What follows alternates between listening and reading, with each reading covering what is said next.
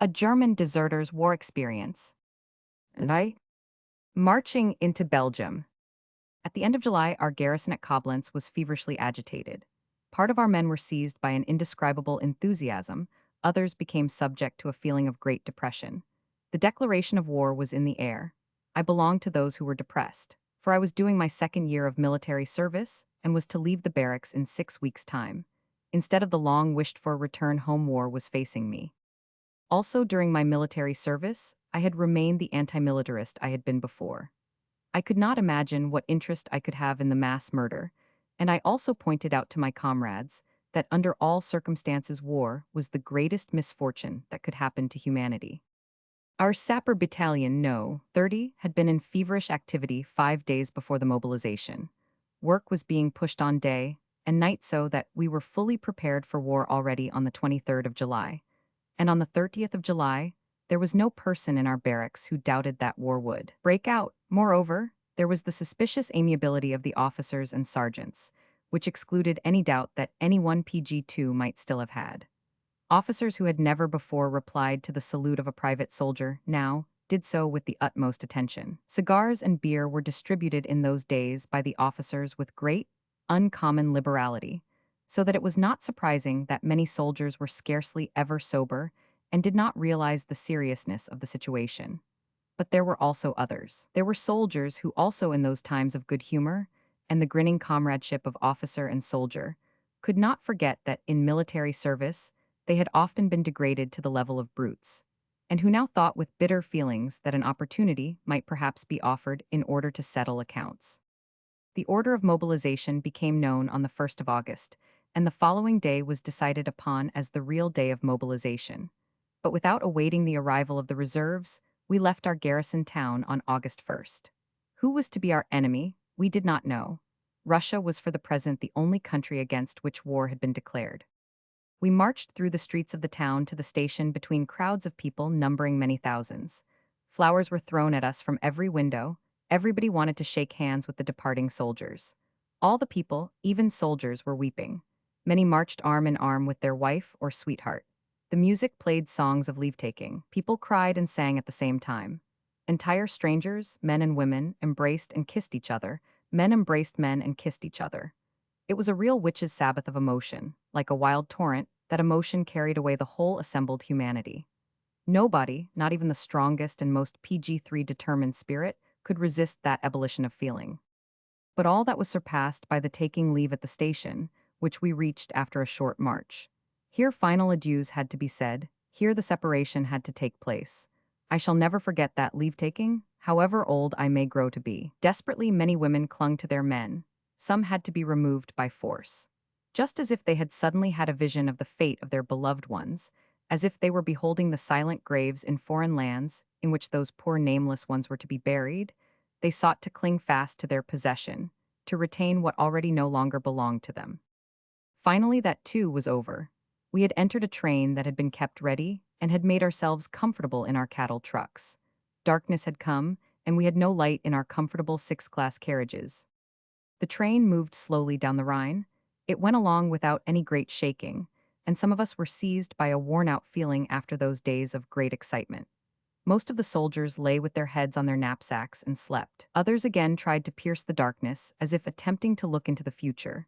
Still others drew stealthily a photo out of their breast pocket, and only a very small number of us spent the time by debating our point of destination. Where are we going to? Well, where? Nobody knew it. At last, after long, infinitely long hours, the train came to a stop. After a night of quiet, slow riding, we were at Aix-la-Chapelle. At Aix-la-Chapelle. What were we doing at Aix-la-Chapelle? We did not know, and the officers only shrugged their shoulders when we asked them. After a short interval, the journey proceeded, and on PG4 the evening of the 2nd of August, we reached a farm in the neighborhood of the German and Belgian frontier, near Herbestel. Here our company was quartered in a barn. Nobody knew what our business was at the Belgian frontier. In the afternoon of the 3rd of August, reservists arrived, and our company was brought to its war strength. We had still no idea concerning the purpose of our being sent to the Belgian frontier, and that evening, we lay down on our bed of straw with a forced tranquility of mind. Something was sure to happen soon, to deliver us from that oppressive uncertainty. How few of us thought that, for many, it would be the last night to spend on German soil. A subdued signal of alarm fetched us out of our beds at 3 o'clock in the morning. The company assembled, and the captain explained to us the war situation. He informed us that we had to keep ready to march, that he himself was not yet informed about the direction.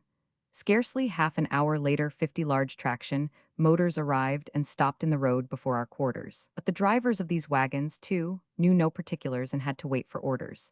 The debate about our nearest goal was resumed.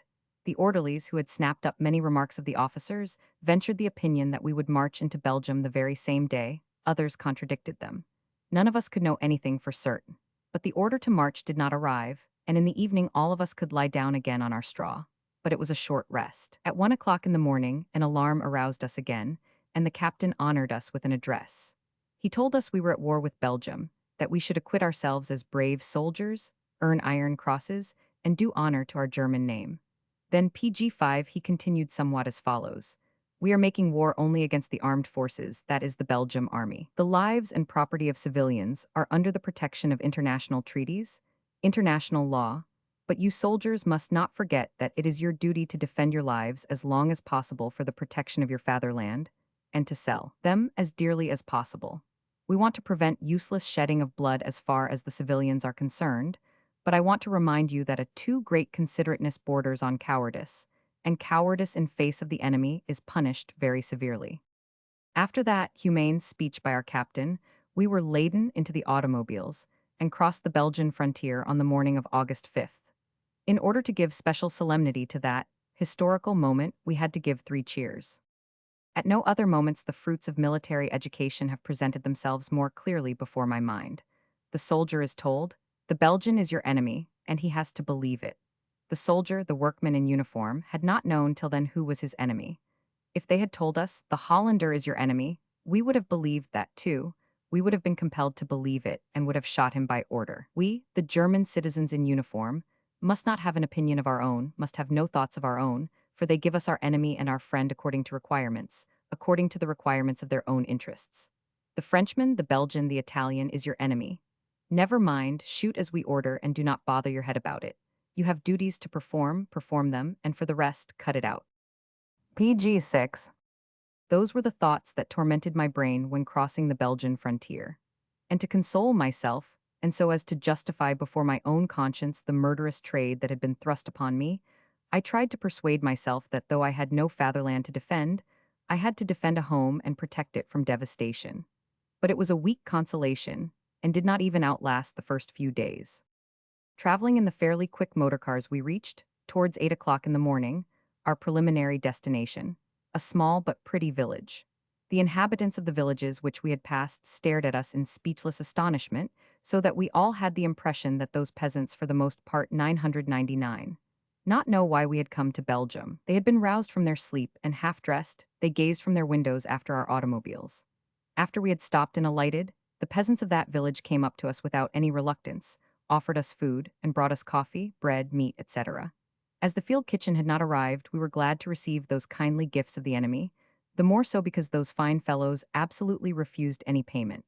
They told us the Belgian soldiers had left for where they did not know. After a short rest, we continued our march and the motor cars went back. We had scarcely marched for an hour when cavalry, dragoons, and hussars overtook us and informed us that the Germans were marching forward in the whole neighborhood, and that cyclist companies were close on our heels. That was comforting news, for we no longer felt lonely and isolated in this strange country. Soon after, the troop of cyclists really came along. It passed us quickly and left us by PG7 ourselves again. Words of anger were to be heard now. All the others were able to ride, but we had to walk. What we always had considered as a matter of course was now suddenly felt by us to be a great injustice.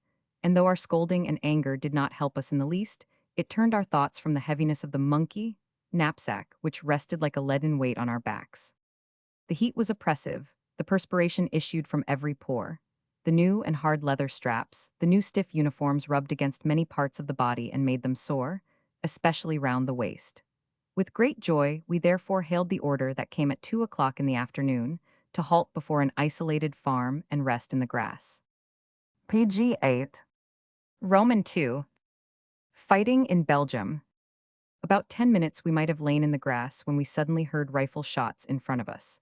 Electrified, all of us jumped up and hastened to our rifles.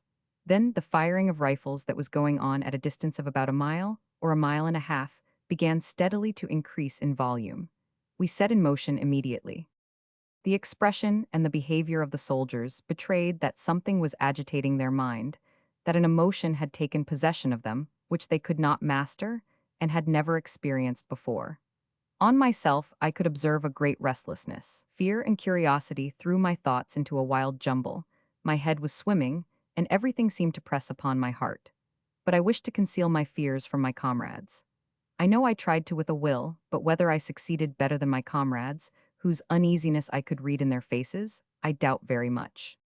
Though I was aware that we should be in the firing line within half an hour, I endeavored to convince myself that our participation in the fight would no longer be necessary. I clung obstinately, nay, almost convulsively to every idea that could strengthen that hope or give me consolation, that not every bullet finds its billet, that, as we had been told, most wounds in modern wars were afflicted by grazing shots which caused PG9 slight flesh wounds. Those were some of the reiterated self-deceptions indulged in against my better knowledge, and they proved effective. It was not only that they made me in fact feel more easy. Deeply engaged in those thoughts, I had scarcely observed that we were already quite near the firing line. The bicycles at the side of the road revealed to us that the cyclist corps were engaged by the enemy.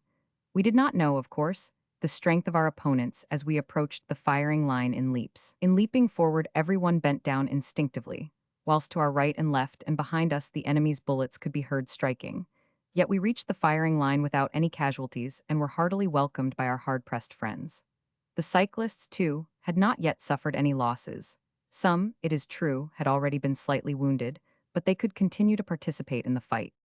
We were lying flat on the ground and fired in the direction indicated to us as fast as our rifles would allow. So far we had not seen our opponents. That, it seemed, was too little interesting to some of our soldiers, so they rose partly and fired in a kneeling position. Two men of my company had to pay their curiosity with their lives. Almost at one and the same time they were shot through the head. The first victim of our group fell down forward without uttering a sound. The second threw up his arms and fell on his back. Both of them were dead instantly. Who could describe the feelings that overcome a man in the first real hail of bullets he is in? When we were leaping forward to reach the firing line, I felt no longer any fear, and seemed only to try to reach the line as quickly as possible. But when looking at the first dead PG-10 man, I was seized by a terrible horror. For minutes I was perfectly stupefied, had completely lost command over myself, and was absolutely incapable to think or act. I pressed my face and hands firmly against the ground, and then suddenly I was seized by an irrepressible excitement, took hold of my gun, and began to fire away blindly. Little after little I quieted down again somewhat, nay, I became almost quite confident as if everything was normal. Suddenly I found myself content with myself and my surroundings, and when a little later the whole line was commanded, "Leap forward, march, march," I ran forward demented like the others as if things could not be other than what they were. The order, "Position," followed, and we flopped down like wet bags. Firing had begun again. Our firing became more lively from minute to minute, and grew into a rolling, deafening noise. If in such an infernal noise you want to make yourself understood by your neighbor, you have to shout at him so that it hurts your throat. The effect of our firing caused our opponent to grow unsteady. His fire became weaker. The line of the enemy began to waver. Being separated from the enemy by only about 500 yards, we could observe exactly what was happening there. We saw how about half of the men opposing us were drawn back. The movement is executed by taking back every second man, whilst number one stays on, until the retiring party has halted. We took advantage of that movement to inflict the severest losses possible on our retreating opponent. As far as we could survey the country to our right and left, we observed that the Germans were pressing forward at several points. Our company, too, received the order to advance when the enemy took back all his forces. PG-11. Our task was to cling obstinately to the heels of the retreating enemy so as to leave him no time to collect his forces and occupy new positions. We therefore followed him in leaps with short breathing pauses so as to prevent him in the first place from establishing himself in the village before him. We knew that otherwise we should have to engage in costly street fighting. But the Belgians did not attempt to establish themselves, but disengaged themselves from us with astonishing skill. Meanwhile, we had been reinforced. Our company had been somewhat dispersed, and everybody marched with the troop he chanced to find himself with.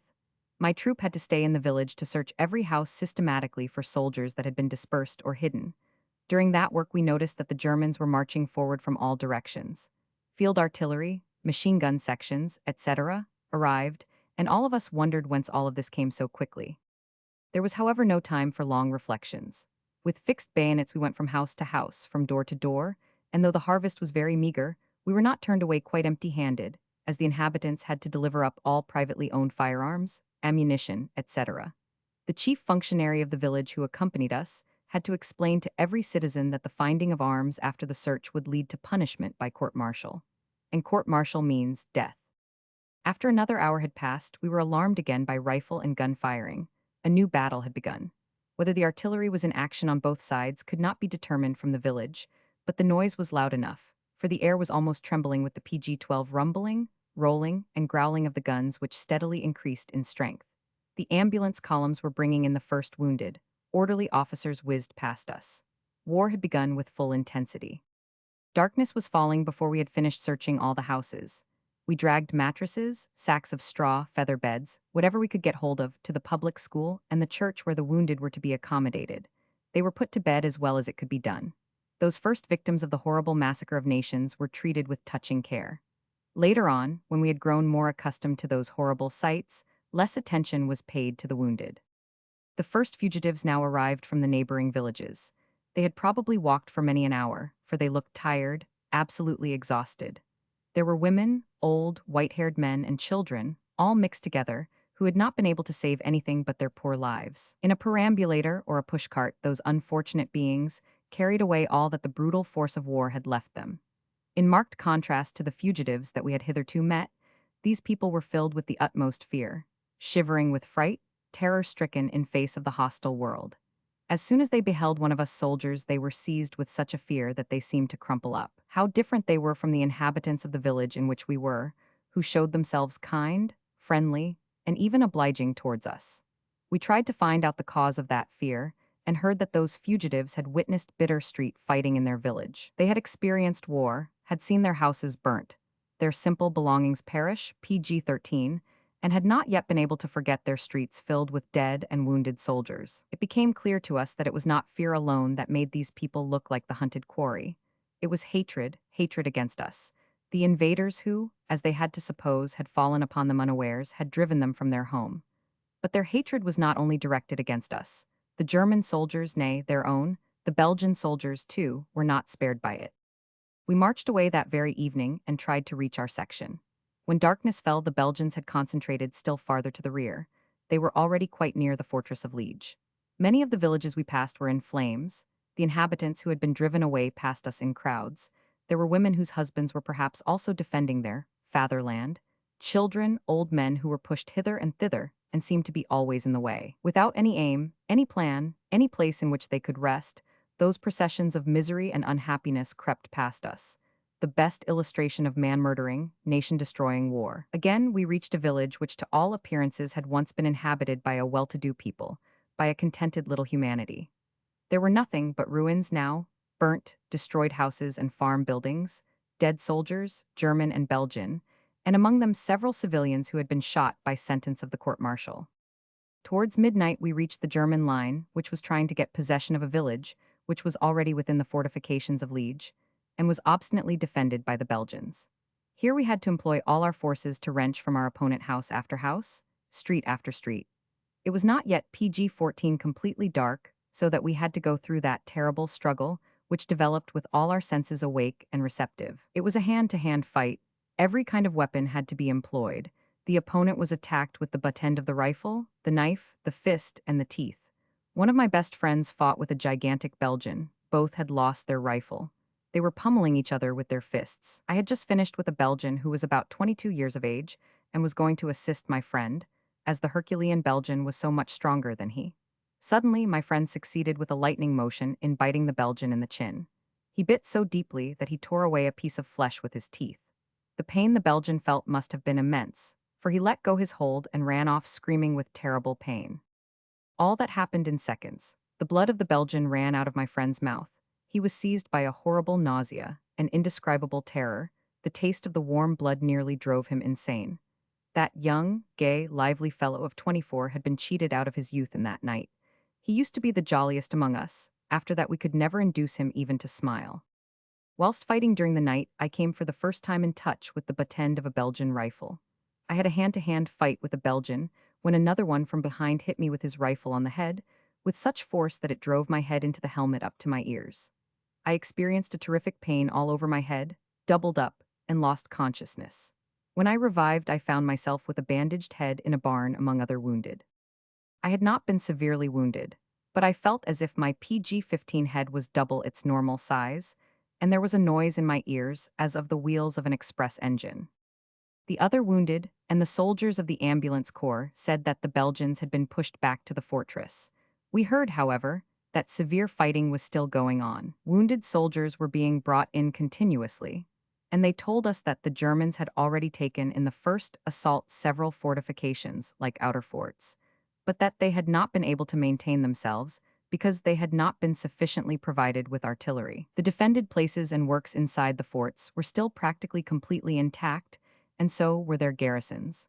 The forts were not yet ripe for assault, so that the Germans had to retreat with downright enormous losses. The various reports were contradictory, and it was impossible to get a clear idea of what was happening. Meanwhile, the artillery had begun to bombard the fortress, and even the German soldiers were terror-stricken at that bombardment. The heaviest artillery was brought into action against the modern forts of concrete. Up to that time, no soldier had been aware of the existence of the 42-centimeter mortars.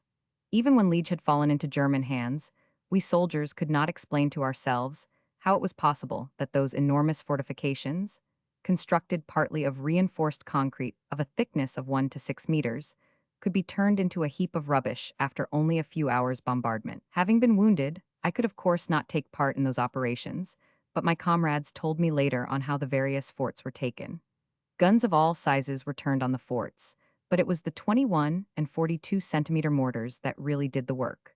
From afar, one could hear already the PG-16 approach of the 42-centimeter shell. The shell bored its way through the air with an uncanny, rushing and hissing sound that was like a long, shrill whistling filling the whole atmosphere for seconds. Where it struck, everything was destroyed within a radius of several hundred yards. Later, I have often gazed in wonderment at those hecatombs, which the 42-centimeter mortar erected for itself on all its journeys. The enormous air pressure caused by the bursting of its shells made it even difficult for us Germans in the most advanced positions to breathe for several seconds.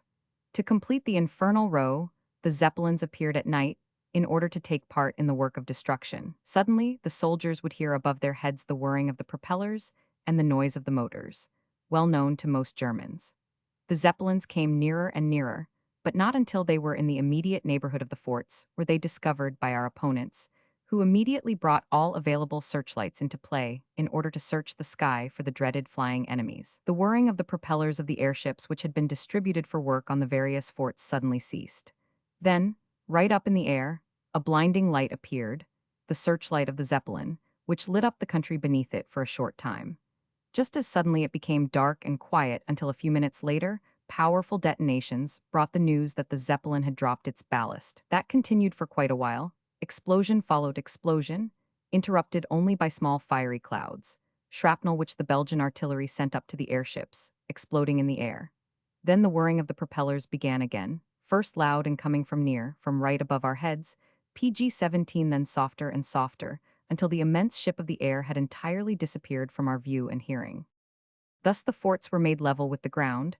Thousands of Belgians were lying dead and buried behind and beneath the ramparts and fortifications. General assault followed. Liege was in the hands of the Germans. I was with the ambulance column until the 9th of August, and by that time had been restored sufficiently to rejoin my section of the army. After searching for hours, I found my company camping in a field. I missed many a good friend. My section had lost 65 men, dead and wounded, though it had not taken part in the pursuit of the enemy. We had been attached to the newly formed 18th Reserve Army Corps, Hessians, and belonged to the 4th Army, which was under the command of Duke Albrecht of Württemberg. Where that army, which had not yet been formed, was to operate was quite unknown to us private soldiers. We had but to follow to the place where the herd was to be slaughtered. What did it matter where that would be?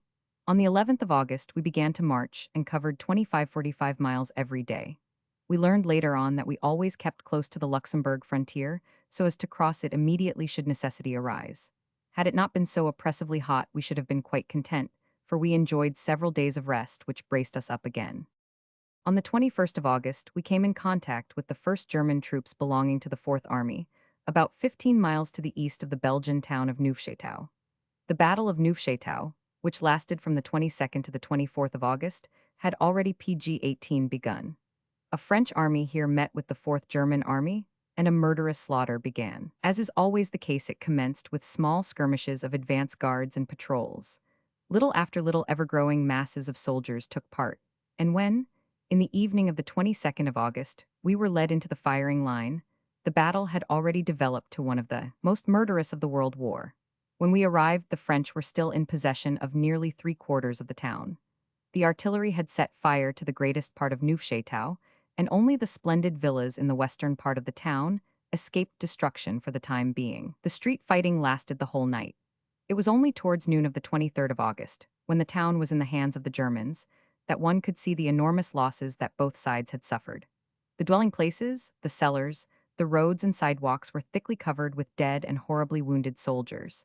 The houses were ruins, gutted, empty shells in which scarcely anything of real value had remained whole. Thousands had been made beggars in a night full of horrors. Women and children, soldiers and citizens were lying just where death had struck them down, mixed together just as the merciless shrapnel and shells had sent them out of life into the darkness beyond. There had been real impartiality. There lay a German soldier next to a white-haired French woman, a little Belgian stripling whom fear had driven out of the house into the street, lay huddled up against the enemy, a German soldier, who might have been protection and safety for him. Had we not been shooting and stabbing, murdering and clubbing as much, and as vigorously as we could the whole night? And yet there was scarcely one amongst PG-19 us who did not shed tears of grief and emotion at the spectacles presenting themselves. There was, for instance, a man whose age it was difficult to discover. He was lying dead before a burning house. Both his legs had been burnt up to the knees by the fire falling down upon him. The wife and daughter of the dead man were clinging to him, and were sobbing so piteously that one simply could not bear it. Many of the dead had been burnt entirely or partly. The cattle were burning in their stables, and the wild bellowing of those animals fighting against death by fire, intermingled with the crying, the moaning, the groaning, and the shrieking of the wounded. But who had the time now to bother about that? Everybody wanted help, everybody wanted to help himself, everybody was only thinking of himself and his little bit of life. He who falls remains where he lies, only he who stands can win victories. That one learns from militarism, and the average soldier acts upon that principle. And yet most soldiers are forced by circumstances to play the role of the Good Samaritan. People who could formerly not look upon blood or a dead person were now bandaging their comrades' arms and legs which had been amputated by shells. They did not do it because they were impelled by the command of their heart, but because they said to themselves that perhaps tomorrow already their turn might come, and that they, too, might want assistance. It is a healthy egotism which makes men of mercy out of those hardened people. The French had formed their lines again outside the town in the open. At the moment when the enemy evacuated the town, an error was made by the Germans, which cost many hundreds of German soldiers their lives. The Germans had occupied the rest of the town PG-20 with such celerity that our artillery, which was pounding that quarter, had not been informed of the changed situation, and was raining shell upon shell into our own ranks. That failure of our intelligence department caused the death of many of our comrades. Compelled by the firing of the enemy and our own artillery, we had finally to give up part of our gains, which later on we recovered, again with great sacrifice. Curiously enough, the residential quarter with the villas I mentioned before had not suffered seriously. The Red Cross flag was hoisted on the houses in which temporary hospitals were established. It is here that the Belgian citizens are said to have mutilated some German wounded soldiers. Whether it was true, whether it was only rumored, as was asserted also many times by German soldiers who had been in the hospitals, I do not know. But this I know, that on the 24th of August, when the French had executed a general retreat, it was made known in an army order that German soldiers had been murdered there, and that the German army could not leave the scenes of those shameful deeds without having first avenged their poor comrades. The order was therefore given, by the leader of the army, to raise the town without mercy. When later on it was in the evening and we were pursuing the enemy, we were resting for a short time, clouds of smoke in the east showed that the judgment had been fulfilled. A battery of artillery that had remained behind had razed house after house. Revenge is sweet, also for Christian army leaders. Outside the town, the French had reformed their ranks and were offering the utmost resistance. But they were no match for the German troops, who consisted largely of young and active men. Frenchman PG-21, taken prisoner, explained that it was simply impossible to withstand an assault of this war machine when the German columns attacked with the bayonet and the cry of "Hurrah! Hurrah!" which penetrated to the very marrow. I can understand that, for we sometimes appeared to ourselves to be a good imitation of American Indians who, like us, rushed upon their enemies with shrill shouts. After a fight lasting 3 hours, many Frenchmen surrendered, asking for quarter with raised hands. Whole battalions of the enemy were thus captured by us. Finally, in the night from the 23rd to the 24th of August, the ranks of the enemy were thrown into confusion and retreated, first slowly, then flying headlong. Our opponent left whole batteries, munition columns, ambulance columns, etc. I found myself in the first pursuing section. The roads we used were again literally covered with corpses. Knapsacks, rifles, dead horses, and men were lying there in a wild jumble. The dead had been partly crushed and pounded to a pulp by the horses and vehicles, an indescribably terrible spectacle, even for the most hardened mass murderer. Dead and wounded were lying to the right and left of the road, in fields, in ditches. The red trousers of the French stood out distinctly against the ground. The field gray trousers of the Germans were, however, scarcely to be noticed and difficult to discover. The distance between ourselves and the fleeing Frenchmen became greater and greater, and the spirit of our soldiers, in spite of the hardships they had undergone, became better and gayer. They joked and sang, forgot the corpses which were still filling the roads and paths, and felt quite at ease. They had already accustomed themselves to the horrible, to such PG-22, a degree that they stepped over the corpses with unconcern, without even making the smallest detour. The experience of those first few weeks of the war had already brutalized us completely. What was to happen to us if this should continue for months? PG-23. Roman 3. Shooting civilians in Belgium. At 11 o'clock, all further philosophizing was put a stop to. We were ordered to halt, and we were to receive our food from the field kitchen. We were quite hungry and ate the tinned soup with the heartiest of appetites. Many of our soldiers were sitting with their dinner pails on the dead horses that were lying about, and were eating with such pleasure and heartiness as if they were home at mother's. Nor did some corpses in the neighborhood of our improvised camp disturb us. There was only a lack of water, and after having eaten, thirst began to torment us. Soon afterwards we continued our march in the scorching midday sun.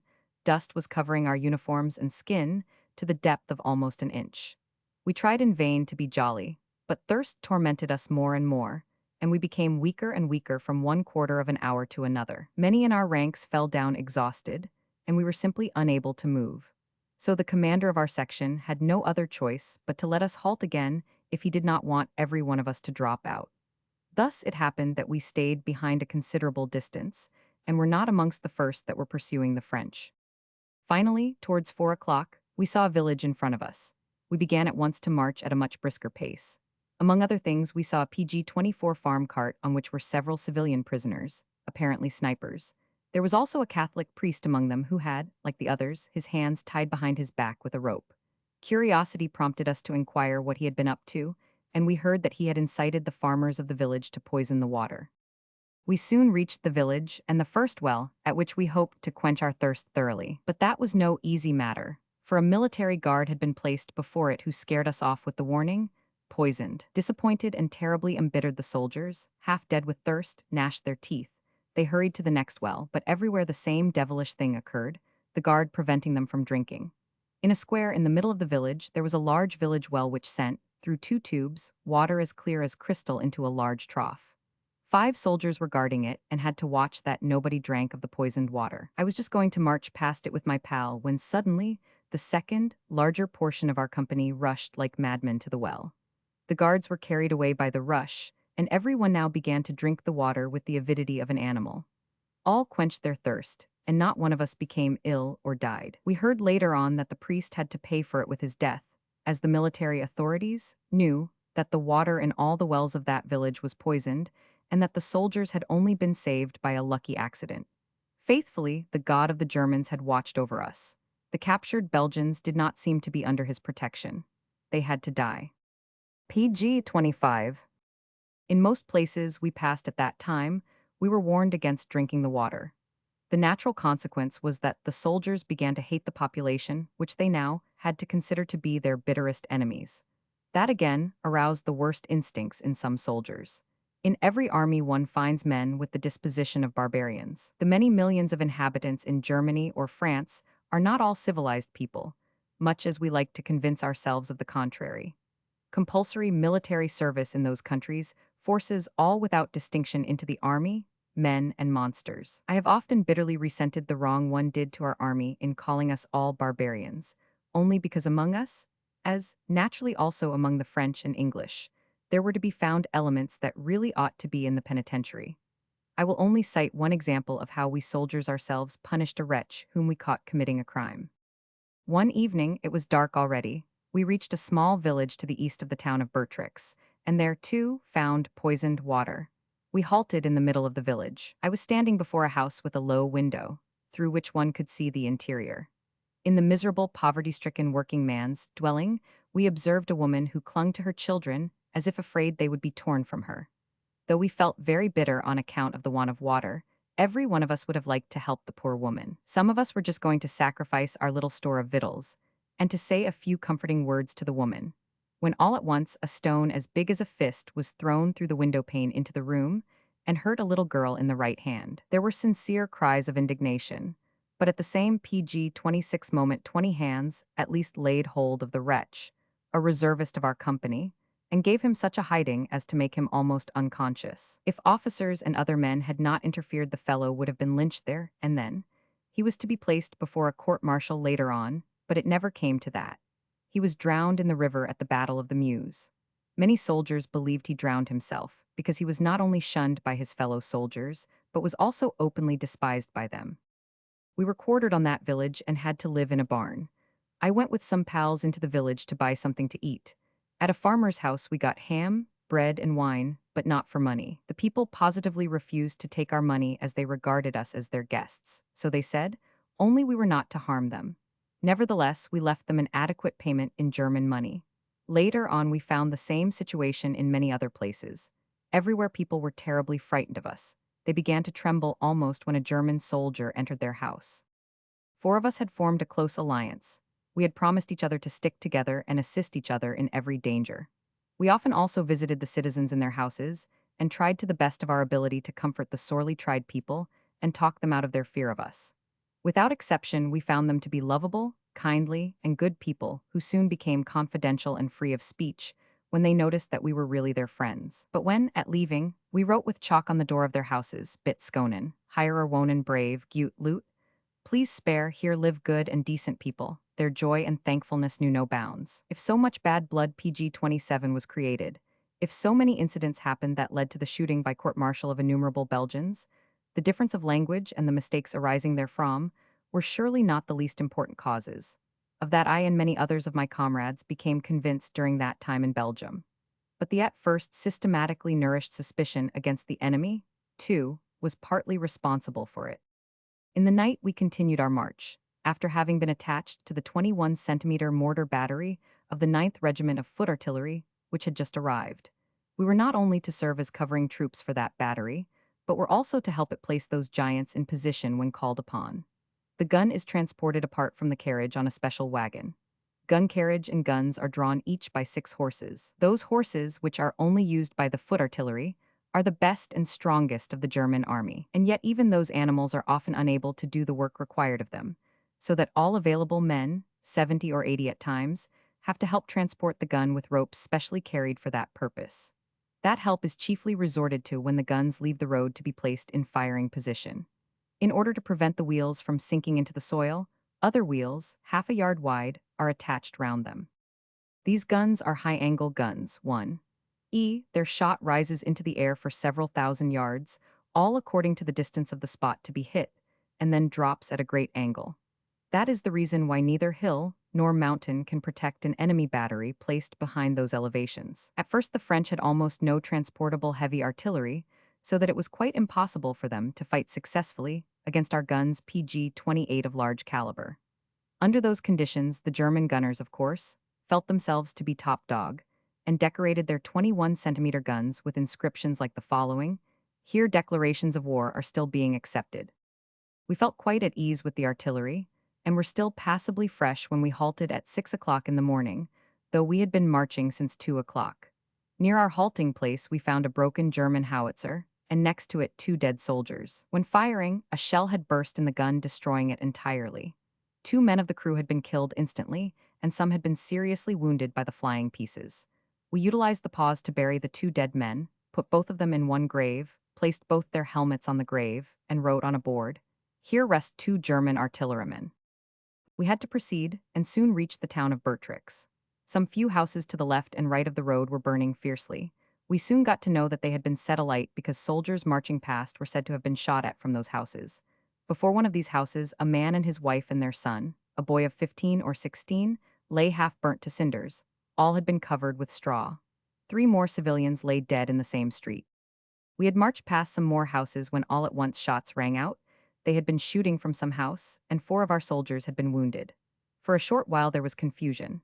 The house from which the shots must have come was soon surrounded, and hand grenades were thrown through all the windows into the interior. In an instant, all the rooms were in flames. The exploding hand grenades caused such an PG-29 enormous air pressure that all the doors were blown from their hinges, and the inner walls torn to shreds. Almost at the same time, 5 men in civilian clothes rushed into the street and asked for quarter with uplifted hands. They were seized immediately and taken to the officers, who formed themselves into a tribunal within a few minutes. 10 minutes later, sentence had already been executed. 5 strong men lay on the ground, blindfolded, and their bodies riddled by bullets. 6 of us had in each of the 5 cases to execute the sentence, and unfortunately I, too, belonged to those 30 men. The condemned man whom my party of 6 had to shoot was a tall, lean man, about 40 years of age. He did not wince for a moment when they blindfolded him. In a garden of a house nearby, he was placed with his back against the house, and after our captain had told us that it was our duty to aim well so as to end the tragedy quickly, we took up our position 6 paces from the condemned one. The sergeant commanding us had told us before to shoot the condemned man through the chest. We then formed 2 lines, one behind the other. The command was given to load and secure, and we pushed 5 cartridges into the rifle. Then the command rang out, "Get ready." The first line knelt, the second stood up. We held our rifles in such a position that the barrel pointed in front of us whilst the butt end rested somewhere near the hip. At the command, "Aim," we slowly brought our rifles into shooting position, grasped them firmly, pressed the plate of the butt end against the shoulder, and with our cheek on the butt end, we clung convulsively to the neck of the rifle. Our right forefinger was on the trigger. The sergeant gave us about half a minute for aiming before commanding, "Fire." PG-30. Even today, I cannot say whether our victim fell dead on the spot or how many of the 6 bullets hit him. I ran about all day long like a drunken man and reproached myself most bitterly with having played the executioner. For a long time, I avoided speaking about it with fellow soldiers, for I felt guilty. And yet, what else could we soldiers do but obey the order? Already in the preceding night, there had been encounters at Bertrix between the German military and the population. Houses were burning in every part of the town. In the marketplace, there was a great heap of guns and revolvers of all makes. At the clergyman's house, they had found a French machine gun and ammunition, whereupon the clergyman and his female cook had been arrested and, I suppose, placed immediately before a court-martial. Under those conditions, we were very glad to get out of Bertrix again. We marched on in the afternoon. After a march of some 3 miles, we halted and received food from the field kitchen. But this time we felt no appetite. The recollection of the incidents of the morning made all of us feel so depressed that the meal turned out a real funeral repast. Silently we set in motion again and camped in the open in the evening, as we were too tired to erect tents. It was there that all discipline went to pieces for the first time. The officers' orders to put up tents were not heeded in the slightest degree. The men were dog-tired and suffered the officers to command and chatter as much as they liked. Everyone wrapped himself up in his cloak, lay down where he was, and as soon as one had laid down one was asleep. The officers ran about like mad, shouting, with redoubled energy, their commands at the exhausted soldiers. In vain. The officers, PG-31 of course, had gone through the whole performance on horseback, and apparently did not feel sufficiently tired to go to sleep. When their calling and shouting had no effect, they had to recourse to personal physical exertion and began to shake us up. But as soon as one of us was awake, the one before had gone to sleep again. Thus for a while we heard the exhortation, "I say, you, Get up, fall in line for putting up tents. Whereupon one turned contentedly on the other side and snoozed on. They tried to shake me awake, too, but after having sent some vigorous curses after the lieutenant, there was no lack of cursing on either side that evening. I continued to sleep the sleep of the just. For the first time, blind discipline had failed. The human body was so exhausted that it was simply unable to play any longer the role of the obedient dog. Page 32. Roman 4. German soldiers and Belgian civilians. The march had made us very warm, and the night was cold. We shivered all over, and one after the other had to rise in order to warm himself by moving about. There was no straw to be had, and our thin cloaks offered but little protection. The officers slept in sleeping bags and woolen blankets. Gradually, all had got up, for the dew had wetted our clothing. Things were very uncomfortable. The men stood about in groups and criticized the incidents of the preceding day. The great majority were of the opinion that we should tell the officers distinctly that in future it would not be so easy for them to work their deeds of oppression. One of the older reservists proposed that we should simply refuse in future to execute a command to shoot a condemned man. He thought that if all of us clung together, nothing could happen to us. However, we begged him to be careful, for if such expressions were reported, they would shoot him for sedition without much ado. Nevertheless, all of us were probably agreed that the reservist had spoken exactly what was in our minds. The bitter feeling was general, but we would not and could not commit any imprudent action. We had learned enough in those few days of the war to know that war brutalizes, and that brutal force can no longer distinguish right from wrong, and with that force we had to reckon. PG 33. Meanwhile, the time had come to march on. Before that, we had to drink our coffee and arrange our baggage. When we were ready to march, the captain gave us a speech in which he referred to the insubordination of the night before. "I take it," he said, "that it was the result of your stupidity, for if I were not convinced of that I should send you all before a court-martial, and all of you would be made unhappy for the rest of your lives. But in future," he continued after a short reflection, "I will draw the reins so tightly that incidents like these can never happen again, and the devil must be in it if I cannot master you. An order is an order, even if one imagines himself too tired." We joined the mortar battery again, and continued our march.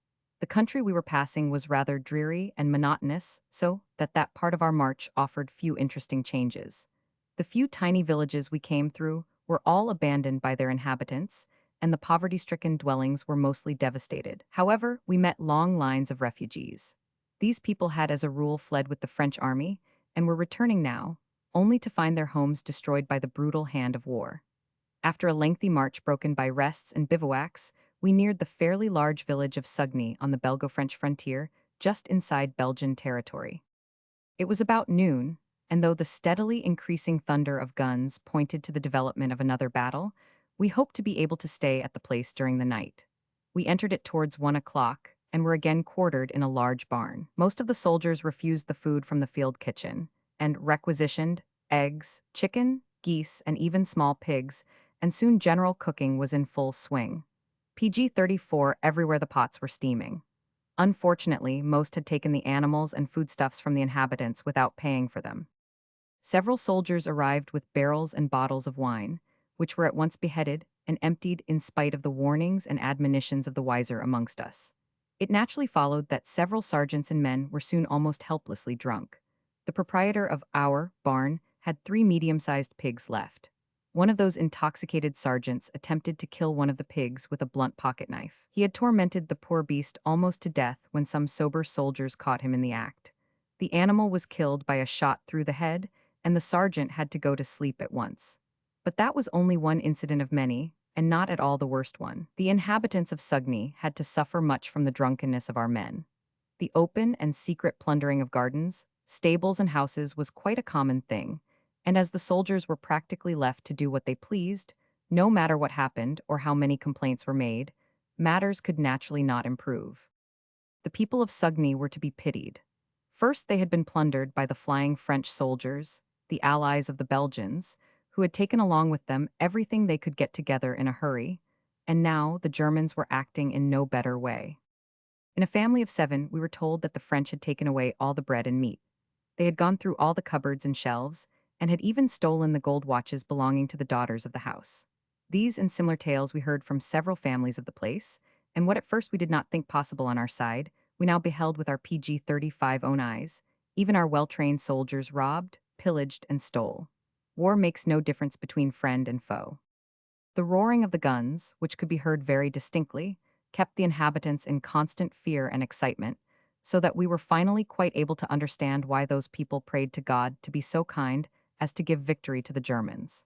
An old innkeeper explained to me in fairly fluent German, "You see, it is not that we are for Germany. Heaven forbid, we are just Belgians and are so accustomed to it that we would rather remain Belgians to the end of our lives. But if the Germans had to retreat now, the French would come again, and our village would again become the scene of battle. The little left to us would then be a prey to the flames. Therefore the Germans must win." And then he began praying again. That part of the country had twice harbored the French, and now we Germans were there. That the population suffered from want and hunger was not to be wondered at, and often we divided our rations with the severely tried people. Myself and two mates had given our iron ration, preserved meat and vegetables and a bag of biscuits, to a woman blessed with 8 children. At the call we could not show our iron one, so we each of us had to mount guard twice as a punishment for that feeble proof of our charity. Our half-file leader, Lieutenant Spahn, expressed the opinion that pity was idiocy, and if the woman had 8 children, it was her own concern. Then he concluded literally with great emphasis, "In war everybody is his own nearest neighbor, even if all around us die in a ditch." Another soldier got 14 days close confinement. PG-36, he was on his way with bread for a hungry poor family, and had in his arms 6 of those little army loaves which he had begged from the soldiers. He was met by that same Lieutenant Spahn, who was in company of some sergeants. When Spahn asked him where he was taking the bread, the sapper replied that he was on his way to a poor family that was really starving. The lieutenant then ordered him to take the bread immediately to the company. Thereupon he overwhelmed the soldier with all the military expressions he could think of, like, "Are you mad? Donkey, silly ass, duffer, idiot," etc. When the soldier showed nevertheless no sign of confusion, but started to proceed on his way, the lieutenant roared out the order again, whereupon the soldier turned round, threw the bread before the feet of Lieutenant Spahn, and said quietly, "The duffers and idiots have to shed their blood to preserve also your Junker family from the misery that has been brought upon this poor population." That the sapper got only 2 weeks of close confinement for unmannerly conduct towards a superior, with aggravating circumstances, was a wonder. He had indeed got off cheaply. According to martial law, he had to work off his punishment in the following manner. When his company went to rest in the evening, or after a fight or a march, the man had to report himself every day for 2 weeks at the local or camp guard. While the company was resting, and the men could move about freely, he had to be in the guard room, which he could only leave to do his needs, and then only by permission of the sergeant on guard, and in company of a soldier belonging to the guard. He was not allowed to smoke or read or PG-37 converse or speak, received his rations from the guard, and had to stay in the guardroom until his company marched off. Besides that, he was tied to a tree or some other object for fully 2 hours every day. He was fettered with ropes and had to spend those 2 hours standing, even if he had marched 30 miles or had risked his life in a fight for the same fatherland that bound him in fetters. The resentment continued to grow, and, in consequence of the many severe punishments that were inflicted, had reached such a height that most soldiers refused to fetter their comrades. I, too, refused, and when I continued my refusals in spite of repeated orders, I was likewise condemned to 2 weeks of close confinement as an entirely impenitent sinner, for not obeying an order given and for persistent disobedience. PG-38. V. The horrors of street fighting. We left Sugny the next morning, and an hour later we crossed the Belgo-French frontier. Here, too, we had to give 3 cheers. The frontier there runs through a wood, and on the other side of the wood we placed the 21-900 mortars in position. Our troops were engaged with the rear guard of the enemy near the French village of Vivierocourt. We were brought in to reinforce them, and after a 5 hours' fight, the last opponents had retired as far as the Meuse. Vivierocourt had hardly suffered at all when we occupied it towards noon. Our company halted again here to wait for the mortar battery. Meanwhile, we walked through the village to find some eatables. After visiting several houses, we came upon the family of a teacher. Father and son were both soldiers. 2 daughters of about 20 and 22 were alone with their mother. The mother was extremely shy, and all the 3 women were crying when we entered the home. The eldest daughter received us with great friendliness and, to our surprise, in faultless German. We endeavored to pacify the women, begging them not to cry. We assured them again and again that we would not harm them, and told them all kinds of merry stories to turn their thoughts to other things. One of my mates related that in a fight in the morning, we had lost 7 men and that several on our side had been wounded. That only increased the women's PG-39 excitement, a thing we really could not understand. At last, one of the girls, who had been the first one to compose herself, explained to us why they were so much excited. The girl had been at a boarding school at Charlottenburg, Germany, for more than 2 years, and her brother, who worked in Berlin as a civil engineer, had taken a holiday for 3 months after her graduation in order to accompany his sister home. Both had liked living in Germany. It was only the sudden outbreak of war that had prevented the young engineer from returning to Berlin. He had to enter the French army and belonged to the same company in which his father was an officer of the reserve.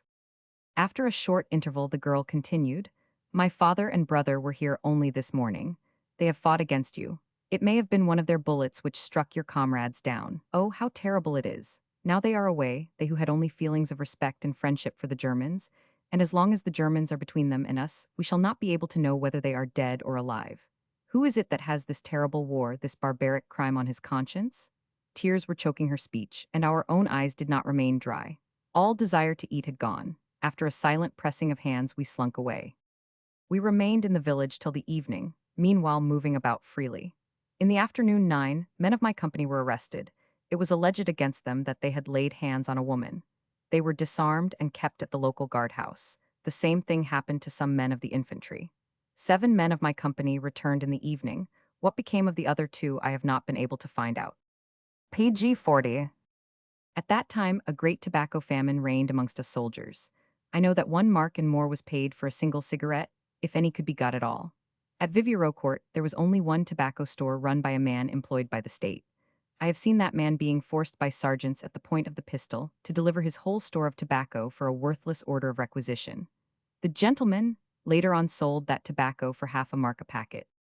Towards the evening we marched off, and got the mortar battery in a new position from where the enemy's positions on the Meuse were bombarded. After a short march, we engaged the French to the northeast of Donchery. On this side of the Meuse, the enemy had only his rear guard, whose task was to cover the crossing of the main French armies, a movement which was almost exclusively effected at Sedan and Donchery. We stuck close to the heels of our opponents, who did not retreat completely till darkness began to fall. The few bridges left did not allow him to withdraw his forces altogether as quickly as his interest demanded. Thus it came about that an uncommonly murderous nocturnal street fight took place in Donchery, which was burning at every corner. The French fought with immense energy. An awful slaughter was the result. Man against man, that man against man is the most terrible thing I have experienced in war. Nobody can tell afterwards how many he has killed. You have gripped your opponent, who is sometimes weaker, sometimes stronger than yourself. In the light of the burning houses, you observe that the white of his eyes has turned red. His mouth is covered with a thick froth. With head uncovered, with disheveled hair, the uniform unbuttoned and mostly ragged, you PG-41 stab, hew, scratch, bite, and strike about you like a wild animal. It means life or death. You fight for your life, no quarter is given. You only hear the gasping, groaning, jerky breathing. You only think of your own life, of death, of home.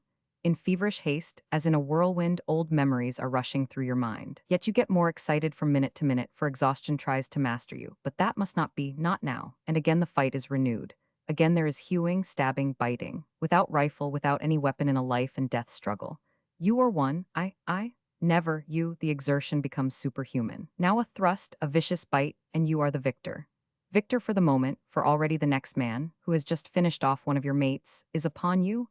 You suddenly remember that you have a dagger about you. After a hasty fumbling, you find it in the prescribed place. A swift movement, and the dagger buries itself deeply in the body of the other man. Onward, onward. New enemies are coming up, real enemies. How clearly the thought suddenly flashes on you that that man is your enemy, that he is seeking to take your life, that he bites, strikes, and scratches, tries to force you down and plant his dagger in your heart. Again you use your dagger. Thank heavens, he is down. Saved, still you must have that dagger back. You pull it out of his chest. A jet of warm blood rushes out of the gaping wound and strikes your face. Human blood, warm human blood? You shake yourself, horror strikes you for only a few seconds. The next one approaches. Again you have to defend your skin. Again and again the mad murdering is repeated, all night long. Finally, towards 4 o'clock in the morning, the rest PG-42 of the French surrendered after some companies of infantry had occupied 2 roads leading to the bridges. When the French on the other side became aware of this, they blew up the bridges without considering their own troops who were still on them. Germans and Frenchmen were tossed in the air, men and human limbs were sent to the sky, friend and foe found a watery grave in the Meuse. One could now survey with some calm the scene of the mighty slaughter. Dead lay upon dead, it was misery to behold them, and above and around them all there were flames and a thick choking smoke. But one was already too brutalized to feel pity at the spectacle. The feeling of humanity had been blown to all the winds. The groaning and crying, the pleading of the wounded did not touch one. Some Catholic nuns were lying dead before their convent. You saw it and passed on. The only building that had escaped destruction was the barracks of the 25th Regiment of French Dragoons. However, we had not much time to inspect things, for at 7 o'clock the French artillery began already sending shell after shell into the village. We entrenched behind a thick garden wall, immediately behind the Meuse. Our side of the Meuse was flat, the opposite one went up steeply. There the French infantry had entrenched themselves, having built 3 positions on the slope, one tier above the other. As the enemy's artillery overshot the mark, we remained outside their fire. We had, however, an opportunity to observe the effects of the shots sent by our own artillery into the enemy's infantry position on the slope in front of us. The shells, 21,900 shells, whizzed above our heads and burst with a tremendous noise, each time causing horrible devastation in the enemy's trenches. Page 43. The French were unable to resist long such a hail of shells. They retreated and abandoned all the heights of the Meuse. They had evacuated the town of Sedan without a struggle. In fact, that town remained completely intact, in contrast to the completely demolished Donchery. Not a house in Sedan had suffered. When the rallying call was sounded at Donchery, it turned out that my company had lost 30 men in that fight. We mustered behind the barracks of the dragoons, and our company, which had shrunk to 90 men, was ordered to try and build a pontoon bridge across the Meuse at a place as yet unknown to us. Having been reinforced by 80 men of the second company, we marched away in small groups so as not to draw the enemy's attention to us. After an hour's march, we halted in a small wood, about 200 yards away from the Meuse, and were allowed to rest until darkness began to fall.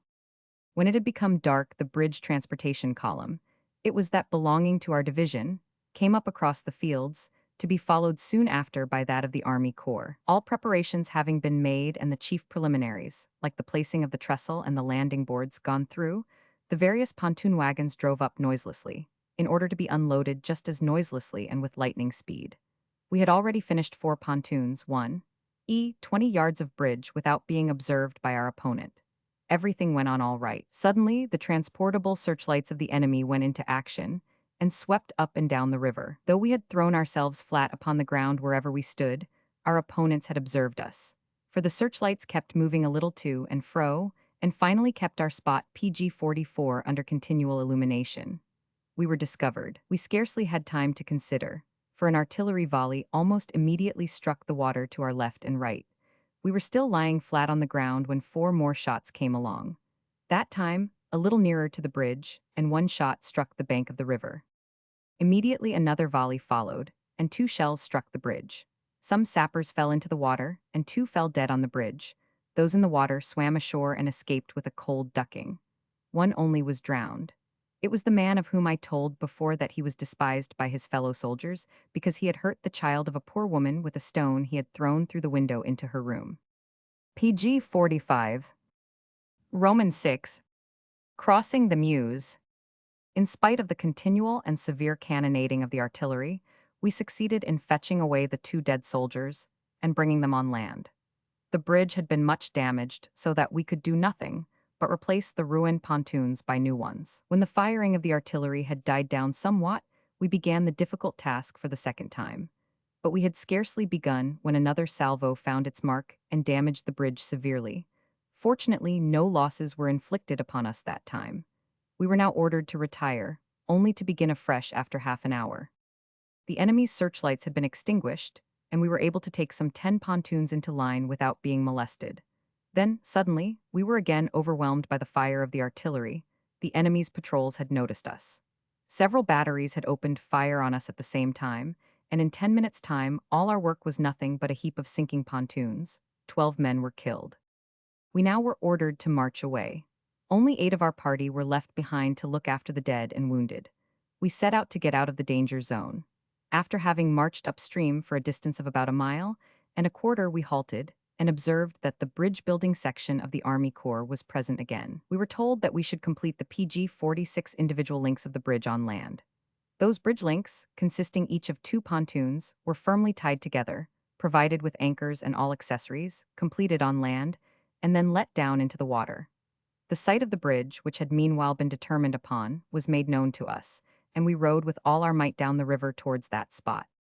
Our opponent, who had gained no knowledge of that ruse, did not molest us, and in quick succession all the bridge links reached the determined place. The various links were rowed into their proper position with tremendous speed, and joined together. It did not take quite 20 minutes to get everything just sufficiently in shape. The infantry, who had kept in readiness, then rushed across the bridge, which had been thickly strewn with straw so as to deaden the noise. At the same time, we had begun to cross the river by pontoon at various points, and before the French were properly aware of what was going on, the other side of the river had been occupied by our troops and was soon firmly held by them. The French artillery and infantry now began to pour a terrific fire on the pontoons. We, the sappers, who were occupying the pontoons of the bridge, were now for the greater part relieved and replaced by infantry, but were distributed among the rowing pontoons to serve as crews. I was placed at the helm of one of the pontoons. With 4 sappers at the oars and 18 infantrymen as our passengers, we began our first trip in an infernal rain of missiles.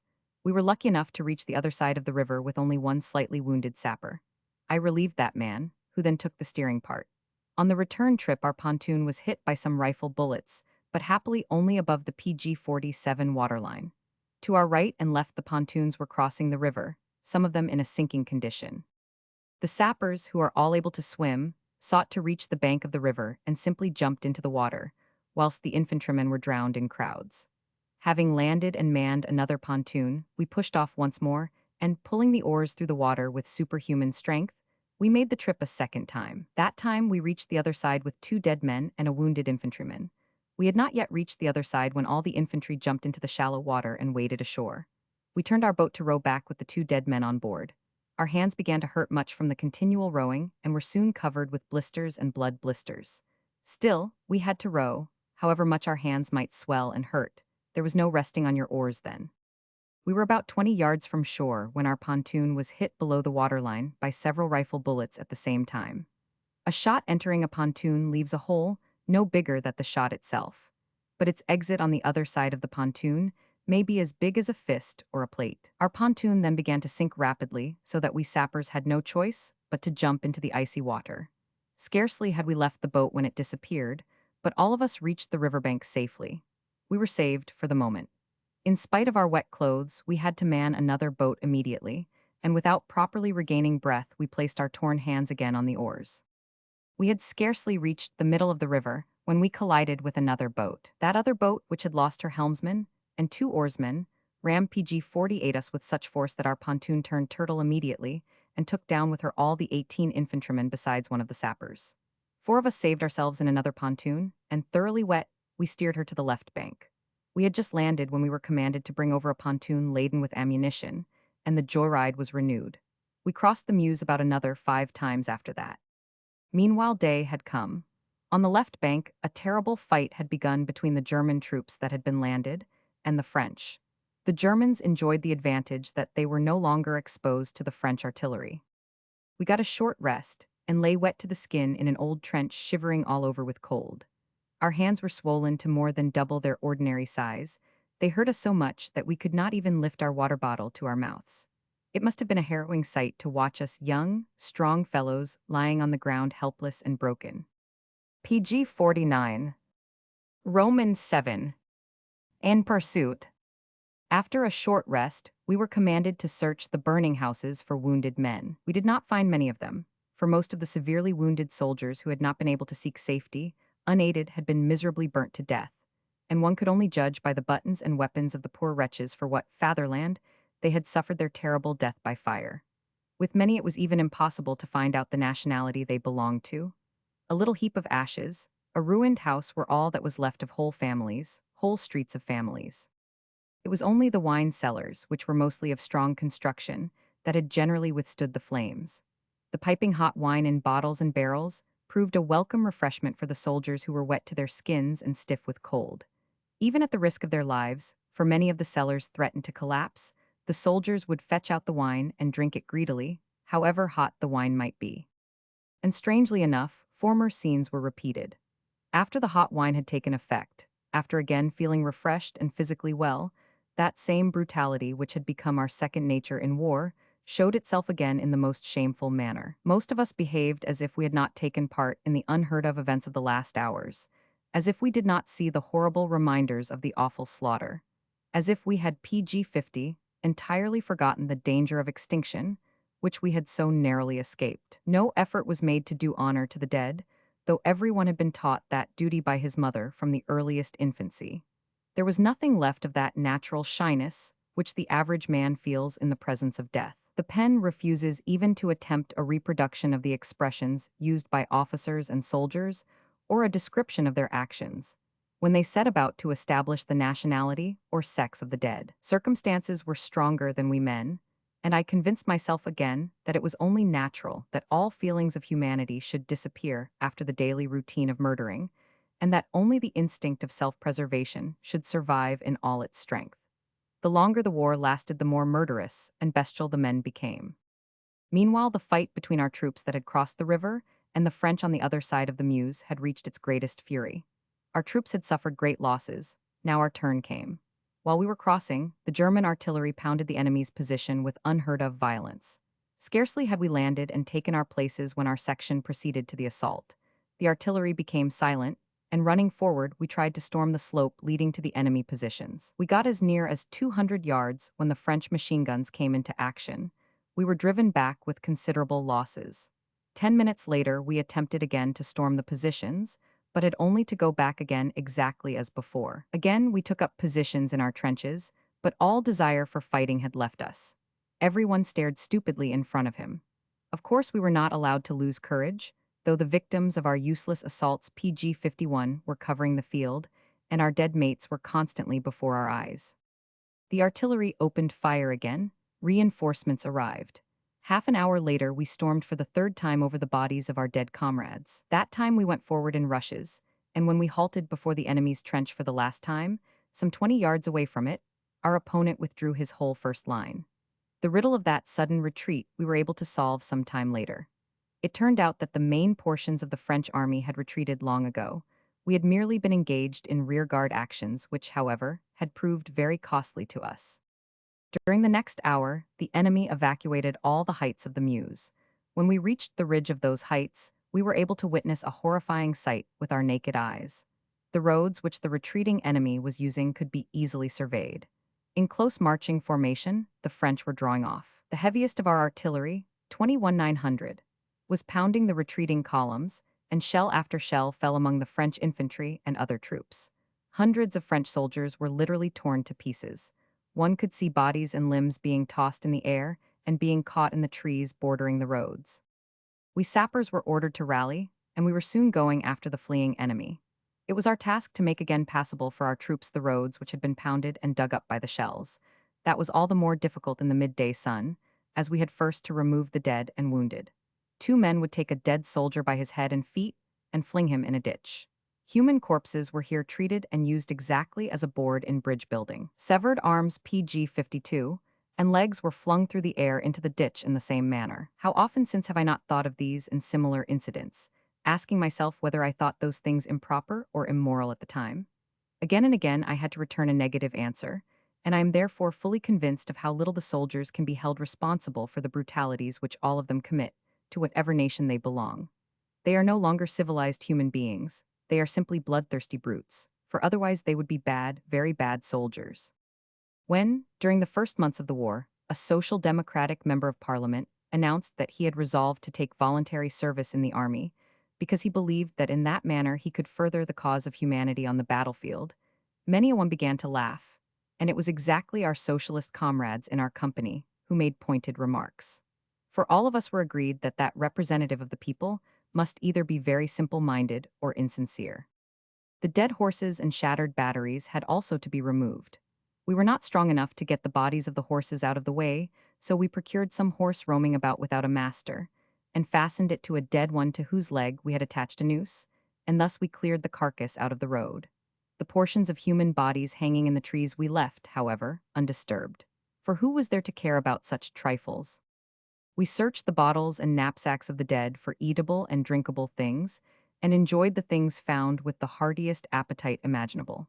Hunger and thirst are pitiless customers that cannot be turned away by fits of sentimentality. Page 53. Proceeding on our march, we found the line of retreat of the enemy thickly strewn with discarded rifles, knapsacks, and other accoutrements.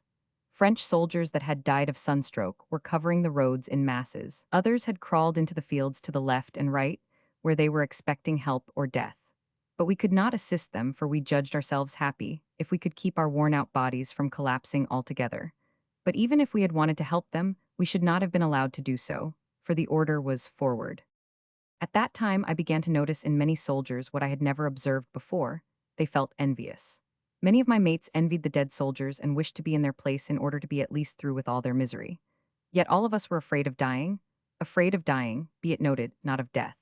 All of us often longed for death, but we were horrified at the slow dying lasting hours, which is the rule on the battlefield, that process which makes the wounded, abandoned soldier die piecemeal. I have witnessed the death of hundreds of young men in their prime, but I know of none among them who died willingly. A young sapper of the name of Kellner, whose home was at Cologne, had his whole abdomen ripped open by a shell splinter so that his entrails were hanging to the ground. Maddened by pain, he begged me to assure him that he would not have to die. Of course, I assured him that his wounds were by no means severe, and that the doctor would be there immediately to help him. Though I was a layman who had never had the slightest acquaintance with the treatment of patients, I was perfectly aware that the poor fellow could only live PG 54 through a few hours of pain. But my words comforted him. He died 10 minutes later. We had to march on and on. The captain told us we had been ordered to press the fleeing enemy as hard as possible. He was answered by a disapproving murmur from the whole section. For long days and nights we had been on our legs, had murdered like savages, had had neither opportunity nor possibility to eat or rest, and now they asked us worn-out men to conduct an obstinate pursuit. The captain knew very well what we were feeling, and tried to pacify us with kind words. The cavalry divisions had not been able to cross the Meuse for want of apparatus and bridges. For the present, the pursuit had to be carried out by infantry and comparatively small bodies of artillery. Thus we had to press on in any case, at least until the cavalry and machine gun sections had crossed the bridges that had remained intact farther downstream near Sedan. Round Sommepy, the French rearguard faced us again. When 4 batteries of our artillery went into action at that place, our company and 2 companies of infantry with machine guns were told off to cover the artillery. The artillery officers thought that the covering troops were insufficient because aeroplanes had established the presence of large masses of hostile cavalry, an attack from whom was feared. But reinforcements could not be had, as there was a lack of troops for the moment. So we had to take up positions as well as we could. We dug shallow trenches to the left and right of the battery in a nursery of fir trees, which were about a yard high. The machine guns were built in and got ready, and ammunition was made ready for use in large quantities. We had not yet finished our preparations PG 55 when the shells of our artillery began to whiz above our heads and pound the ranks of our opponent. The fir nursery concealed us from the enemy, but a little wood, some 500 yards in front of us, effectively shut out our view. We were now instructed in what we were to do in case of an attack by cavalry. An old white-haired major of the infantry had taken command. We sappers were distributed among the infantry, but those brave gentlemen, our officers, had suddenly disappeared. Probably the defense of the fatherland is, in their opinion, only the duty of the common soldier. As those gentlemen are only there to command, and as we had been placed under the orders of infantry officers for that undertaking, they had become superfluous and had taken French leave. Our instructions were to keep quiet in case of an attack by cavalry, to take aim and not allow ourselves to be seen. We were not to fire until a machine gun, commanded by the major in person, went into action, and then we were to fire as rapidly as the rifle could be worked. We were not to forget to aim quietly but quickly. Our batteries fired with great violence, their aiming being regulated by a biplane, soaring high up in the air, by means of signals which were given by rockets whose signification experts only could understand. 1/4 of an hour followed the other, and we were almost convinced that we should be lucky enough that time to be spared going into action.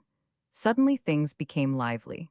One man nudged the other, and all eyes were turned to the edge of the little wood some 500 yards in front of us. A vast mass of horsemen emerged from both sides of the little wood PG-56, and, uniting in front of it, rushed towards us. That immense lump of living beings approached our line in a mad gallop. Glancing back involuntarily, I observed that our artillery had completely ceased firing, and that its crews were getting their carbines ready to defend their guns. But quicker than I can relate it, misfortune came thundering up. Without being quite aware of what I was doing, I felt all over my body to find some place struck by a horse's hoof. The cavalry came nearer and nearer in their wild career. Already one could see the hoofs of the horses, which scarcely touched the ground and seemed to fly over the few hundred yards of ground. We recognized the riders in their solid uniforms. We even thought we could notice the excited faces of the horsemen, who were expecting a sudden hail of bullets to mow them down. Meanwhile, they had approached to a distance of some 350 yards.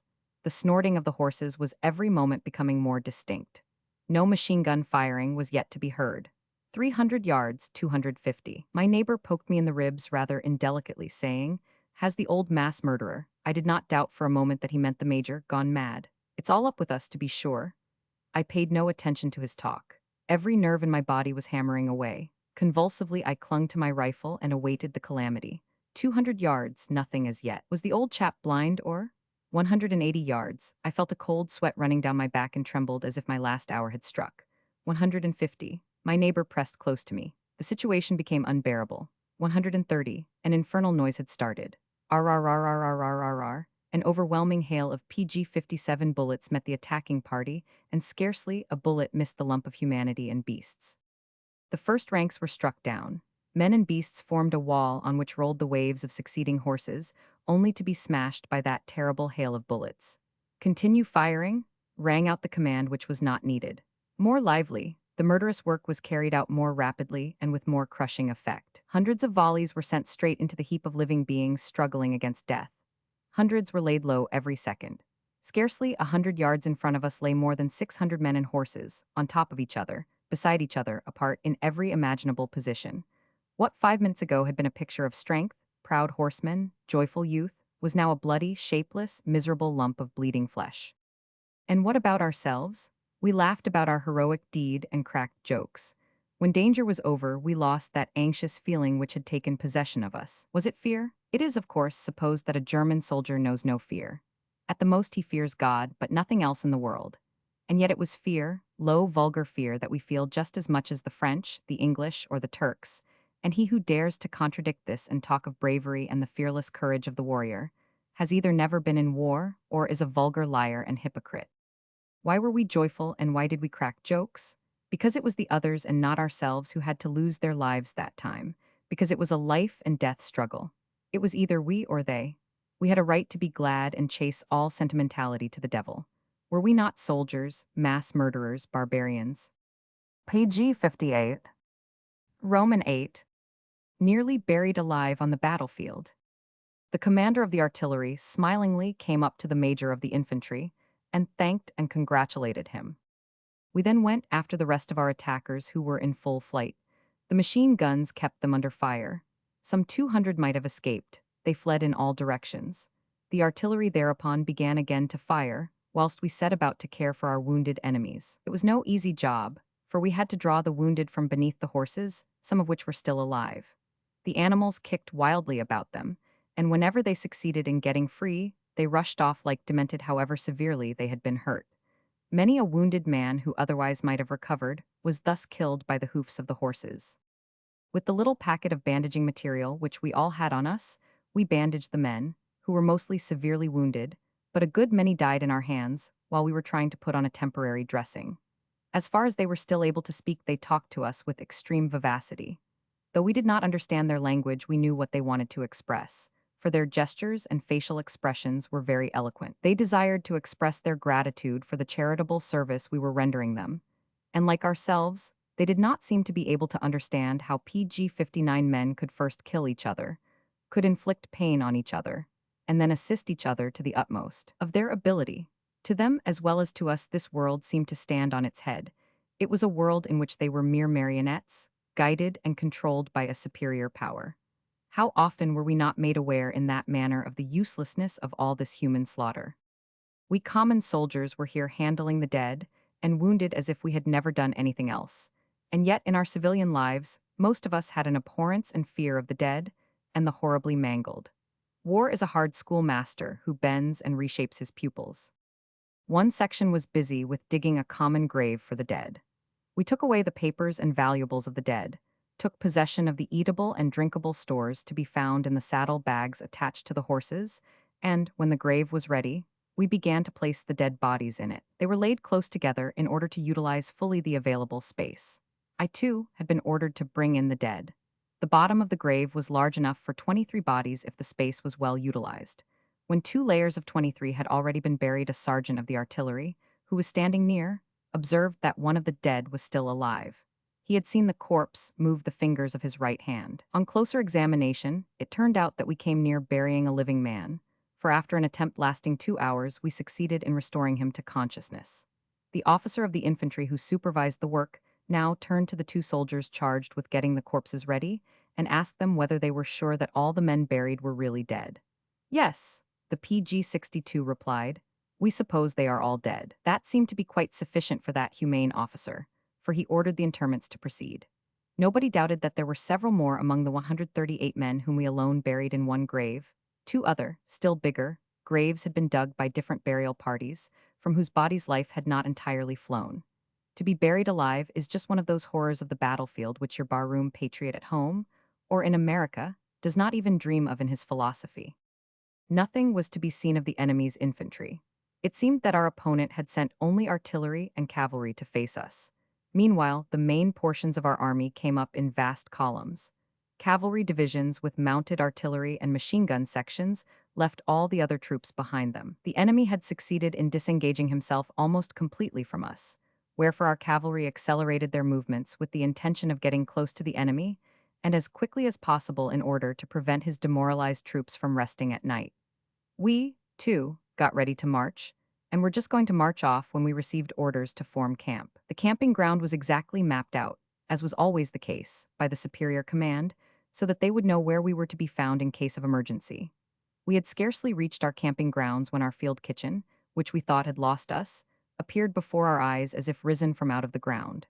The men of the field kitchen, who had no idea of the losses we had suffered during the last days, had cooked for the old number of heads. They were therefore not a little surprised when they found in the place of a brave company of sturdy sappers only a crowd of ragged men, PG-61 the shadows of their former selves, broken and tired to their very bones. We were given canned soup, bread, meat, coffee, and a cigarette each. At last we were able to eat once again to our heart's content. We could drink as much coffee as we liked. And then that cigarette, which appeared to most of us more important than eating and drinking. All those fine things and the expectation of a few hours of rest in some potato field aroused in us an almost childish joy. We were as merry as boys and as noisy as street urchins. Oh, what a joy to be a soldier lad! That song rang out, subdued at first, then louder and louder. It died away quickly enough as one after the other laid down his tired head. We slept like the dead. We could sleep till 6 o'clock the next morning. Though all of us lay on the bare ground, it was with no little trouble that they succeeded in waking us up. That morning breakfast was excellent. We received requisitioned mutton, vegetables, bread, coffee, a cupful of wine, and some ham. The captain admonished us to stuff in well, for we had a hard day's march before us. At 7 o'clock we struck camp. At the beginning of that march we were in fairly good humor. Whilst conversing, we discovered that we had completely lost all reckoning of time. Nobody knew whether it was Monday or Wednesday, whether it was the 5th or the 10th of the month. Subsequently, the same phenomenon could be observed only in a still more noticeable way. A soldier in war never knows the date or day of the week. One day is like another. Whether it is Saturday, Thursday, or Sunday, it means always the same routine of murdering. Remember the Sabbath day to keep it holy? 6 days shalt thou PG-62 labor and do all thy work, but the 7th day thou shalt not do any work. These, to our Christian rulers, are empty phrases. 6 days shalt thou murder, and on the 7th day too. When we halted towards noon near a large farm, we had again to wait in vain for our field kitchen. So we helped ourselves. We shot one of the cows grazing in the meadows, slit its skin without first letting off the blood, and each one cut himself a piece of meat. The meat, which was still warm, was roasted a little in our cooking pots. By many it was also eaten raw with pepper and salt. That killing of cattle on our own hook was repeated almost daily. The consequence was that all suffered with their stomachs, for the meat was mostly still warm, and eating it without bread or other food did not agree with us. Still, the practice was continued. If a soldier was hungry and if he found a pig, cow, or lamb during his period of rest, he would simply shoot the beast and cut off a piece for his own use, leaving the rest to perish. On our march, we passed a little town, between Attigny and Somepi, crowded with refugees. Many of the refugees were ill, and among their children an epidemic was raging which was infecting the little ones of the town. A German medical column had arrived a short time before us. They asked for 10 sappers, the maids of all work in wartime, to assist them in their labors. I was one of the 10 drafted off for that duty. We were first taken by the doctors to a wonderfully arranged park in the center of which stood a castle-like house, a French manor house. The owner, a very rich Frenchman, lived there with his wife and an excessive number of servants. Though there was room PG 63 enough in the palace for more than 100 patients and refugees, that humane patriot refused to admit anyone, and had locked and bolted the house and all entrances to the park. It did not take us long to force all the doors and make all the locks useless. The lady of the house had to take up quarters in 2 large rooms, but that beauty of a male aristocrat had to live in the garage and had to put up with a bed of straw. In that way, the high and mighty gentleman got a taste of the refugee life which so many of his countrymen had to go through. He was given his food by one of the soldiers of the medical corps. It was nourishing food, most certainly too nourishing for our gentleman. One of my mates, a socialist comrade, observed dryly, "It's at least a consolation that our own gang of junkers isn't any worse than that mob of French aristocrats. They are all of a kidney. If only the people were to get rid of the whole pack, they wouldn't then have to tear each other to pieces any longer like wild beasts." In the meantime, our mates had roamed through the country and captured a large barrel full of honey. Each one had filled his cooking pot with honey to the very brim and buckled it to his knapsack. The 10 of us did likewise, and then we went off to find our section with which we caught up in a short time. But we had scarcely marched a few hundred yards when we were pursued by bees, whose numbers increased by hundreds every minute. However much we tried to shake off the little pests, their attentions grew worse and worse. Every one of us was stung.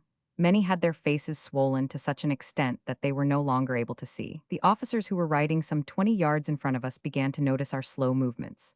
The PG 64 old man came along, saw the bees and the swollen faces, but could, of course, not grasp the meaning of it all until a sergeant proffered the necessary information. "Who's got honey in his cooking pot?" The old chap cried angrily. "All of us," the sergeant replied. "You too?" "Yes, Captain." The old man was very wild, for he was not even able to deal out punishments. We had to halt and throw away the accursed things, as our severe master called them. We helped each other to unbuckle the cooking pots, and our sweet provisions were flung far away into the fields on both sides of the road. With the honey, we lost our cooking utensils, which was certainly not a very disagreeable relief. We continued our march in the burning noonday sun. The ammunition columns and other army sections which occupied the road gave the whirled up dust no time to settle. All around us in the field refugees were camping, living there like poor, homeless gypsies. Many came up to us and begged for a piece of dry bread. Without halting, we marched till late at night. Towards 9 o'clock in the evening, we found ourselves quite close to the town hall of Somepi. Here, in and about Somepi, fighting had started again, and we had received orders to take part in it to the northwest of Somepi. PG 65. Roman 9. Soldiers shooting their own officers. It was dark already, and we halted once more. The ground around us was strewn with dead. In the middle of the road were some French batteries and munition wagons, with the horses still attached, but horses and men were dead. After a 10 minutes rest, we started again.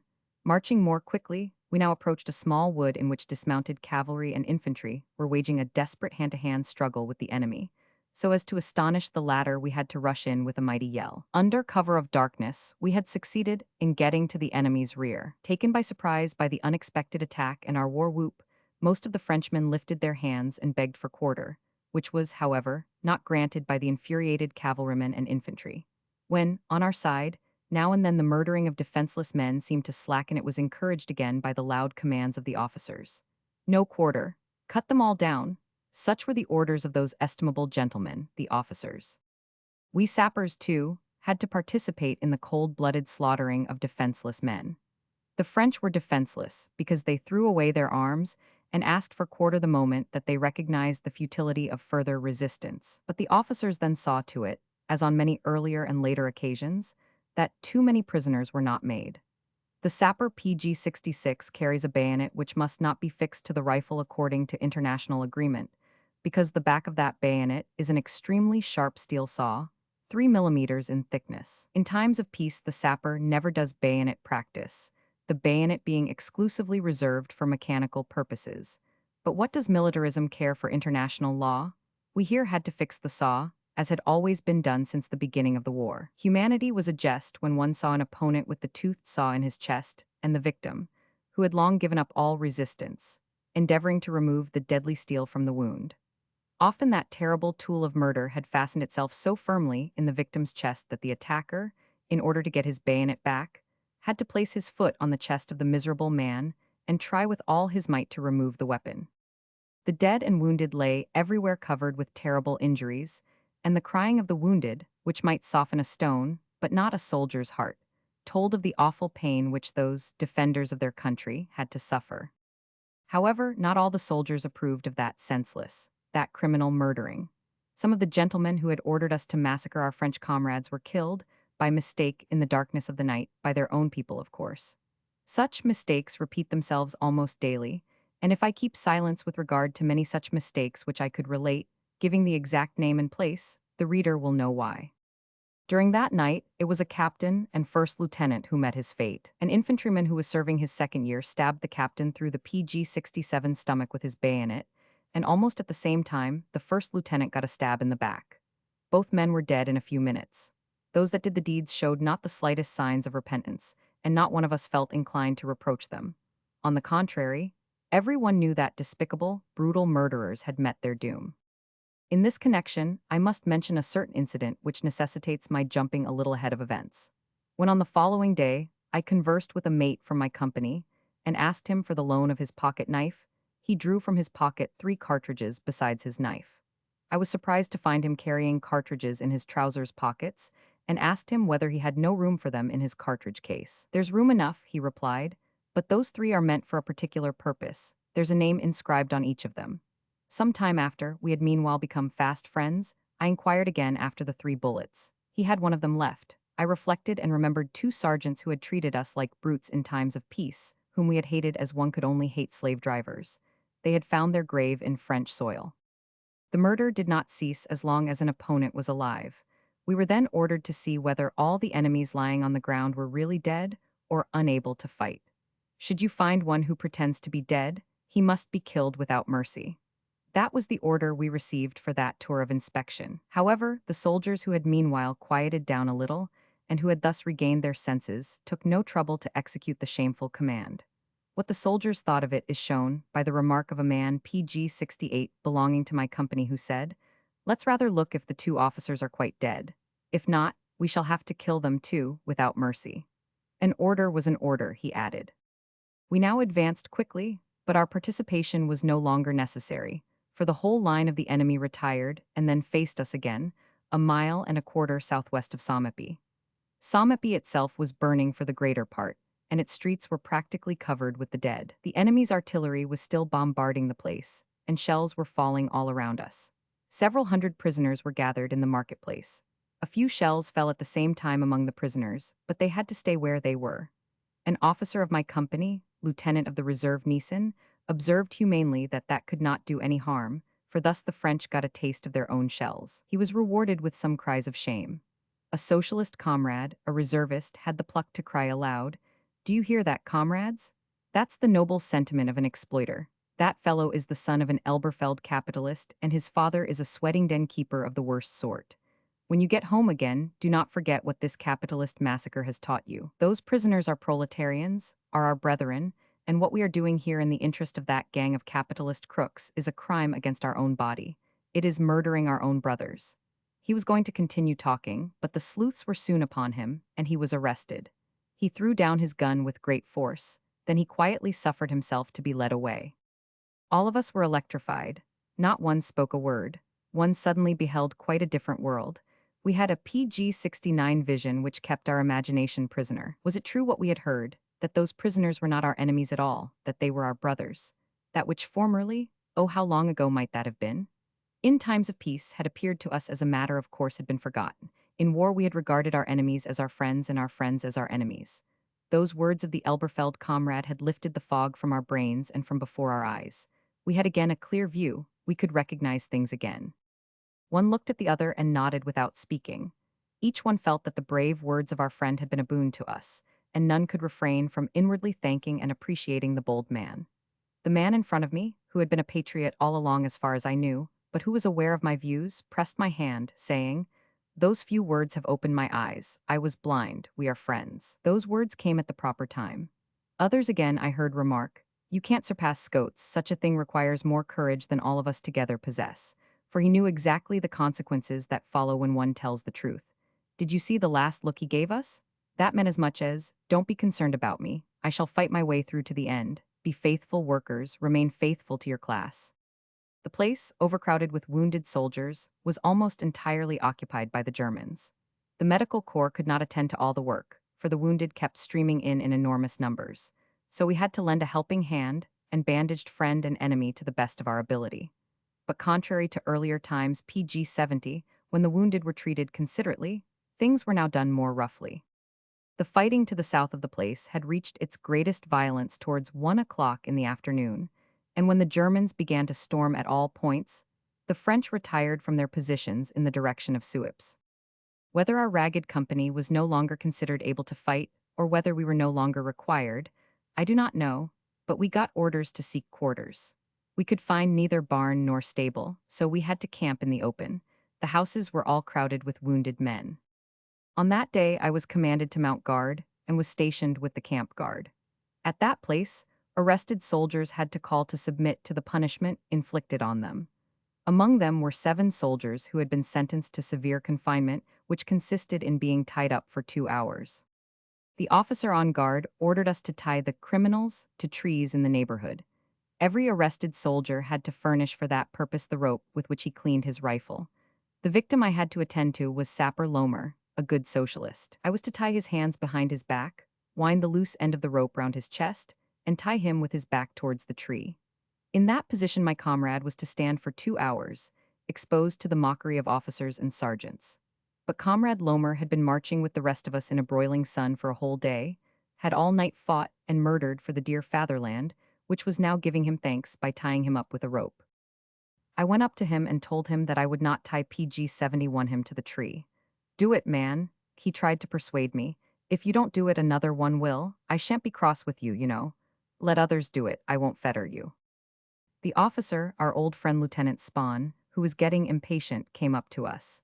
"Can't you see that all the others have been seen to? How long do you expect me to wait?" I gave him a sharp look but did not answer. Again, he bellowed out the command to tie my comrade to the tree. I looked at him for a long time and did not deign him worthy of an answer. He then turned to the criminal, who told him that I could not get myself to do the job as we were old comrades and friends. Besides, I did not want to fetter a man who was exhausted and dead tired. "So you won't do it?" He thundered at me, and when again he received no reply, for I was resolved not to speak another word to the fellow, he hissed, "That B is a red to the marrow." I shall never in my life forget the look of thankfulness that Lomer gave me. It rewarded me for the unpleasantness I had in consequence of my refusal. Of course others did what I refused to do. I got 2 weeks' confinement. Naturally, I was proud at having been a man for once at least.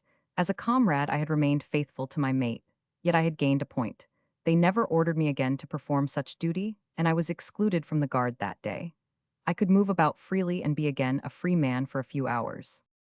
The evening I had got off, I employed to undertake a reconnoitering expedition through the surrounding country in the company of several soldiers. We spoke about the various incidents of the day and the night, and, to the surprise, I dare say, of every one of us, we PG-72 discovered that very little was left of the overflowing enthusiasm and patriotism that had seized so many during the first days of the war. Most of the soldiers made no attempt to conceal the feeling that we poor devils had absolutely nothing to gain in this war, that we had only to lose our lives, or, which was still worse, that we should sit at some street corner as crippled war veterans, trying to arouse the pity of passers-by by means of some squeaking organ. At that moment, it was already clear to us, in view of the enormous losses, that no state, no public benevolent societies would be able after the war to help the many hundreds of thousands who had sacrificed their health for their beloved country. The number of the unfortunate wrecks is too great to be helped even with the best of intentions. Those thoughts which occupied our minds to an ever-increasing extent did not acquire a more cheerful aspect on our walk. The wounded were lying everywhere, in stables, in barns, wherever there was room for them. If the wounds were not too severe, the wounded men were quite cheerful. They felt glad at having got off so cheaply, and thought the war would long be over when they should be well again. They lived by hopes just as the rest of us. PG 73. Legs. Sacking Suibs. The inhabitants of the place who had not fled were all quartered in a large wooden shed. Their dwelling places had almost all been destroyed, so that they had no other choice but live in the shed that was offered them. Only one little old woman sat, bitterly crying, on the ruins of her destroyed home, and nobody could induce her to leave that place. In the wooden shed one could see women and men, youths, children, and old people, all in a great jumble. Many had been wounded by bits of shell or bullets, others had been burned by the fire. Everywhere one could observe the same terrible misery. Sick mothers with half-starved babies for whom there was no milk on hand, and who had to perish there. Old people who were dying from the excitement and terrors of the last few days. Men and women in the prime of their life who were slowly succumbing to their wounds because there was nobody present to care for them. A soldier of the Landwehr, an infantryman, was standing close to me and looked horror-struck at some young mothers who were trying to satisfy the hunger of their babes. I, too, he said reflectively, have a good wife and two dear children at home. I can therefore feel how terrible it must be for the fathers of these poor families to know their dear ones are in the grip of a hostile army. The French soldiers think us to be still worse barbarians than we really are, and spread PG 74 that impression through their letters among those left at home. I can imagine the fear in which they are of us everywhere. During the Boxer Rebellion, I was in China as a soldier. But the slaughter in Asia was child's play in comparison to the barbarism of civilized European nations that I have had occasion to witness in this war in friend and foe. After a short while he continued, I belonged to the second muster of the Landwehr, and thought that at my age of 37 it would take a long time before my turn came. But we old ones were no better off than you of the active army divisions, sometimes even worse. Just like you, we were sent into action right from the beginning. And the heavy equipment, the long marches in the scorching sun, meant much hardship to our worn-out proletarian bodies, so that many amongst us thought they would not be able to live through it all. How often have I not wished that at least one of my children were a boy? But today I am glad and happy that they are girls, for, if they were boys, they would have to shed their blood one day or spill that of others, only because our rulers demand it. We now became well acquainted with each other. Conversing with him, I got to know that dissatisfaction was still more general in his company than in mine, and that it was only the ruthless infliction of punishment, the iron discipline, that kept the men of the Landwehr, who had to think of wife and children, from committing acts of insubordination. Just as we were treated, they treated those older men for the slightest breach of discipline. They were tied with ropes to trees and telegraph poles. Dear fatherland, may peace be thine. Fast stands and firm the watch on the Rhine. PG 75. A company of the Hessian Landwehr, all of them old soldiers, were marching past with sore feet and drooping heads. They had probably marched for a long while. Officers were attempting to liven them up. They were to sing a song, but the Hessians, fond of singing and good-natured as they certainly are known to be, were by no means in a mood to sing. I tell you to sing, you swine, the officer cried, and the pitifully helpless-looking swine endeavored to obey the command. Here and there a thin voice from the ranks of the overtired men could be heard to sing, Deutschland, Deutschland Überalls in der Welt.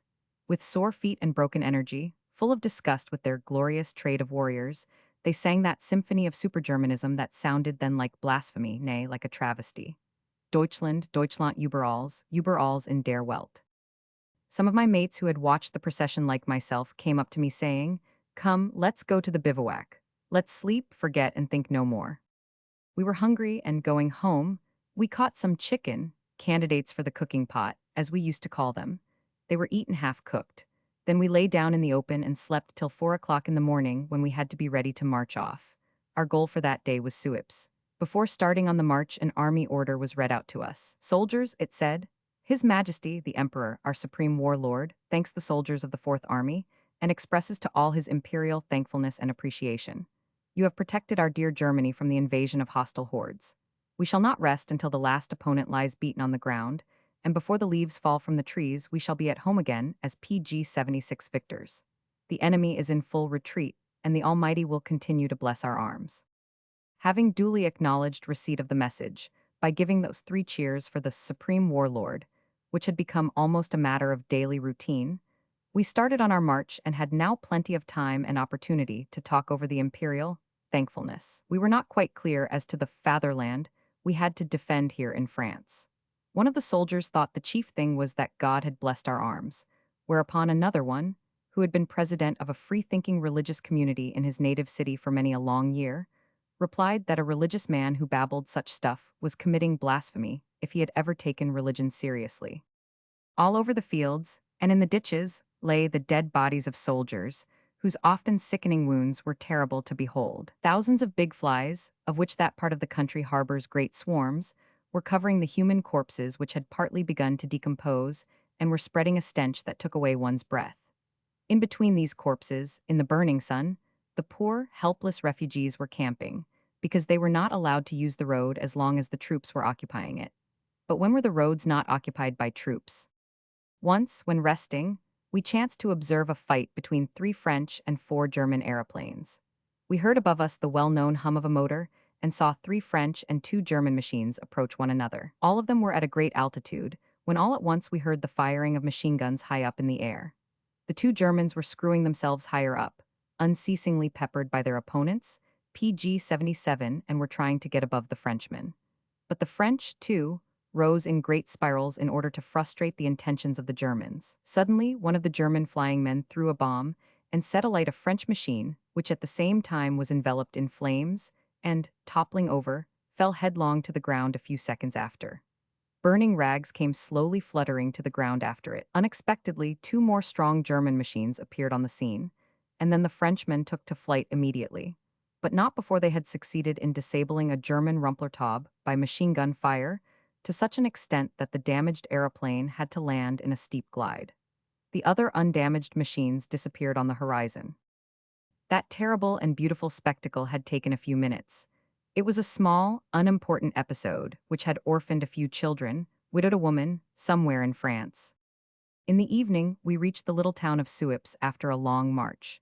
The captain said to us, "Here in Suippes there are swarms of franctireurs. We shall therefore not take quarters but camp in the open. Anybody going to the place has to take his rifle and ammunition with him." After recuperating a little, we went to the place in order to find something to eat. 15 dead civilians were lying in the middle of the road. They were inhabitants of the place. Why they had been shot we could not learn. A shrugging of the shoulders was the only answer one could get from anybody. The place itself, the houses, showed no external damage. I have never in war witnessed a greater general pillaging than here in Suippes. It was plain that we had PG-78 to live and had to have food. The inhabitants and storekeepers having fled, it was often impossible to pay for the things one needed. Men simply went into some store, put on socks and underwear, and left their old things. They then went to some other store, took the food they fancied, and hied themselves to a wine cellar to provide themselves to their heart's content. The men of the ammunition trains who had their quarters in the town, as also the men of the transport and ambulance corps and troopers, went by the hundred to search the homes and took whatsoever pleased them most. The finest and largest stores, Suippes supplied a large tract of country and had comparatively extensive stores of all descriptions, were empty shells in a few hours. Whilst men were looking for one thing, others were ruined and broken. The drivers of the munition and transport trains dragged away whole sacks full of the finest silk, ladies' garments, linen, boots, and shoved them in their shot case.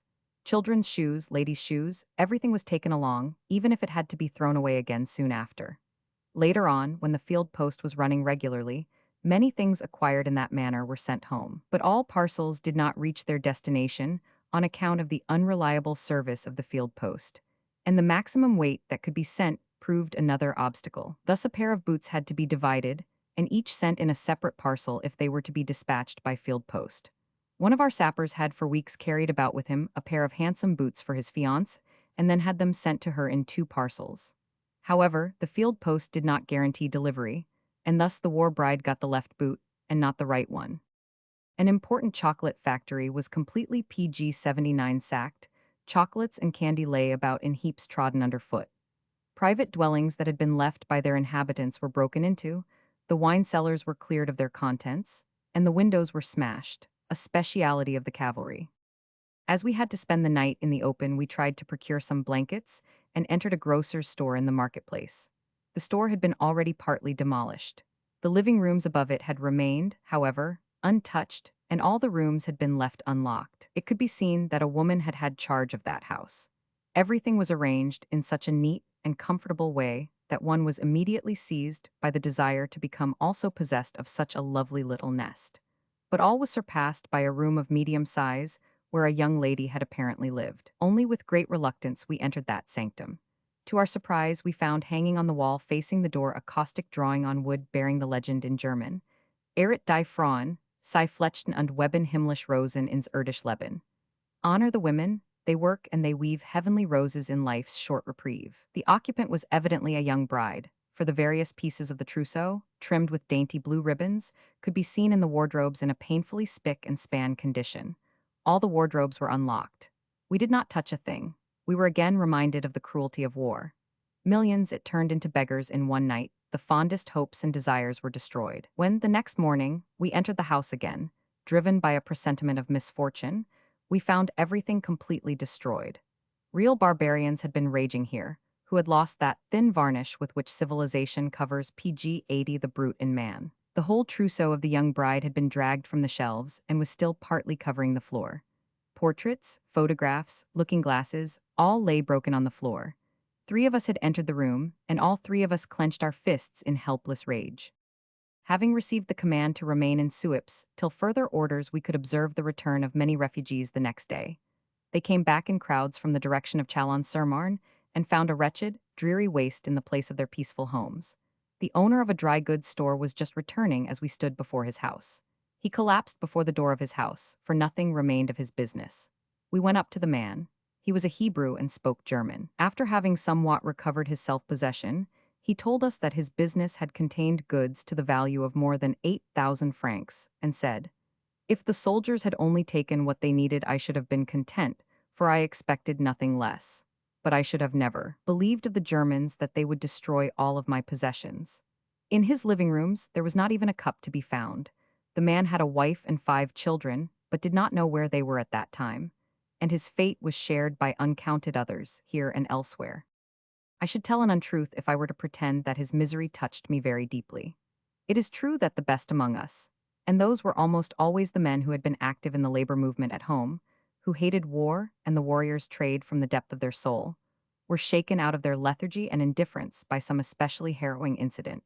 But the mass was no longer touched even by great tragedies. PG 81, when a man is accustomed to step over corpses with a cold smile on his lips, when he has to face death every minute, day and night, he gradually loses that finer feeling for human things and humanity. Thus it must not surprise one that soldiers could laugh and joke in the midst of awful devastation, that they brought wine to a concert room in which there was a piano and an electric organ, and had a joyful time with music and wine. They drank till they were unconscious. They drank with sergeants and corporals, pledging brotherhood, and they rolled arm in arm through the streets with their new comrades. The officers would see nothing of this, for they did not behave much better themselves, even if they knew how to arrange things in such a manner that their honor did not entirely go to the devil. The gentleman of an officer sends his orderly out to buy him 20 bottles of wine, but as he does not give his servant any money wherewith to buy, the orderly obeys the command the best he can. He knows that at any rate he must not come back without the wine. In that manner, the officers provide themselves with all possible comforts without losing their honor. We had 5 officers in our company who, for themselves alone, needed a wagon with 4 horses for transporting their baggage. As for ourselves, the soldiers, our knapsack was still too large for the objects we needed for our daily life. PG 82. Zay. Marching to the Battle of the Marne, into the trap. A large proportion of the gentlemen, our officers, regarded war as a pleasant change to their enchanting social life in the garrison towns, and knew exactly, at least as far as the officers of my company were concerned, how to preserve their lives as long as possible in the interest of the fatherland. When I buried the hatchet, 14 months after, our company had lost 3 times its original strength, but no fresh supply of officers had as yet become necessary. We had not lost a single officer. In Holland, I got to know, some months later, that after having taken my leave, they were still very well preserved.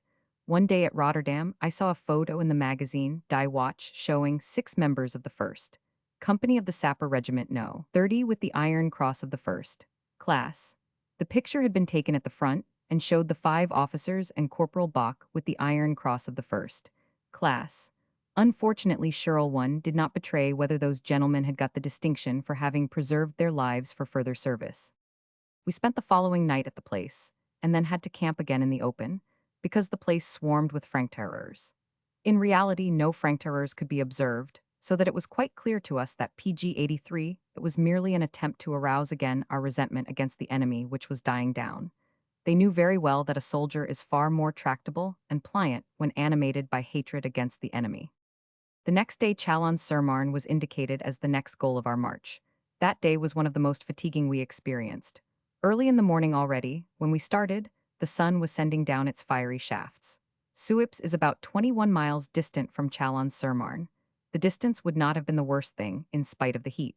We had marched longer distances before, but that splendid road from Suippes to Chalons does not deviate an inch to the right or left, so that the straight, almost endless-seeming road lies before one like an immense white snake. However far we marched, that white ribbon showed no ending, and when one looked round, the view was exactly the same. During the whole march we only passed one little village. Otherwise all was bare and uncultivated. Many of us fainted or got a heat stroke, and had to be taken along by the following transport column. We could see by the many dead soldiers, French and German, whose corpses were lying about all along the road, that the troops who had passed here before us had met with a still worse fate. We had finished half of our march without being allowed to take a rest. I suppose the old man was afraid the machine could not be set going again if once our section had got a chance to rest their tired limbs on the ground, and thus we crawled along dispirited like a lot of snails, carrying the leaden weight of the monkey in the place of a house. The monotony of the march was only somewhat relieved when we reached the immense camp of Chalons.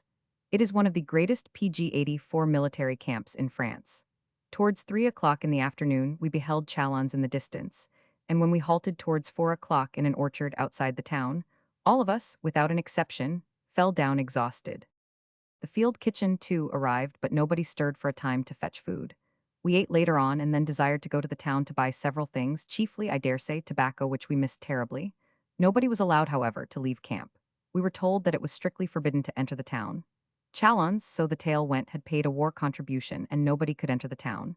With money you can do everything, even in war. Mammon had saved Chalons from pillage. Far away could be heard the muffled roar of the guns.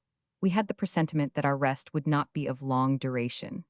The rolling of the gun firing became louder and louder, but we did not know yet that a battle had started here that should turn out a very unfortunate one for the Germans, the 5 days' battle of the Marne. At midnight we were aroused by an alarm, and half an hour later we were on the move already. The cool air of the night refreshed us, and we got along fairly rapidly in spite of our exhaustion. At about 4 o'clock in the morning, we reached the village of Cheppy. At that place friend Mammon had evidently not been so merciful as at Chalons, for Cheppy had been thoroughly sacked. We rested for a short time, and noticed with a rapid glance that preparations were just being made to shoot 2 Franktireurs. They were little peasants who were alleged to have hidden from the Germans a French machine gun and its crew. The sentence was PG-85 carried out. One was never at a loss in finding reasons for a verdict, and the population had been shown who their master was. The little village of Pogny, halfway between Chalons-sur-Marne and Vitry-le-François, had fared no better than Cheppy, as we observed when we entered it at 9 o'clock in the morning. We had now got considerably nearer to the roaring guns. The slightly wounded who were coming back, and the men of the ammunition columns, told us that a terrible battle was raging to the west of Vitry-le-François. At 4 o'clock in the afternoon, we reached Vitry-le-François, after a veritable forced march. The whole town was crowded with wounded. Every building, church, and school was full of wounded soldiers. The town itself was not damaged. Here things must have looked very bad for the Germans, for, without allowing us a respite, we were ordered to enter the battle to the west of Vitry-le-François. We had approached the firing line a little more than 2 miles when we got within reach of the enemy's curtain of fire. A terrific hail of shells was plowing up every foot of ground. Thousands of corpses of German soldiers were witnesses of the immense losses the Germans had suffered in bringing up all available reserves. The French tried their utmost to prevent the Germans from bringing in their reserves and increased their artillery fire to an unheard-of violence. It seemed impossible for us to break through that barricade of fire. Hundreds of shells were bursting every minute. We were ordered to pass that hell singly and at a running pace. We were lying on the ground and observed how the first of our men tried to get through. Some ran forward like mad, not heeding the shells that were bursting around them, and got PG-86 through. Others were entirely buried by the dirt dug up by the shells or were torn to pieces by shell splinters. Two men had scarcely reached the line when they were struck by a bullseye. The heavy shell exploded at their feet, leaving nothing of them. Who can imagine what we were feeling during those harrowing minutes as we lay crouching on the ground, not quite 100 feet away, seeing everything and only waiting for our turn to come? One had entangled oneself in a maze of thoughts. Suddenly one of the officers would cry, "The next one?" That was I. Just as if roused out of a bad dream, I jump up and race away like mad, holding the rifle in my right hand and the bayonet in my left. I jumped aside a few steps in front of two bursting shells and run into two others which are bursting at the same time. I leap back several times, run forward again, race about wildly to find a gap through which to escape. But fire and iron everywhere. Like a hunted beast, one seeks some opening to save oneself. Hell is in front of me, and behind me the officer's revolver, kept ready to shoot. The lumps of steel fall down like a heavy shower from high above.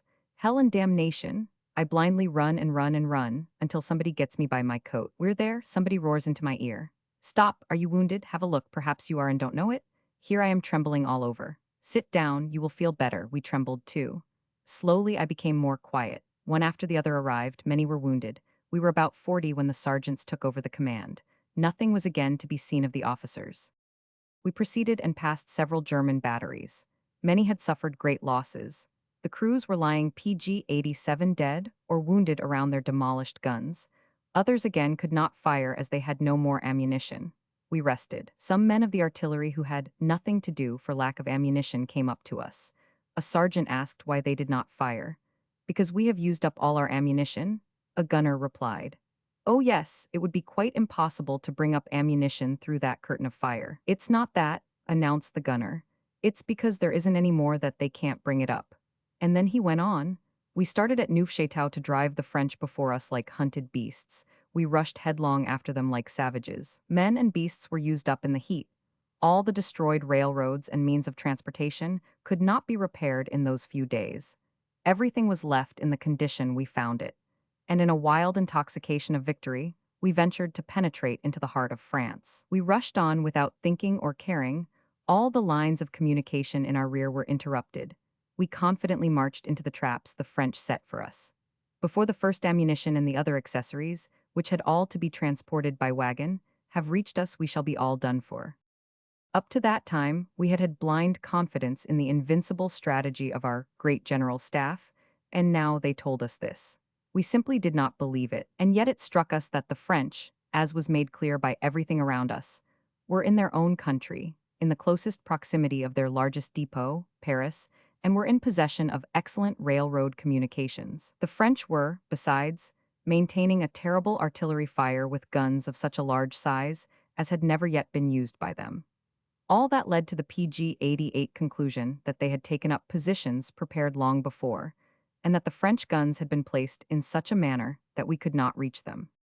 In spite of all, we continued to believe that the gunner had seen things in too dark a light. We were soon to be taught better. Footnote: PG-89. Roman 12. At the Marne in the Maw of Deaths, we got in the neighborhood of the line of defense and were received by a rolling fire from the machine guns. We went up to the improvised trenches that were to protect us at the double quick. It was raining hard. The fields around were covered with dead and wounded men who impeded the work of the defenders. Many of the wounded contracted tetanus in consequence of contact with the clayey soil, for most of them had not been bandaged. They all begged for water and bread, but we had none ourselves. In fact, they implored us to give them a bit of bread. They had been in that hell for 2 days without having eaten a mouthful. We had scarcely been shown our places when the French began to attack in mass formation. The occupants of those trenches, who had already beaten back several of those attacks, spurred us on to shoot, and then began to fire themselves into the onrushing crowd as if demented. Amidst the shouting and the noise one could hear the cries of the officers of the infantry. "Fire! Fire! More lively!" We fired until the barrels of our rifles became quite hot. The enemy turned to flee. The heap of victims lying between us and our opponents had again been augmented by hundreds. The attack had been beaten back. It was dark, and it rained and rained. From all PG-90 directions one heard in the darkness the wounded calling, crying, and moaning. The wounded we had with us were likewise moaning and crying. All wanted to have their wounds dressed, but we had no more bandages. We tore off pieces of our dirty shirts and placed the rags on those sickening wounds. Men were dying one after the other. There were no doctors, no bandages, we had nothing whatever. You had to help the wounded and keep the French off at the same time. It was an unbearable, impossible state of things. It rained harder and harder. We were wet to our skins. We fired blindly into the darkness. The rolling fire of rifles increased, then died away, then increased again. We sappers were placed among the infantry. My neighbor gave me a dig in the ribs. "I say," he called out. "What do you want?" I asked. "Who are you?" "The sapper." "Come here," he hissed. "It gives you an uncanny feeling to be alone in this hell of a night. Why are you here too? They'll soon come again, those over there. Then there'll be fine fun again. Do you hear the others cry?" He laughed. Suddenly he began again. "I always shoot at those until they leave off crying. That's great fun." Again he laughed, that time more shrilly than before. I knew what was the matter. He had become insane. A man passed with ammunition. I begged him to go at once and fetch the section leader. The leader, a lieutenant of the infantry, came up. I went to meet him and told him that my neighbor was continually firing at the wounded, was talking nonsense, and was PG-91 probably insane. The lieutenant placed himself between us. "Can you see anything?" he asked the other man. "What, see? No, but I hear them moaning and crying, and as soon as I hit one, well, he is quiet, he goes to sleep." The lieutenant nodded at me. He took the gun away from the man, but the latter snatched it quickly away again and jumped out of the trench. From there he fired into the crowd of wounded men until, a few seconds after, he dropped down riddled by several bullets. The drama had only a few spectators. It was scarcely over when it was forgotten again. That was no place to become sentimental. We continued shooting without any aim. The crying of the wounded became louder and louder. Why was that so? Those wounded men, lying between the two fighting lines, were exposed to the aimless fire of both sides. Nobody could help them, for it would have been madness to venture between the lines. Louder and more imploring became the voices that were calling out, "Stretcher bearer, help, help, water." For an answer they got at most a curse or a malediction. Our trench was filled with water for about a foot, water and mud. The dead and wounded lay in that mire where they had dropped.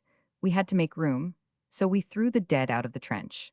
At 1 o'clock in the night people came with stretchers and took away part of the wounded, but there was no help at all for the poor fellows between the lines. To fill the cup of misery we received orders, in the course of the night, to attack the enemy's lines at 4:15 o'clock in the morning. At the time fixed, in a pouring rain, we got ready for storming. Received by a terrible fire from the machine guns, we had to turn back PG-92 halfway. Again we had sacrificed uselessly a great number of men. Scarcely had we arranged ourselves again in our trench when the French began a new attack. They got as far as 3 yards from our trenches when their attack broke down under our fire. They, too, had to go back with enormous losses. 3 times more the French attacked within 2 hours, each time suffering great losses and achieving not the slightest success. We did not know what to do. If help did not arrive soon, it would be impossible for us to maintain our position. We were tormented by hunger and thirst, were wet to the skin, and tired enough to drop down. At 10 o'clock the French attacked a fourth time. They came up in immense masses. Our leaders recognized at last the danger in which we were and withdrew us. We retreated in waves, abandoning the wounded and our material. By exerting our whole strength, we succeeded in saving the machine guns and ammunition. We went back 1,000 yards and established ourselves again in old trenches. The officers called to us that we should have to stay there whatever happened. Reinforcements would soon come up. The machine guns were in their emplacements in a jiffy. Our opponents, who were following us, were immediately treated to a hail of bullets. Their advance stopped at once. Encouraged by that success, we continued firing more wildly than ever so that the French were obliged to seek cover. The reinforcements we had been promised did not arrive. Some 800 yards behind us were 6 German batteries which, however, maintained but a feeble fire. An officer of the artillery appeared in our midst and asked the commander of our section whether at PG-93 would not be wise to withdraw the batteries. He said he had been informed by telephone that the whole German line was wavering.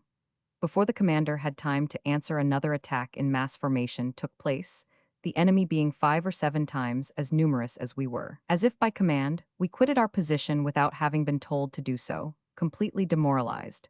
We retired in full flight, leaving the 6 batteries, 36 guns to the enemy. Our opponent had ceased his curtain of fire, fearing to endanger his own advancing troops. The Germans used that moment to bring into battle reinforcements composed of a medley of all arms. Portions of scattered infantry, dismounted cavalry, sappers without a lord and master, all had been drummed together to fill the ranks. Apparently, there were no longer any proper complete reserve formations on that day of battle. Again, we got the order, turn, attention. The unequal fight started again. We observed how the enemy made preparations to carry off the captured guns. We saw him advance to the assault. He received us with the bayonet. We fought like wild animals. For minutes there was bayonet fighting of a ferocity that defies description. We stabbed and hit like madmen, through the chest, the abdomen, no matter where. There was no semblance of regular bayonet fighting. That, by the way, can only be practiced in the barracks yard. The butt ends of our rifles swished through the air. Every skull that came in our way was smashed in. We had lost helmets and knapsacks. In spite of his great numerical superiority, the enemy could not make headway against our little barrier of raving humanity. We forgot all around us and fought bloodthirstily without any PG-94 calculation. A portion of our fellows had broken through the ranks of the enemy and fought for the possession of the guns. Our opponent recognized the danger that was threatening him and retired, seeking with all his might to retain the captured guns. We did not allow ourselves to be shaken off, and bayoneted the retiring foes one after the other. But the whole mass of the enemy gathered again round the guns. Every gun was surrounded by corpses, every minute registered numerous victims. The artillery who took part in the fight attempted to remove the breech blocks of the guns. To my right, around the third gun, 3 Germans were still struggling with 4 Frenchmen. All the others were lying on the ground dead or wounded. Near that one gun were about 70 dead or wounded men. A sapper could be seen before the mouth of the gun. With astonishing coolness, he was stuffing into the mouth of that gun one-hand grenade after another. He then lit the fuse and ran away. Friends and enemies were torn into 1,000 shreds by the terrible explosion that followed. The gun was entirely demolished. 70 or 80 men had slaughtered each other for nothing, absolutely nothing. After a struggle lasting nearly 1 hour, all the guns were again in our possession. Who can imagine the enormous loss of human lives with which those lost guns had been recaptured? The dead and wounded, infantry, cavalry, sappers, and artillery, together with the Frenchmen, hundreds and hundreds of them, were covering the narrow space, that comparatively small spot which had been the scene of the tragedy. We were again reinforced, that time by 4 regular companies of infantry, which had been taken from PG-95, another section of the battlefield. Though one takes part in everything, one's view as an individual is very limited, and one has no means of informing oneself about the situation in general. Here, too, we found ourselves in a similar situation. But those reinforcements composed of all arms, and the later arrivals, who had been taken from a section just as severely threatened as our own, gave us the presentiment that we could only resist further attacks if fresh troops arrived soon. If only we could get something to quiet the pangs of hunger and that atrocious thirst. The horses of the guns now arrived at a mad gallop to take away the guns. At the same moment, the enemy's artillery opened a murderous fire, with all sizes of guns, on that column of more than 30 teams that were racing along. Confusion arose. The 6 horses of the various teams reared and fled in all directions, drawing the overturned limbers behind them with wheels uppermost. Some of the maddest animals ran straight into the hottest fire to be torn to pieces together with their drivers. Then our opponent directed his fire on the battery positions, which were also our positions. We had no other choice. We had either to advance or retire. Retire? No, the order was different. We were to recapture our lost first positions, now occupied by the French, who were now probably getting ready for another attack. Had we not received fresh food for cannon so that the mad dance could begin again? We advanced across a field covered with thousands upon thousands of torn and bleeding human bodies. No shot was fired. Only the enemy's artillery was still bombarding the battery positions. We were still receiving no fire from the artillery, neither did the PG-96 enemy's infantry fire upon us. That looked suspicious. We knew what was coming. We advanced farther and farther without being molested. Suddenly, we found ourselves attacked by an army of machine guns. An indescribable hail of bullets was poured into us. We threw ourselves to the ground and sought cover as well as we could. Jump forward, march, march. Again we ran to meet our fate. We had lost already more than a third of our men. We halted again, exhausted. Scarcely had we had time to take up a position when we were attacked both in front and the flank. We had no longer strength enough to withstand successfully a simultaneous frontal and flank attack. Besides, we were being almost crushed by superior numbers. Our left wing had been completely cut off, and we observed our people on that wing raising their hands to indicate that they considered themselves prisoners of war. However, the French gave no quarter, exactly as we had acted on a former occasion. Not a man of our left wing was spared. Everyone was cut down. We in the center could give them no help. We were getting less from minute to minute. Revenge for Somapi? I heard it ringing in my ears. The right wing turned, drew us along, and a wild stampede began. Our direct retreat being cut off, we ran backwards across the open field, everyone for himself, with beating hearts that seemed ready to burst, all the time under the enemy's fire. After a long run, we reached a small village to the northeast of Vitry-le-François. There we arrived without rifles, helmets, or knapsacks, one after the other. But only a small portion could save themselves. The French took plenty of booty. All the guns we fought for were lost, besides several others. Of the hundreds PG-97 of soldiers, there remained scarcely 100. All the others were dead, wounded, or missing. Who knew? Was that the terrible German war machine? Were those the cowardly, degenerated Frenchmen whom we had driven before us for days? No, it was war, terrible, horrid war in which fortune is fickle. Today it smiles upon you, tomorrow the other fellow's turn comes. We sought to form up again in companies. There were just 12 men left of our company. Little by little more came up from all directions until at last we counted 20. Then everyone began to ask questions eagerly. Everyone wanted to know about his friend, mate, or acquaintance. Nobody could give an answer, for every one of us had been thinking merely of himself and of nobody else. Driven by hunger, we roamed about the place. But our first action was drinking water, and that in such quantities as if we wanted to drink enough for a lifetime. We found nothing to eat. Only here and there in a garden, we discovered a few turnips which we swallowed with a ravenous appetite without washing or even cleaning them superficially. But where was our company? Nobody knew. We were the company, the 20 of us, and the officers? Somewhere, a soldier observed, somewhere in a bomb-proof shelter. What were we to do? We did not know. Soon after, a sergeant major of the field gendarmes came up sitting proudly on his steed. Those defenders of the fatherland have to see to it that too many shirkers do not loiter behind the front. You are sappers, aren't you? He roared out. What are you doing here? 30th Regiment? He put a great many questions which we answered as PG-98 well as we were able to. Where are the others? Over there, said a young Berliner and pointed to the battlefield, dead or prisoners. Maybe some have saved themselves and are elsewhere. It doesn't matter, roared out our fierce sergeant major for whom the conversation began to become unpleasant. Wait till I come back. Where are the officers? Again, nobody could answer him. What are their names? I dare say I shall find them. Maybe they are at Vitry? We gave him their names, Captain Menck, First Lieutenant Mayer, Lieutenants of the Reserves Spahn, Niesen, and Heimbach. He gave us a certificate with which to prove the purpose of our loitering to other overseers and disappeared. Let's hope the horse stumbles and the fellow breaks his neck. That was our pious wish which one of our chaps sent after him. We went into one of the houses that had been pillaged like all the rest, lay down on mattresses that were lying about the rooms and slept like dormice. PG-99. Roman 13. The rout of the Marne. None of us knew how long we had slept. We only knew that it was night. Some men of our company had waked us up. They had been looking for us for a long time. Come along, they said. The old man is outside and making a hell of a row. He has got 17 men together and is swearing like a trooper because he can't find you. Drowsily and completely bereft of any willpower of our own, we trudged after them. We knew we were again being sent forward. But we did not care. We had lost all balance. Never before had I noticed such indifference on our part as on that night. There the old man was standing. He saw us coming up without headgear, the uniforms all torn to tatters and minus our knapsacks. He received us with the greeting, "Where have you been, you boobies?" Nobody answered. What did we care? Things could not get any worse than they were. Though all of us resented the wrong done to us, we all remained silent. Where is your equipment? Lost, lost, that's a fine story. You ragtag miserable vagabonds, if they were all like you? For a while he went on in that style.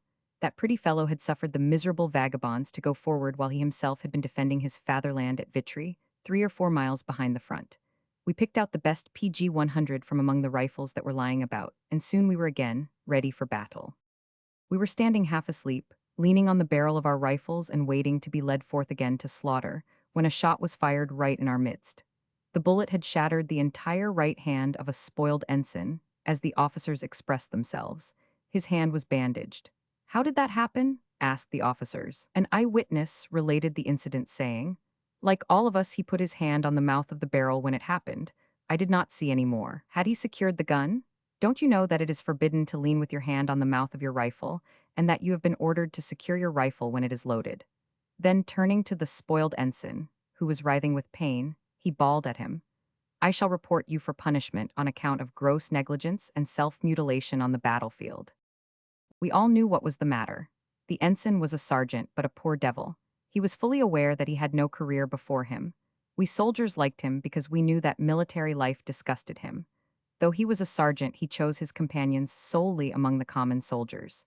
We would have divided with him our last crust of bread, because to us especially, he behaved like a fellow man. We also knew how harshly he was treated by his superiors, and wondered that the accident had not happened before. I do not know whether he was placed before a court-martial later on. Punishments for self-mutilation are the order of the day, and innumerable men are being severely punished. Now and then the verdicts are made known to the soldiers at the front to serve as a PG 101 deterrent. The people at home, however, will get to hear very little of them. The captain passed on the command to an officer's representative, and then the old man disappeared again in the direction of Vitry. He spurred on his steed, and away he flew. One of the soldiers thought that the captain's horse was 1,000 times better off than we were. We knew it. We knew that we were far below the beast and were being treated accordingly. We marched off and halted at the northwestern exit of the village. There we met sappers gathered from other companies and battalions, and our company was brought up to 85 men. The officer's representative then explained to us that we should not be led into the firing line that day. Our only task was to watch that German troops fighting on the other side of the Marne should find the existing temporary bridges in order in case they had to retreat. We marched to the place where the Salks enters the Marne. So we marched off and reached our destination towards 6 o'clock in the morning. The dead were lying in heaps around us in every field. Death had gathered in a terrible harvest. We were lying on a wooded height on our side of the Marne, and were able to overlook the country for many miles in front of us. One could see the explosions of the shells that were raining down by the thousand. Little, almost nothing was to be seen of the men, and yet there were thousands in front of us who were fighting a desperate battle. Little by little, we could make out the faint outline of the struggle. The Germans were about a mile and a half behind the Marne in front of us. Near the banks of the Marne, large bodies of German cavalry were stationed. There were only 2 tumble-down bridges constructed of makeshift materials. They stood ready to PG 102 be blown up, and had plenty of explosive matter, dynamite, attached to them. The electrical priming wires led to our position. We were in charge of the firing apparatus. Connected by telephone, we were able to blow up the bridges in an instant. On the other side, things began to get lively. We saw the French at various places pressing forward and flowing back again. The rifle fire increased continually in violence, and the attacks became more frequent. 2 hours passed in that way. We saw the French bringing up reinforcement after reinforcement, in spite of the German artillery, which was maintaining but a feeble fire. After a long pause, the enemy began to attack again. The French came up in several lines. They attacked several times, and each time they had to go back again. Each time they suffered great losses. At about 3 o'clock in the afternoon, our troops, attacked by the enemy with all his strength, began to give ground, slowly at first, then in a sort of flight. Our exhausted men could no longer withstand the blow dealt with enormous force. In a wild stampede, all of them tried at the same time to reach safety across the bridges. The cavalry, too, who were in cover near the banks of the river, rushed madly to the bridges. An enormous crowd of men and beasts got wedged before the bridges. In a trice, the bridge before us was thickly covered with human beings, all of whom were trying to reach the opposite side in a mad rush. We thought we could notice the temporary bridge sway under its enormous burden. Like ourselves, the officer's representative could overlook the whole country. He pressed the receiver of the telephone convulsively to his left ear, his right hand being on the firing apparatus, after which another man was looking. With bated PG 103 breath, he gazed fixedly into the fleeing crowds. Let's hope the telephone is in order, he said to himself at intervals. He knew as well as we did that he had to act as soon as the sharp order was transmitted by telephone. It was not much he had to do. Directed by a movement of the hand, the man in charge of the apparatus would turn a key that looked like a winged screw, and all would be over. The crowds were still rushing across the bridge, but nearly half of our men, almost the whole of the cavalry, were still on the other side. The bridge farther up was not being used so much, and nearly all had reached safety in that portion of the battlefield. We observed the foremost French cross that bridge, but the bridge remained intact. The sergeant major who was in charge of the other apparatus was perplexed, as he received no order. So he blew up that bridge on his own responsibility, sending hundreds of Frenchmen to their watery grave in the River Marne. At the same moment, the officer's representative next to me received the command to blow up the second and last bridge. He was confused and hesitated to pass on the order. He saw that a great crowd of Germans were still on the other side. He saw the struggles of that mass of men in which everyone was trying to be the first one to reach the bridge and safety beyond. A terrible panic ensued. Many soldiers threw themselves into the river and tried to swim across. The mass of soldiers on the other side, still numbering several thousands, were pressed harder and harder. The telephone messages were becoming ever more urgent. All at once, the officer's representative jumped up, pushed aside the sapper in charge of the apparatus, and in the next second a mighty explosion was heard. Bridge and men PG 104 were blown into the air for hundreds of yards. Like a river at times of inundations, the Marne was carrying away wood and men, tattered uniforms and horses. Swimming across it was of no earthly use, and yet soldiers kept throwing themselves into the river. On the other side, the French began to disarm completely the German soldiers, who could be seen standing there, with hands uplifted. Thousands of prisoners, innumerable horses and machine guns had fallen into the hands of the enemy. Some of us were just going to return with the firing apparatus, which was now superfluous, when we heard the tale of the significance of the incident, confirming the suspicions of many a one amongst us. An error had been committed that could not be undone. When the bridge higher up, that was being used to a smaller degree by the soldiers, had been crossed by the German troops, and the enemy had immediately begun his pursuit, the staff of officers in command at that passage intended to let a certain number of enemies cross the bridge, a number that could not be dangerous to the German troops who were in temporary safety. Those hasty troops of the enemy could not have received any assistance after the bridge had been blown up and would have been annihilated or taken prisoners. For that reason, it was intended to postpone the blowing up of the bridge.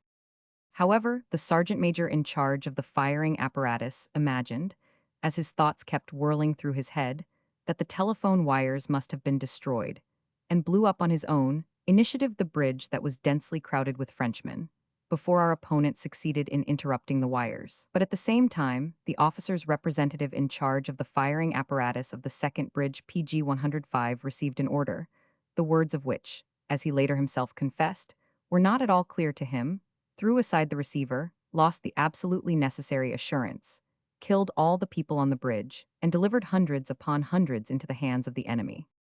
We had no time to gather any more detailed impressions, for we received the order that all the men of our company were to gather at Vitry, before the cathedral.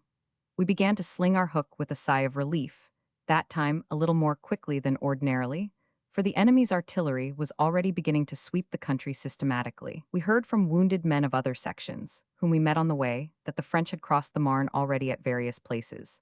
We discussed the situation among us and found that we were all of the same opinion. Even on Belgian territory, we had suffered heavy losses. Every day had demanded its victims. Our ranks had become thinner and thinner.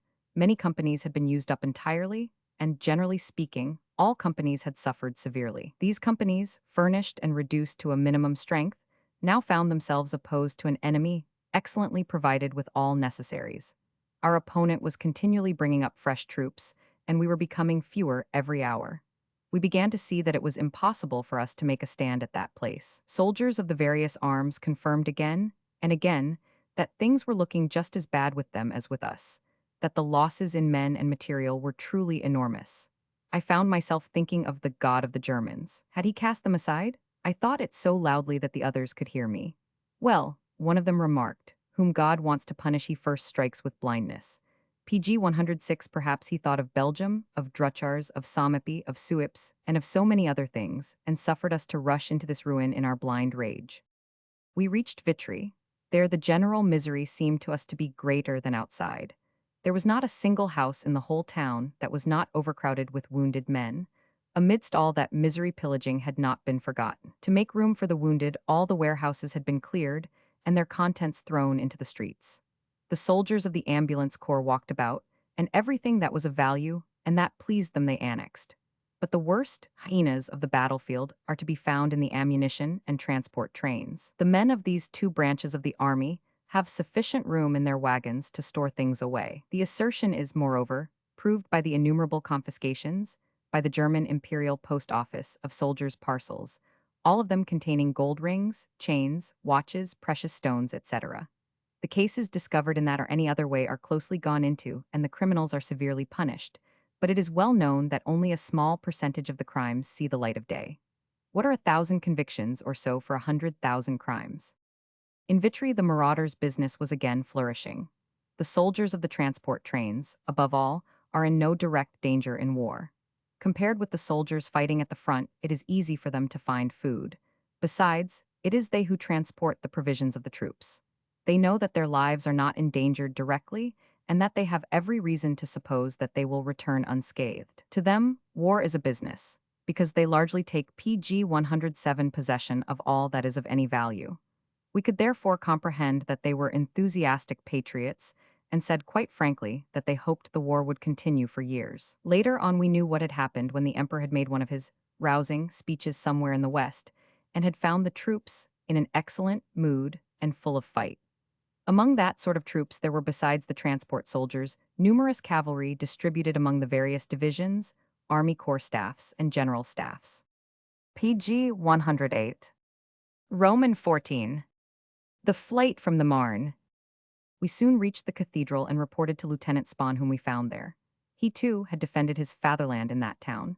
Clean-shaven and faultlessly dressed, he showed up to great advantage contrasted with us. There we stood in ragged, dirty, blood-stained uniforms, our hair disheveled, with a growing beard covered with clay and mud. We were to wait, that was all. We sat down and gazed at the misery around us. The church was filled with wounded men. Many died in the hands of the medical men. The dead were carried out to make room for others. The bodies were taken to one side where whole rows of them were lying already. We took the trouble to count the dead, who had been mostly placed in straight rows, and counted more than 60. Some of them were in uniforms that were still quite good, whilst our uniforms were nothing but rags hanging from our backs. There were some sappers among them, but their coats were not any better than our own. "Let us take some infantry coats," somebody ventured. "What's the difference? A coat is a coat." So we went and took the coats from several bodies and tried them on. Taking off their clothes was no easy job, for the corpses were already rigid like a piece of wood. But what was to be done? We could not run about in our shirt sleeves. All did not find something PG 109 to fit them, and the disappointed ones had to wait for another chance to turn up. We also needed boots, of course, but the corpses lying before our eyes had boots on that were not much better than our own. They had worn theirs as long as we had worn ours, but we thought we might just inspect them all the same.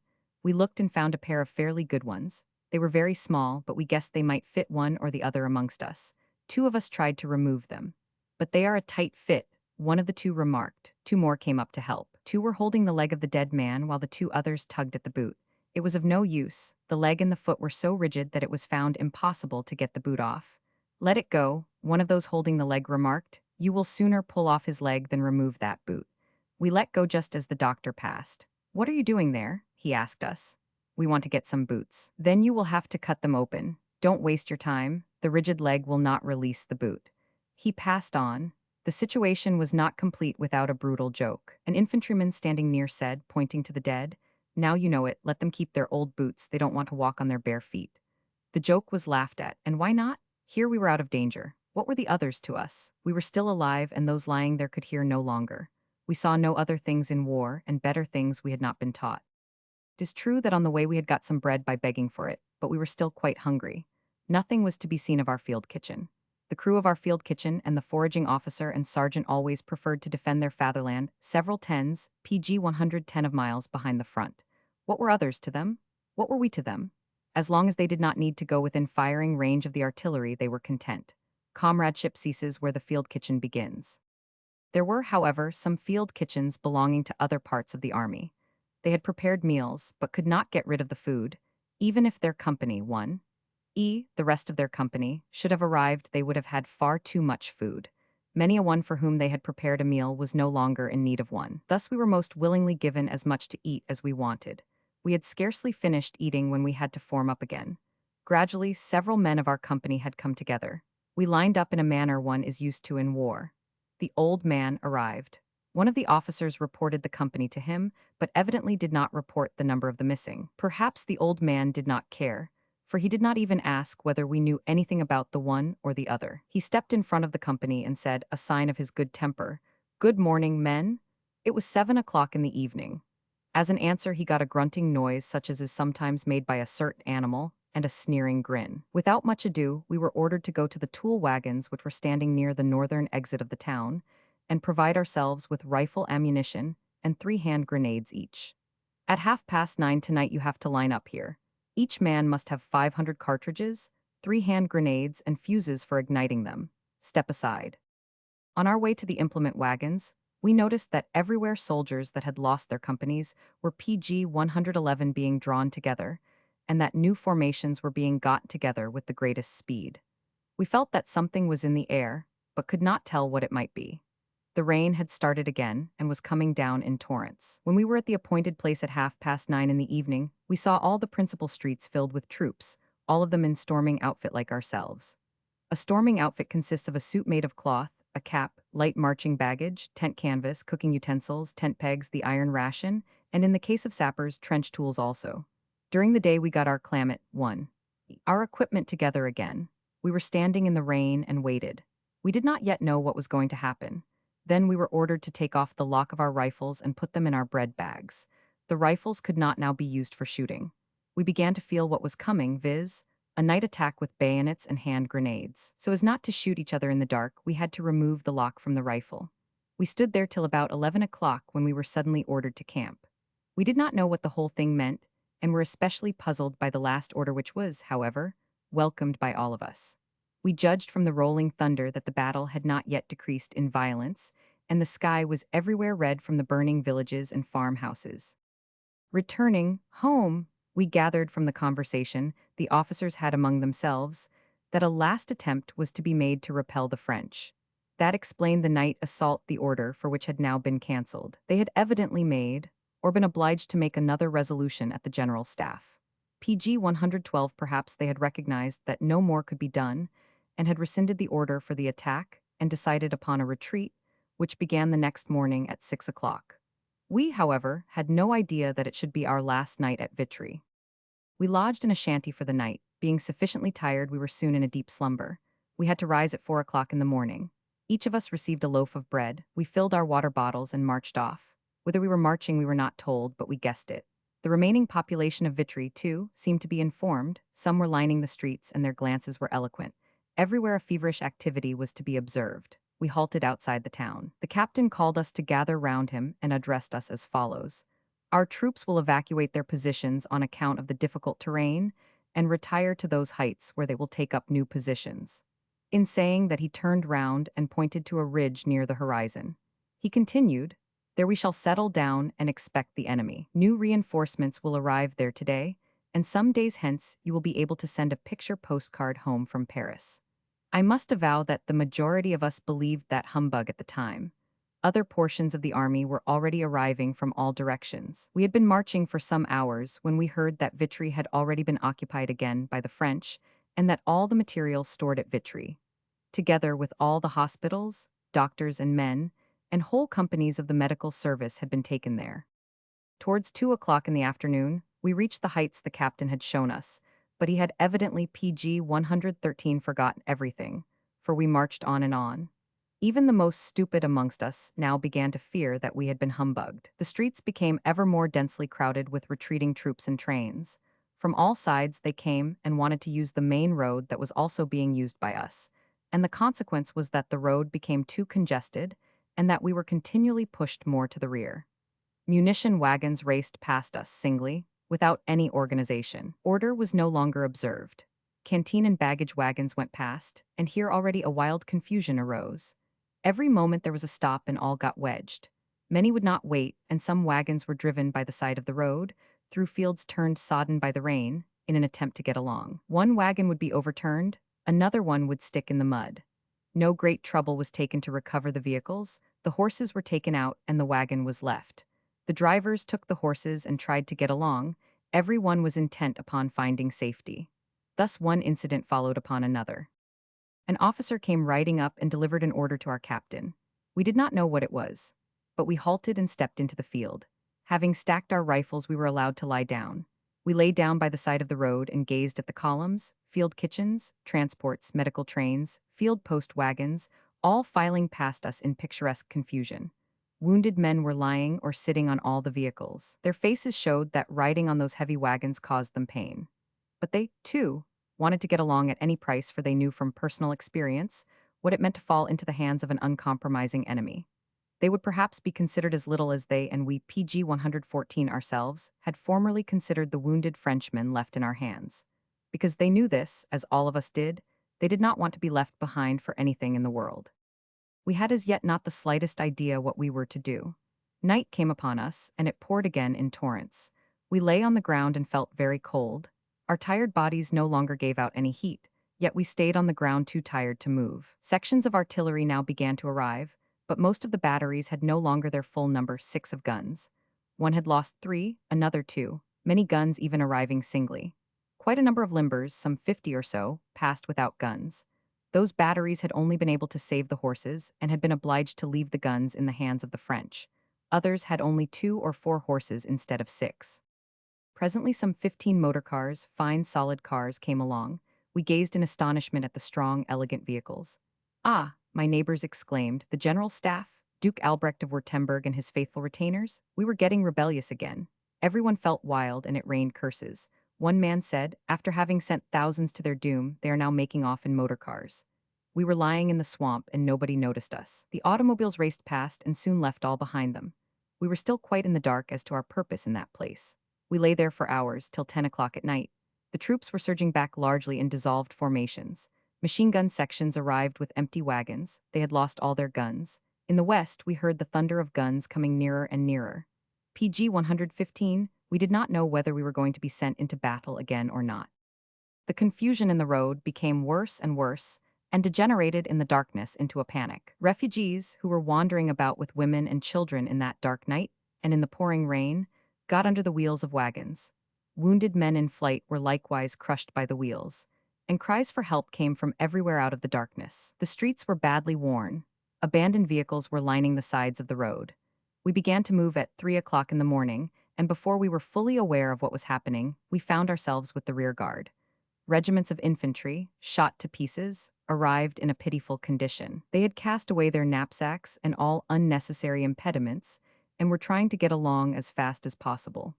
Soon after, the first shrapnel of the enemy began to burst above our heads, which caused us to accelerate our march continually. The road, which had also been used during the advance, was still marked by deep shell holes that were filled with water to the very edge, for it rained without interruption.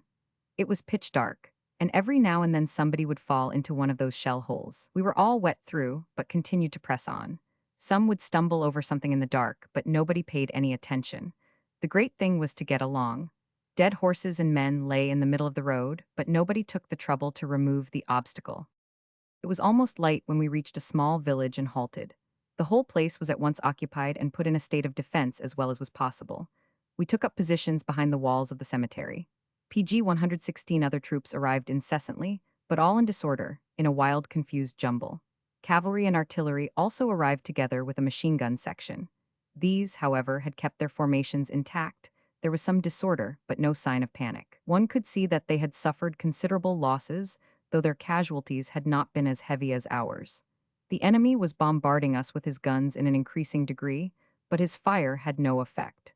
Some houses had been hit and set alight by shells. Far away from us, hostile cavalry patrols showed themselves, but disappeared again. Everything was quiet. 10 minutes afterwards, things in front of us began to get lively. We saw whole columns of the enemy approach.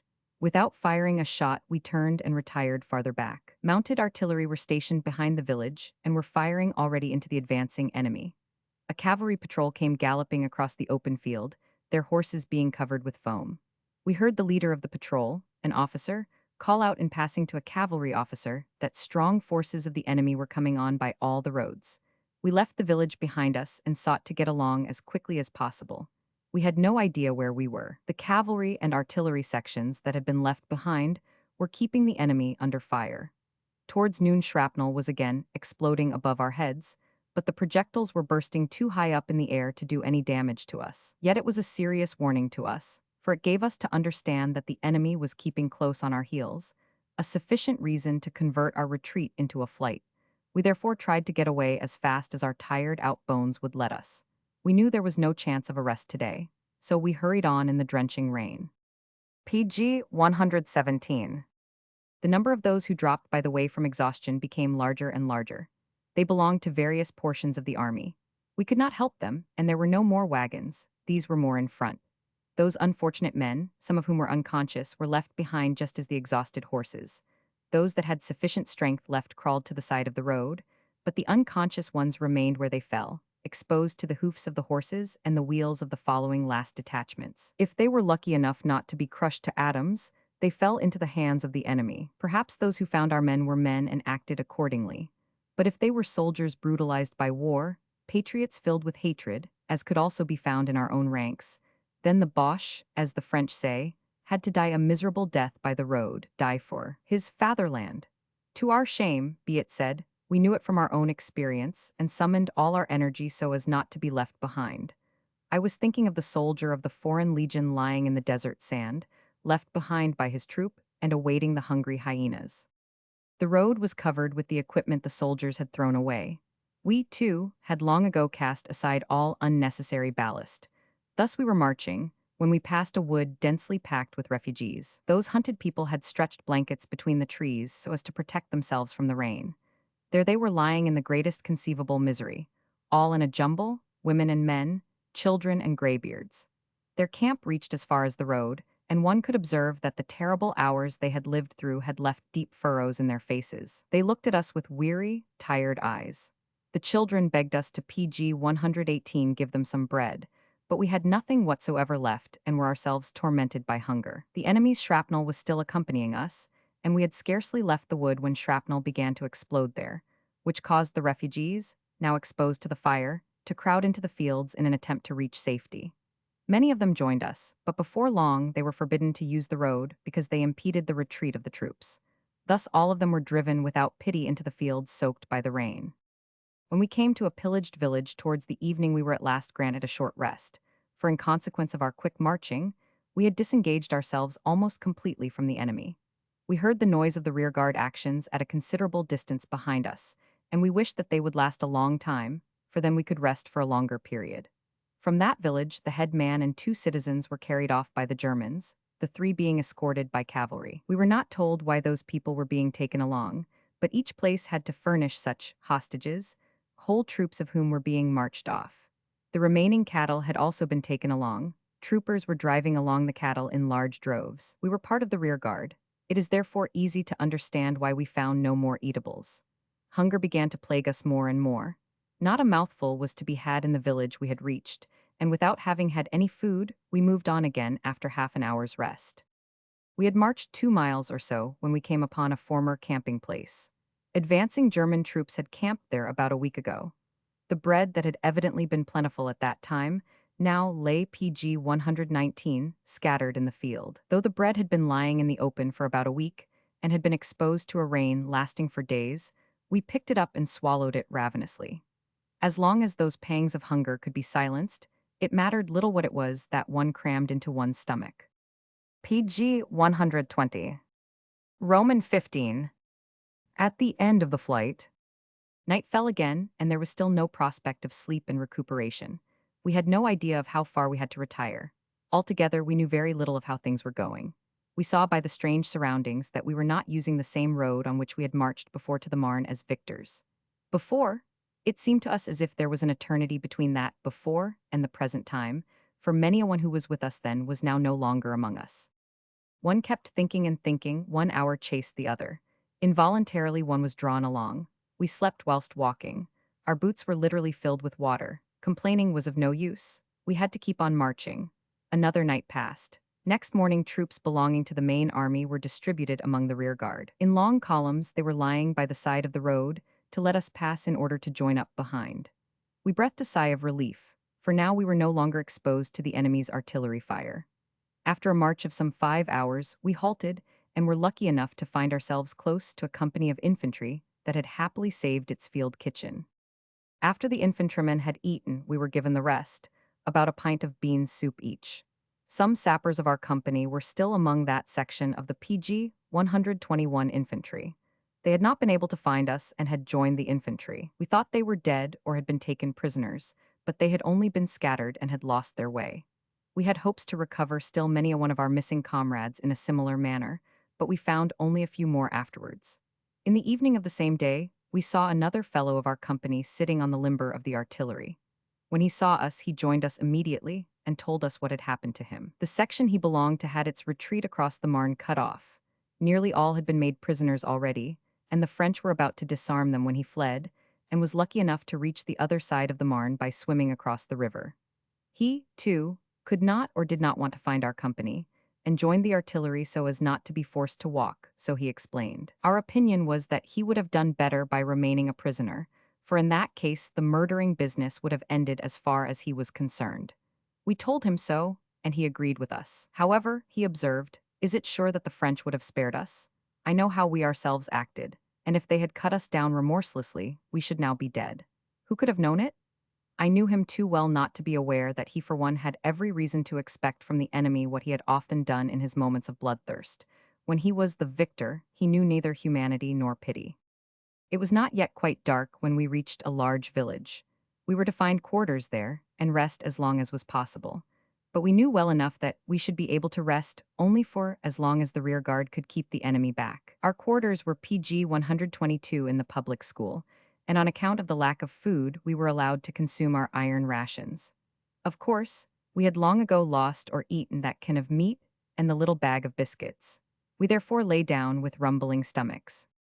Already at 11 o'clock in the night, alarm was sounded. In the greatest hurry, we had to get ready to march off, and started at once. The night was pitch dark, and it was still raining steadily. The officers kept on urging us to hurry up, and the firing of rifles told us that the enemy was again close at our heels. At daybreak, we passed the town of St. Menihood, which was completely intact. Here we turned to the east, still stubbornly pursued by the French, and reached Clermont-en-Argonne at noon. Again, we got some hours of rest, but in the evening we had to move on again all night long in a veritable forced march. We felt more tired from hour to hour, but there was no stopping. The rain had stopped when we left the road at 10 o'clock in the morning, and we were ordered to occupy positions. We breathed again freely, for that exhausting retreat lasting for days had reduced us to a condition that was no longer bearable. So we began to dig ourselves in. We had not half finished digging our trenches when a hail of artillery projectiles was poured on us. Fortunately, we lost but few men, but it was impossible to remain any longer, and we were immediately ordered to retreat. We marched on over country roads, and it was dark when we began to dig in again. We were in the neighborhood of Challerange, quite near the village of Cerny-en-Dormois. It was very dark, and a thick mist surrounded us. We soldiers had no knowledge of the whereabouts of the enemy. As quickly PG 123 as possible, we tried to deepen our trench, avoiding every unnecessary noise. Now and then we heard secret patrols of the enemy approach, only to disappear again immediately. It was there we got our first reinforcements. They came up in the dark in long rows, all of them fresh troops and mostly men of the landwehr, large numbers of whom were still in blue uniforms. By their uniforms and equipment, one could see that the men had been equipped and sent off in great haste. They had not yet heard the whistle of a bullet, and were anxiously inquiring whether the place was dangerous. They brought up numerous machine guns, and in a jiffy we had prepared everything for the defense. We could not get to know where the French were supposed to be. The officers only told us to keep in our places. Our trench was thickly crowded with men, and provided with numerous machine guns. We instructed the new arrivals in the way they would have to behave if an attack should be made, and told them to keep quite still and cool during the attack and aim accurately. They were mostly married men that had been dragged from their occupations, and had been landed right in our midst, without understanding clearly what was happening to them. They had no idea where, in what part of the country they were, and they overwhelmed us with all sorts of questions. They were not acquainted with the handling of the new 98 rifle. They were provided with a remodeled rifle of the 88 pattern, for which our ammunition could be used. Though no shots were fired, the new ones anxiously avoided putting their heads above the edge of the trench. They provided us liberally with eatables and cigars. PG 124. It was getting light, and as yet we had not seen much of the enemy. Slowly the mist began to disappear, and now we observed the French occupying positions some 100 yards in front of us. They had made themselves new positions during the night exactly as we had done. Immediately firing became lively on both sides. Our opponent left his trench and attempted an attack, but our great mass of machine guns literally mowed down his ranks. An infernal firing had set in, and the attack was beaten off after only a few steps had been made by the opposing troops. The French renewed their attack again and again, and when at noon we had beaten back 8 assaults of that kind, hundreds upon hundreds of dead Frenchmen were covering the ground between our trenches and theirs. The enemy had come to the conclusion that it was impossible to break down our iron wall and stopped his attacks. At that time, we had no idea that this was to be the beginning of a murderous, exhausting war of position, the beginning of a slow, systematic, and useless slaughter. For months and months, we were to fight on in the same trench, without gaining or losing ground, sent forward again and again to murder like raving beasts and driven back again. Perhaps it was well that we did not know at that time that hundreds of thousands of men were to lose their lives in that senseless slaughter. The wounded men between the trenches had to perish miserably. Nobody dared help them as the opposing side kept up their fire. They perished slowly, quite slowly. Their cries died away after long hours, one after the other. One man after the other had lain down to sleep, never to awake again. Some we could hear for days. Night and day they begged and implored one to assist them, but nobody could help. Their cries PG 125 became softer and softer, until at last they died away. All suffering had ceased. There was no possibility of burying the dead. They remained where they fell for weeks. The bodies began to decompose and spread pestilential stenches, but nobody dared to come and bury the dead. If a Frenchman showed himself to look for a friend or a brother among the dead, he was fired at from all directions. His life was dearer to him, and he never tried again. We had exactly the same experience. The French tried the Red Cross flag. We laughed and shot it to pieces. The impulse to shoot down the enemy suppressed every feeling of humanity, and the Red Cross had lost its significance when raised by a Frenchman. Suspicion was nourished artificially, so that we thought the enemy was only abusing the flag, and that was why we wanted to shoot him and the flag to bits. But we ourselves took the French for barbarians because they paid us back in kind and prevented us from removing our own wounded men to safety. The dead remained where they were, and when 10 weeks later, we were sent to another part of the front, they were still there. We had been fortunate in beating back all attacks and had inflicted enormous losses upon the enemy without having ourselves lost many dead or wounded men. Under those circumstances, no further attack was to be expected for the time being. So we employed all our strength to fortify our position as strongly as possible. Half of the men remained in their places, and the other half made the trenches wider and deeper. But both sides maintained a continuous lively fire. The losses we suffered that day were not especially large, but most of the men who were hit were struck in the PG 126 head, for the rest of the body was protected by the trench. When darkness began to descend, the firing increased in violence. Though we could not see anything, we fired away blindly, because we thought the enemy would not attempt an attack in that case. We had no target and fired always in the direction of the enemy's trench. Throughout the night, ammunition and materials were brought up, and new troops kept arriving. Sandbags were brought in great quantities, filled and utilized as cover, as a protection from the bullets. The sappers were relieved towards morning. We had to assemble at a farm behind the firing line. The farmhouse had been completely preserved and all the animals were still there, but that splendor was destined to disappear soon. Gradually, several hundreds of soldiers collected there, and then began a wild chase after ducks, geese, pigeons, etc. The feathered tribe, numbering more than 500 head, had been captured in a few hours, and everywhere cooking operations were in full swing. There were more than 80 cows and bullocks in a neighboring field. All of them were shot by the soldiers and worked into food by the field kitchens. In that place, everything was taken. Stores of hay and grain had been dragged away in a few hours. Even the straw sheds and outbuildings were broken up, the wood being used as fuel. In a few hours, that splendid farm had become a wreck, and its proprietor had been reduced to beggary. I had seen the owner that morning, but he had suddenly disappeared with his wife and children, and nobody knew whither. The farm was within reach of the artillery fire, and the farmer sought safety somewhere else. Not a soul cared where he had gone. PG 127. Rifle bullets aimed too high were continually flying about us, but nobody cared in the least, though several soldiers had been hit. A man of our company, named Mertens, was sitting on the ground cleaning his rifle when he was shot through the neck. He died a few minutes after. We buried him in the garden of the farm, placed his helmet on his grave, and forgot all about him. Near the farm, a German howitzer battery was in position.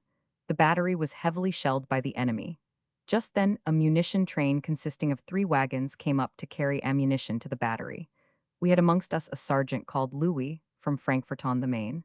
One of his brothers, also a sergeant, was in the column that was passing by. That had aroused our interest, and we watched the column to see whether it should succeed in reaching the battery through the fire the enemy was keeping up.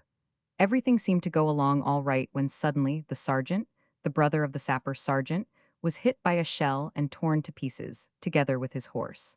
All that his own brother was watching. It was hard to tell what was passing through his mind. He was seen to quiver. That was all, then he stood motionless. Presently he went straight to the place of the catastrophe, without heeding the shells that were striking everywhere, fetched the body of his brother and laid it down. Part of the left foot of the dead man was missing, and nearly the whole right leg. A piece of shell as big as a fist stuck in his chest. He laid down his brother and hurried back to recover the missing limbs. He brought back the leg but could not find the foot that had been torn off. When we had buried the mangled corpse, the sergeant borrowed a map of the general staff from an PG 128 officer and marked the exact spot of the grave so as to find it again after the war. The farmhouse had meanwhile been turned into a bandaging station.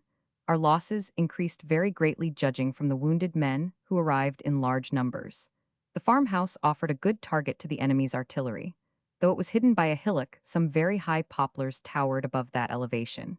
We felled those trees. Towards evening, we had to go back to the trench, for the French were renewing their attacks, but without any effect. The fresh troops were all very excited, and it was hard for them to get accustomed to the continued rolling rifle fire. Many of them had scarcely taken up their place when they were killed. Their blue uniforms offered a good target when they approached our positions from behind. At night it was fairly quiet, and we conversed with the new arrivals. Some of them had had the chance of remaining in garrison service, but had volunteered for the front. Though they had had only one day in the firing line, they declared quite frankly that they repented of their decision. They had had quite a different idea of what war was like, and believed it an adventure, had believed in the fine French wine, had dreamt of some splendid castle where one was quartered for weeks. They had thought that one would get as much to eat and drink as one wished. It was war, and in war one simply took what one wanted. Such nonsense and similar stuff they had heard of veterans of the War of 1870-71, and they had believed that they went forward to a life of adventure and ease. Bitterly disappointed, they were now sitting in the rain in a dirty trench, with a vast army of corpses before them, and every minute they were in danger of losing PG 129 their life. That was a war quite different from the one they had pictured to themselves. They knew nothing of our retreat, and were therefore not a little surprised when we related to them the events of the last few days. PG 130. Roman 16. The beginning of trench warfare. On the next morning, at daybreak, we quitted the trench again in order to rest for 2 days. We went across the fields and took up quarters at Cerny-en-Dormois. We lodged in one of the abandoned houses in the center of the village. Our field kitchen had not yet arrived, so we were obliged to find our own food. Members of the feathered tribe were no longer to be discovered, but if by any chance a chicken showed its head, it was immediately chased by a score of men. No meat being found, we resolved to be vegetarians for the time being, and roamed through the gardens in search of potatoes and vegetables. On that expedition, we discovered an officer's horse tied to a fence.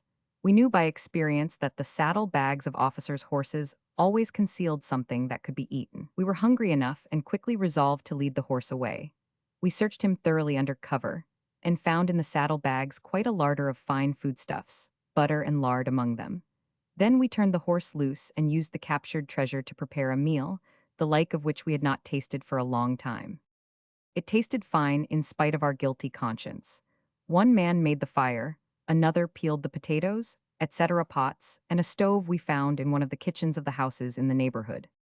PG 131. Towards evening long trains with provisions and endless rows of fresh troops arrived.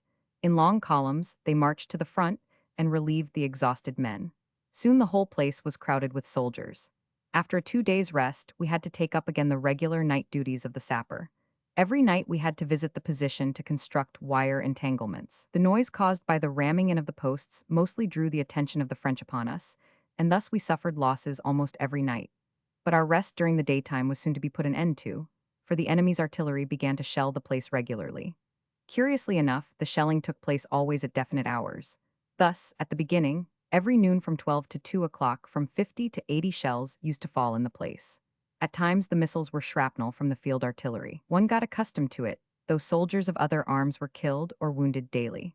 Once we were lying at noon in our lodgings when a shrapnel shell exploded in our room, happily without doing any damage. The whole room was filled with dust and smoke, but not one troubled to leave his place. That sort of shooting was repeated almost daily with increasing violence. The remaining inhabitants of the village, mostly old people, were all lodged in a barn for fear of espionage. There they were guarded by soldiers. As the village was being bombarded always at certain hours, the officer in command of the place believed that somebody in the village communicated with the enemy with a hidden telephone. They even went so far as to remove the hands of the church clock, because somebody had seen quite distinctly that the hands of the clock, which was not going, had moved and were pointing to 6 and immediately afterwards to 5. PG 132, of course, the spy that had signaled to the enemy by means of the church clock, could be discovered as little as the man with the concealed telephone. But in order to be quite sure to catch the real culprit, all the civilians were interned in the barn. Those civilian prisoners were provided with food and drink like the soldiers, but like the soldiers, they were also exposed to the daily bombardment, which gradually devastated the whole village. 2 women and a child had already been killed in consequence, and yet the people were not removed. Almost daily, a house burned down at some spot or other in the village, and the shells now began falling at 8 o'clock in the evening. The shells were of a large size. We knew exactly that the first shell arrived punctually at 8 o'clock, and we left the place every night. The whole village became empty, and exactly at 8 o'clock, the first shell came buzzing heavily over to our side. At short intervals, 14 or 16 at the most, but never more, followed it. Those 16 we nicknamed the iron portion. Our opinion was that the gun was sent forward by the French when it became dark, that it fired a few shots and was then taken to the rear again. When we returned from our walk, as we called that nightly excursion, we had to go to our positions. There we had to perform all imaginable kinds of work. One evening, we had to fortify a small farm we had taken from the French the day before. We were to construct machine gun emplacements. The moon was shining fairly brightly. In an adjoining garden there were some fruit trees, an apple tree among them, with some apples still attached to it. A Frenchman had hanged himself on that tree. Though the body must have hung for some days, for it smelled considerably, some of our sappers were eager to get PG 133 the apples. The soldiers took the apples without troubling in the least about the dead man. Near that farm, we used mine throwers for the first time. The instruments we used there were of a very primitive kind. They consisted of a pipe made of strong steel plate and resting on an iron stand. An unexploded shell or shrapnel was filled with dynamite, provided with a fuse and cap, and placed in the tube of the mine thrower. Behind it was placed a driving charge of black powder of a size corresponding with the distance of the target and the weight of the projectile. The driving charge, too, was provided with a fuse that was of such a length that the explosion was only produced after the man lighting the fuse had had time to return to a place of safety. The fuse of the mine was lit at the same time as the former, but was of a length commensurate with the time of flight of the mine, so as to explode the latter when the mine struck the target, or after a calculated period should the mark be missed. The driving charge must be of such strength that it throws the projectile no farther than is intended. The mine thrower is not fired horizontally, but at a steep angle. The tube from which the mine is fired is, for instance, placed at an angle of 45 degrees and receives a charge of 15 grams of black powder when the distance is 400 yards. It happens that the driving charge does not explode, and the projectile remains in the tube. The fuse of the mine continues burning, and the mine explodes in the tube and demolishes the stand and everything in its neighborhood. When we used those mine throwers here for the first time, an accident of the kind described happened. 2 volunteers and a sapper who were in charge of the mine thrower in question thought the PG 134 explosion took too long a time. They believed it was a miss. When they had approached to the distance of some 5 paces, the mine exploded, and all 3 of them were wounded very severely. We had too little experience in the management of mine throwers. They had been forgotten, had long ago been thrown on the junk heap, giving way to more modern technical appliances of war. Thus, when they suddenly cropped up again during the war of position, we had to learn their management from the beginning. The officers, who understood those implements still less than we ourselves did, could not give us any hints, so it was no wonder that accidents like the foregoing happened frequently. Those mine throwers cannot be employed for long distances. At 600 yards, they reach the utmost limit of their effectiveness. Besides handling the mine throwers, we had to furnish secret patrols every night. The chief purpose of those excursions was the destruction of the enemy's defenses or to harry the enemy's sentries so as to deprive them of sleep.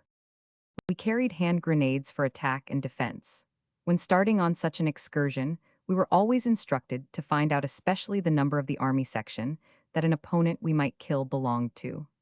The French generally have their regimental number on the collars of their coat or on their cap. So whenever we spifflicated one and succeeded in getting near him, we would cut that number out of his coat with a knife or take away his coat or cap. In that way, the German Army Command identified the opposing Army Corps. They thus got to know exactly the force our opponent was employing and whether his best troops were in front of us. All of us greatly feared those PG 135 night patrols, for the hundreds of men killed months ago were still lying between the lines. Those corpses were decomposed to a pulp. So when a man went on nocturnal patrol duty, and when he had to crawl in the utter darkness on hands and knees over all those bodies, he would now and then land in the decomposed faces of the dead. If then a man happened to have a tiny wound in his hands, his life was greatly endangered by the septic virus. As a matter of fact, 3 sappers and 2 infantrymen of the Landwehr Regiment No. 17 died in consequence of poisoning by septic virus.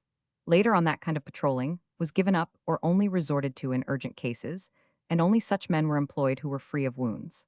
That led to nearly all of us inflicting skin wounds to ourselves to escape patrol duty. Our camping place, Cerny-en-Dormois, was still being bombarded violently by the enemy every day. The firing became so heavy at last that we could no longer sleep during the day. The large shells penetrated the houses and reached the cellars. The civilian prisoners were sent away after some had been killed by shells. We ourselves, however, remained in the place very much against our inclination, in spite of the continuous bombardment. Part of our company lived in a large farmhouse, where recently arrived reserves were also lodged. One day, at noon, the village was suddenly overwhelmed by a hail of shells of a large size. 5 of them struck the farmhouse mentioned, almost at the same time. All the men were resting in the spacious rooms. The whole building was demolished, and our loss consisted of 17 dead and 28 wounded men. The field kitchen in the yard was also completely destroyed. Without waiting for orders, we all cleared out of the village and collected again outside. But the captain PG 136 ordered us to return to the place because, so he said, he had not yet received orders from the divisional commander to evacuate the village. Thereupon, we went back to our old quarters and embarked again on a miserable existence. After living in the trenches during the night, in continual danger of life, we arrived in the morning, after those hours of trial, with shattered nerves at our lodgings. We could not hope to get any rest and sleep, for the shells kept falling everywhere in the village. In time, however, one becomes accustomed to everything. When a shell came shrieking along, we knew exactly whereabout it would strike. By the sound it made, we knew whether it was of large or small size, and whether the shell, having come down, would burst or not. Similarly, the soldiers formed a reliable judgment in regard to the nationality of an aeroplane. When an aeroplane was seen at a great distance near the horizon, the soldiers could mostly say exactly whether it was a German or a French flying machine. It is hard to say by what we recognize the machines. One seems to feel whether it is a friend or a foe that is coming. Of course, a soldier also remembers the characteristic noise of the motor and the construction of the aeroplane. When a French flyer passed over our camp, the streets would quickly empty themselves. The reason was not that we were afraid of the flying man. We disappeared because we knew that a bombardment would follow after he had landed and reported. We left the streets so as to convey the impression that the place was denuded of troops. But the trick was not of much use. Everyday houses were set alight, and the church, which had been furnished as a hospital, was also struck several times. PG 137. Up to that time, it had been comparatively quiet at the front. We had protected our position with wide wire entanglements. Quite a maze of trenches, a thing that defies description, had been constructed. One must have seen it in order to comprehend what immense masses of soil had been dug up. Our principal position consisted of from 6 to 8 trenches, one behind the other, and each provided with strong parapets and barbed wire entanglements. Each trench had been separately fortified. The distance between the various trenches was sometimes 20 yards, sometimes 100 and more, all according to the requirements of the terrain. All those positions were joined by lines of approach. Those connecting roads are not wide, are only used by the relieving troops and for transporting purposes, and are constructed in a way that prevents the enemy from enfilading them.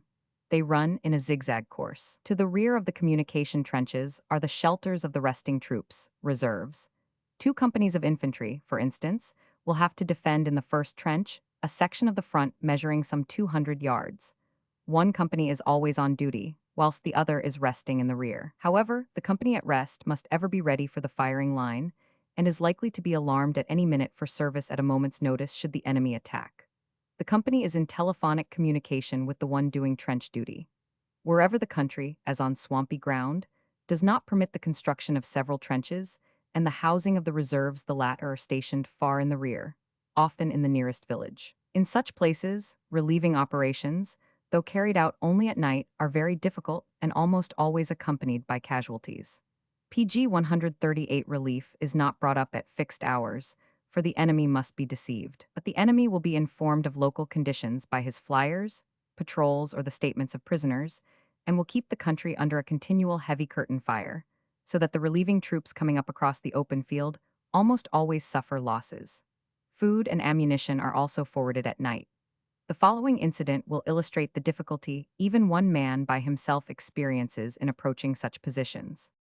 Myself, a sergeant, and 3 others had been ordered on secret patrol duty one night. Towards 10 o'clock, we came upon the line of the curtain fire. We were lying flat on the ground, waiting for a favorable opportunity to cross. However, one shell after the other exploded in front of us, and it would have been madness to attempt to pass at that point. Next to me lay a sapper of my own annual military class. Nothing could be seen of the sergeant and the 2 other privates. On a slight elevation in front of us, we saw in the moonlight the shadowy forms of some persons who were lying flat on the ground like ourselves. We thought it impossible to pass here. My mate, pointing to the shapes before us, said, "There's Sergeant Mertens and the others. I think I'll go up to them and tell him that we had better wait a while until it gets more quiet." "Yes, do so," I replied. He crawled to the place on his hands and knees, and I observed him lying near the others. He returned immediately. The shapes turned out to be 4 dead Frenchmen of the colonial army, who had been there for weeks. He had only seen who they were when he received no answer to his report. The dead thus lay scattered over the whole country. Nothing could be seen of the sergeant and PG 139 the other men, so we seized a favorable opportunity to slip through, surrounded by exploding shells. We could find out nothing about our companions. Our search in the trench was likewise unsuccessful. Nobody could give us the slightest information, though sappers were well known among the infantry, because we had to work at all the points of the front. An hour later, the relieving infantry arrived. They had lost 5 men in breaking through the barrier fire. Our sergeant was among the wounded they brought in. Not a trace was ever found of the 2 other soldiers. Nobody knew what had become of them. Under such and similar conditions, we spent every night outside. We also suffered losses in our camp almost every day. Though reserves from our garrison town had arrived twice already, our company had a fighting strength of only 75 men. But at last we cleared out of the village, and were stationed at the village of Baucoville, about a mile and a half to the northeast of Cerny-en-Dormois. Cerny-en-Dormois was gradually shelled to pieces, and when at night we had to go to the trench, we described a wide circle around that formerly flourishing village. At Baucoville, we received the first letters from home by the field post. They had been on their journey for a long, long time and arrived irregularly and in sheaves. But many were returned, marked, addressee killed, addressee missing, wounded. However, many had to be marked, addressee no longer with the army detachment. They could not quite make out the disappearance of many addressees, but many of us had just suspicions about them, and we wished good luck to those missing men in crossing some neutral frontier. The letters we received were dated the first days of PG 140 August, had wandered everywhere, bore the stamps of various field post offices, and, in contrast with the ones we received later on, were still full of enthusiasm. Mothers were not yet begging their sons not to risk their lives in order to gain the Iron Cross, that imploring prayer should arrive later on again and again. It was also at that place that we received the first of those small field post parcels containing cigars and chocolate. After staying some 10 weeks in that part of the country, we were directed to another part of the front. Nobody knew, however, whither we were going to be sent. It was all the same to us. The chance of getting out of the firing line for a few days had such a charm for us that our destination did not concern us in the least. It gave us a wonderful feeling of relief when we left the firing zone on our march to the railroad station at Chalarange. For the first time in a long period, we found ourselves in a state of existence where our lives were not immediately endangered. Even the most far-reaching guns could no longer harm us. A man must have lived through such moments in order to appreciate justly the importance of such a feeling. However much one has got accustomed to being in constant danger of one's life, that danger never ceases to oppress one, to weigh one down. At the station, we got into a train made up of second and third class coaches. The train moved slowly through the beautiful autumnal landscape, and for the first time we got an insight into the life behind the front. All the depots, the railroad crossings and bridges were held by the military. All the men of the Landsturm were apparently leading quite an easy life, and had made themselves comfortable in the depots and shanties of the roadmen. They all looked well PG 141 nourished and were well clad. Whenever the train stopped, those older men treated us liberally to coffee, bread, and fruit. They could see by our looks that we had not had the same good time that they were having. They asked us whence we came. Behind the front, things were very lively everywhere. At all the larger places, we could see long railway trains laden with agricultural machinery of every description. The crew of our train were men of the Prusso-Hessian state railroads. They had come through those parts many times before, and told us that the agricultural machines were being removed from the whole of the occupied territory and sent to East Prussia in order to replace what the Russians had destroyed there. The same was being done with all industrial machinery that could be spared. Again and again, one could observe the finest machines on their way to Germany. Towards midnight, we passed Sedan. There we were fed by the Red Cross. The Red Cross had erected feeding stations for passing troops in long wooden sheds. Early next morning, we found ourselves at Montmedy. There we had to leave the train and were allowed to visit the town for a few hours. PG 142. Roman 17. Friendly relations with the enemy. There was no lack of food at Montmedy. The canteens were provided with everything. Prices were high, however. Montmedy is a third-class French fortress and is situated like Ehrenbreitstein on a height which is very steep on one side. The town is situated at the foot of the hill. The fortress was taken by the Germans without a struggle. The garrison who had prepared for defense before the fortress had their retreat cut off. A railroad tunnel passes through the hill under the fortress, but that had been blown up by the French. The Germans laid the rails round the hill through the town so as to establish railroad communications with their front. It looked almost comical to watch the transport trains come rolling on through the main street and across the marketplace. Everywhere along the Meuse, the destroyed bridges had been replaced by wooden ones. Montmedy was the chief base of the Fifth Army, that of the Crown Prince, and contained immense stores of war material. Besides that, it harbored the field post office, the headquarters for army provisions, a railroad management, and a great number of hospitals. The largest of them used to be called the Theater Hospital, on account of its being installed in the municipal theater and the adjoining houses, and always contained from 500 to 600 wounded. Things were very lively at Montmedy. One, chiefly PG 143, observed convalescent soldiers walking through the streets and a remarkable number of officers, all of whom had been attached to the various departments. They loitered about in their faultless uniforms or rode along whip in hand. Moreover, they had not yet the slightest idea of what war was like, and when we met them, they expected us to salute them in the prescribed manner. Many of them accosted us and asked us rudely why we did not salute. After a few hours, we got sick of life 20 miles behind the Verdun front. At Montmedy, we were about 20 miles behind Verdun and some 60 miles away from our former position, when towards 1 o'clock p.1000, we began to move on. We guessed that we were to be dragged to the country round Verdun. After a march of 9 miles, we reached the village of Famitz. There we were lodged in various barns. Nearly all of the inhabitants had stayed on. They seemed to be on quite friendly terms with the soldiers. Time had brought them closer to each other, and we, too, got an entirely different idea of our hereditary enemy on closer acquaintance. When walking through the place, we were offered all kinds of things by the inhabitants, were treated to coffee, meat, and milk, exactly as is done by German patriots during maneuvers, and we were even treated better than at home. To reward them for these marks of attention, we murdered the sons of those people who desired nothing better than living in peace. Early next morning, we moved on, and when we arrived at Damvillers in the evening, we heard that we were some 3 miles behind the firing line. That very night, we marched to the small village of Warville. That was our destination, and there we took up our quarters in a house that had been abandoned by its inhabitants. PG 144, we were attached to the 9th Reserve Division, and the following day already we had to take up our positions. 15 of us were attached to a company of infantry. No rifle firing was to be heard along the line, only the artillery of the two sides maintained a weak fire. We were not accustomed to such quietness in the trenches, but the men who had been here for a long time told us that sometimes not a shot was fired for days, and that there was not the slightest activity on either side. It seemed to us that we were going to have a nice quiet time. The trench in that section crossed the main road leading from Damvillers to Verdun, a distance of some 15 miles. The enemy's position was about 800 yards in front of us. German and French troops were always patrolling the road from 6 o'clock at night till the morning. At night time, those troops were always standing together. Germans and Frenchmen met, and the German soldiers had a liking for that duty. Neither side thought for a moment to shoot at the other one. Everybody had just to be at his post. In time, both sides had cast away suspicions.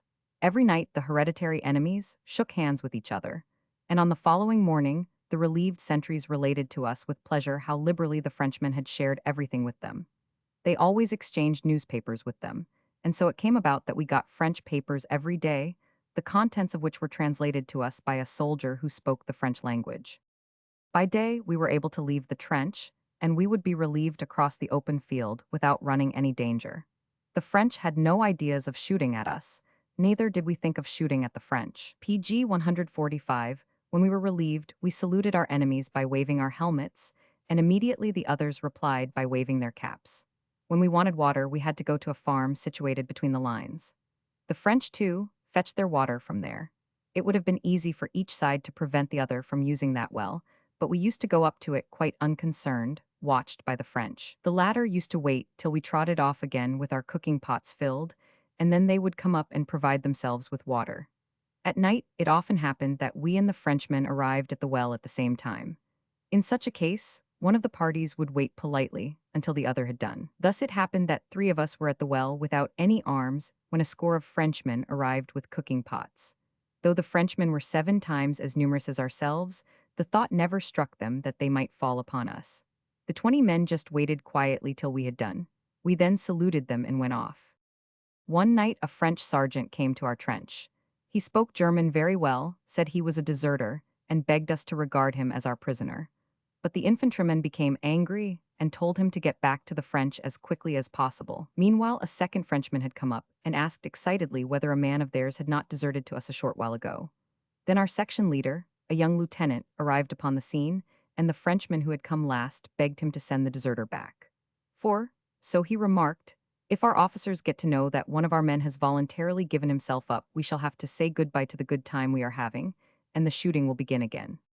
PG 146. We, too, appreciated the argument that such incidents would only make our position worse. The lieutenant vanished. He did not want to have a finger in that pie. Very likely he also desired that things remain as they were. We quickly surrendered the deserter. Each one of the 2 Frenchmen was presented with a cigarette, and then they scurried away full steam ahead. We felt quite happy under those circumstances, and did not wish for anything better. On our daily return journeys, we observed that an immense force of artillery was being gathered, and were placed in position further back. New guns arrived every day, but were not fired. The same lively activity could be observed in regard to the transportation of ammunition and material. At that time, we did not yet suspect that these were the first preparations for a strong offensive. After staying in that part of the country, some 4 weeks we were again ordered to some other part of the front. As usual, we had no idea of our new destination. Various rumors were in circulation. Some thought it would be Flanders, others thought it would be Russia, but none guessed right. We marched off and reached Dunsermeuse in the afternoon. We had scarcely got to the town when the German crown prince, accompanied by some officers and a great number of hounds, rode past us. "Good day, sappers," he called to us, looking at us closely. He spoke to our captain, and an officer of his staff took us to an establishment of the Red Cross, where we received good food and wine. The headquarters of the Hohenzollern-Scion was here at Dunsermeuse. The ladies of the Red Cross treated us very well. We asked them whether all the troops passing through the place were cared for as well as that. "Oh yes," a young PG 147 lady replied. "Only few pass through here, but the Crown Prince has a special liking for sappers." We lodged there for the night, and the soldiers told us that Dunsermeuse was the headquarters of the Fifth Army, that life was often very jolly there, and every day there was an open-air concert. We heard that the officers often received ladies from Germany, but of course, the ladies only came to distribute gifts among the soldiers. Richly provided with food, we continued our march the next morning and kept along the side of the Meuse.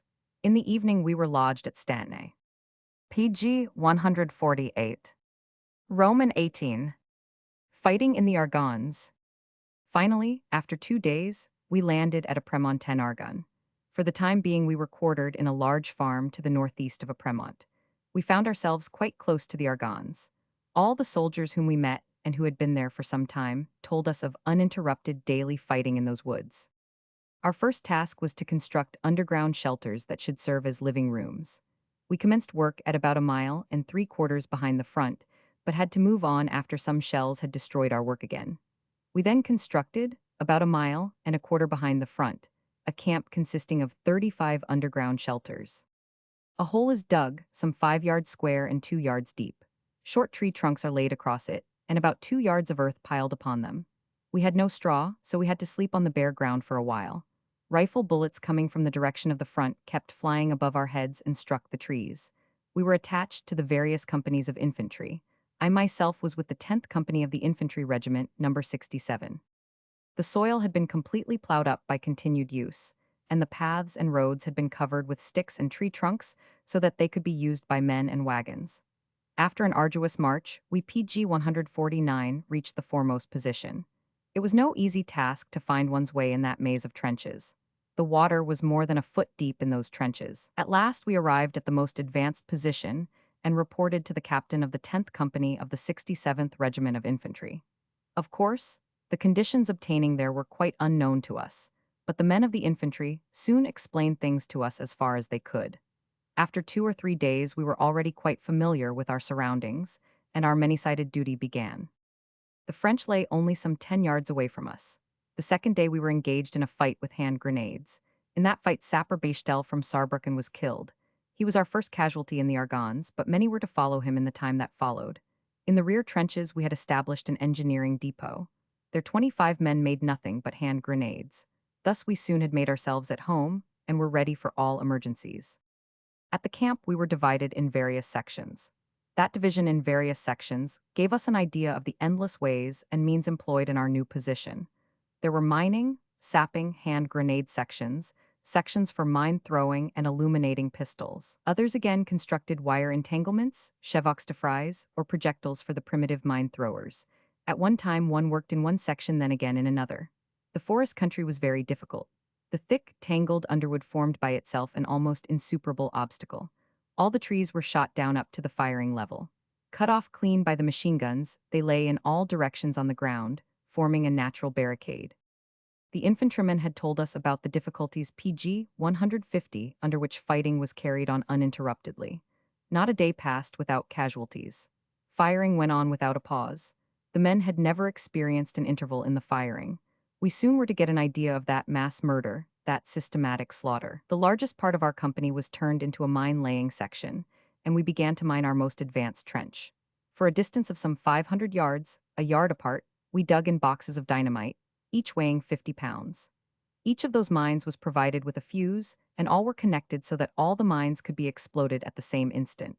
The mines were then covered with soil again, and the connecting wires taken some 100 yards to the rear. At that time, the French were making attacks every few days. We were told to abandon the foremost trench should an attack be made. The mines had been laid 2 days when the expected attack occurred, and without offering any great resistance, we retreated to the second trench. The French occupied the captured trench, without knowing that several thousands of pounds of explosives lay buried under their feet. So as to cause our opponents to bring as many troops as possible into the occupied trench, we pretended to make counterattacks. As a matter of fact, the French trench was soon closely manned by French soldiers who tried to retain it. But that very moment our mines were exploded. There was a mighty bang, and several hundreds of Frenchmen were literally torn to pieces and blown up into the air. It all happened in a moment. Parts of human bodies spread over a large stretch of ground, and the arms, legs, and rags of uniforms hanging in the trees were the only signs of a well-planned mass PG 151 murder. In view of that catastrophe, all we had experienced before seemed to us to be child's play. That heroic deed was celebrated by a lusty hurrah. For some days one had gained a little advantage, only to lose it again soon. In order to make advances, the most diverse methods were used, as was said before. The mining section would cut a subterranean passage up to the enemy's position. The passage would branch out to the right and left a yard or so before the position of our opponent and run parallel with it. The work takes, of course, weeks to accomplish, for the whole of the loosened soil must be taken to the rear on small mining wagons. Naturally, the soil taken out must not be heaped in one place, for if that were done the enemy would get wind of our intentions and would spoil everything by countermining. As soon as work is advanced far enough, the whole passage running parallel with the enemy's trench is provided with explosives and dammed up. When the mine is exploded, the whole of the enemy's trench is covered by the soil that is thrown up, burying many soldiers alive. Usually such an explosion is followed by an assault. The sapping section, on the other hand, have to dig open trenches running towards the enemy's position. These are connected by transversal trenches, the purpose being to get one's own position always closer to the enemy's. As soon as one's position has approached near enough to make it possible to throw hand grenades into the enemy's position, the hand grenade sections have to take up their places and bombard the enemy's trenches continually with hand grenades, day and night. Some few hundred yards to the rear are the heavy modern mine throwers firing a projectile weighing 140 pounds. Those projectiles, which look like sugar PG 152 loaves, fly cumbrously over to the enemy where they do great damage. The trade of war must not stop at night, so the darkness is made bright by means of illuminating rockets. The illuminating cartridge is fired from a pistol, and for a second all is bright as day. As all that kind of work was done by sappers, the French hated the sappers especially, and French prisoners often told us that German prisoners with white buttons and black ribbons on their caps, sappers, would be treated without any mercy. Warned by the statements of those prisoners, nearly all provided themselves with infantry uniforms. We knew that we had gradually become some specialty in the trenches. If the infantry were molested somewhere by the enemy's hand grenades, they used to come running up to us and begged us to go and meet the attack. Each of us received a cigar to light the hand grenades, and then we were off. 10 or 20 of us rained hand grenades on the enemy's trench for hours, until one's arm got too stiff with throwing. Thus the slaughter continued, day after day, night after night. We had 48 hours in the trenches and 12 hours sleep. It was found impossible to divide the time differently, for we were too few. The whole of the forest had been shot and torn to tatters. The artillery was everywhere and kept the villages behind the enemy's position under fire. Once one of the many batteries which we always passed on our way from camp to the front was just firing when we came by. I interrogated one of the sighting gunners what their target might be. Some village or other, the gunner replied. The representative of the leader of the battery, a lieutenant colonel, was present. One of my mates inquired whether women and children might not be in the villages. PG 153, that's neither here nor there, said the lieutenant colonel. The women and children are French, too, so what's the harm done? Even their litter must be annihilated so as to knock out of that nation for 100 years any idea of war. If that gentleman thought to win applause, he was mistaken. We went our way, leaving him to his enjoyment. On that day, an assault on the enemy's position had been ordered, and we had to be in our places at 7 o'clock in the morning. The 67th Regiment was to attack punctually at 8:30, the sappers taking the lead. The latter had been provided with hand grenades for that purpose. We were only some 20 yards away from the enemy. Those attacks, which were repeated every week, were prepared by artillery fire half an hour before the assault began. The artillery had to calculate their fire very carefully, because the distance between the trench and that of the enemy was very small. That distance varied from 3 to 100 yards, it was nowhere more than that. At our place it was 20 yards. Punctually at 8 o'clock the artillery began to thunder forth. The first 3 shots struck our own trench, but those following squarely hit the mark, 1, E, the French trench. The artillery had got the exact range, and then the volleys of whole batteries began to scream above our heads. Every time the enemy's trench, or the roads leading to it, were hit with wonderful accuracy. One could hear the wounded cry, a sign that many a one had already been crippled. An artillery officer made observations in the first trench and directed the fire by telephone. The artillery became silent exactly at 8:30, PG 154, and we passed to the assault. But the 11th Company of Regiment Number 67, of which I spoke before, found itself in such a violent machine gun fire that 18 men had been killed a few paces from our trench. The dead and wounded had got entangled in the wild jumble of the trees and branches encumbering the ground. Whoever could run tried to reach the enemy's trench as quickly as possible. Some of the enemy defended themselves desperately in their trench, which was filled with mud and water, and violent hand-to-hand fighting ensued. We stood in the water up to our knees, killing the rest of our opponents. Seriously wounded men were lying flat in the mud, with only their mouths and noses showing above the water. But what did we care? They were stamped deeper in the mud, for we could not see where we were stepping, and so we rolled up the whole trench. Thereupon the conquered position was fortified as well as it could be done in all haste. Again we had won a few yards of the Argonnes at the price of many lives. That trench had changed its owners innumerable times before, a matter of course in the Argonnes, and we awaited the usual counter-attack. Presently the mules began to get active. Mules are the guns of the French mountain artillery. As those guns are drawn by mules, the soldier in the Argonnes calls them mules for short. They are very light guns with a flat trajectory and are fired from a distance of only 5,100 yards behind the French front. The shells of those guns whistled above our heads. Cutting their way through the branches, they fly along with lightning rapidity to explode in or above some trench. In consequence of the rapid flight and the short distance, the noise of the firing and the PG 155 explosion almost unite in a single bang. Those mules are much feared by the German soldiers because those guns are active day and night. Thus, day by day, we lived through the same misery. PG 156. Roman 19. Christmas in the trenches.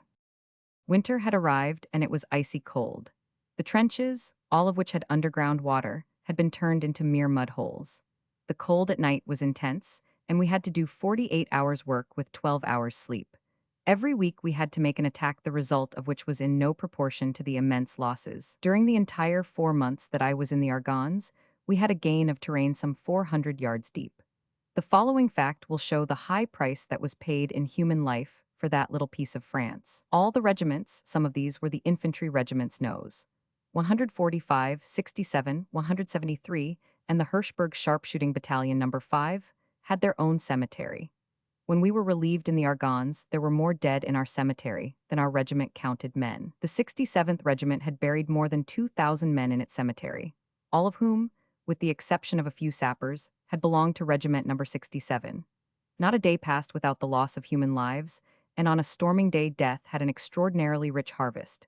Each day had its victims, sometimes more, sometimes fewer.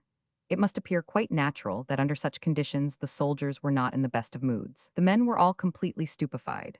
Just as they formerly went to work regularly to feed the wife and children, they now went to PG 157 the trenches in just the same regular way. That business of slaughtering and working had become an everyday affair.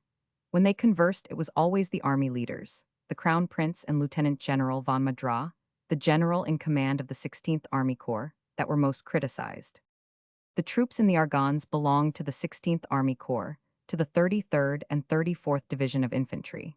Neither of the two leaders, neither the Crown Prince nor von Madras, have I ever seen in the trenches. The staff of the Crown Prince had among its members the old General Field Marshal Count von Heseler, the former commander of the 16th Army Corps, a man who in times of peace was already known as a relentless slave driver.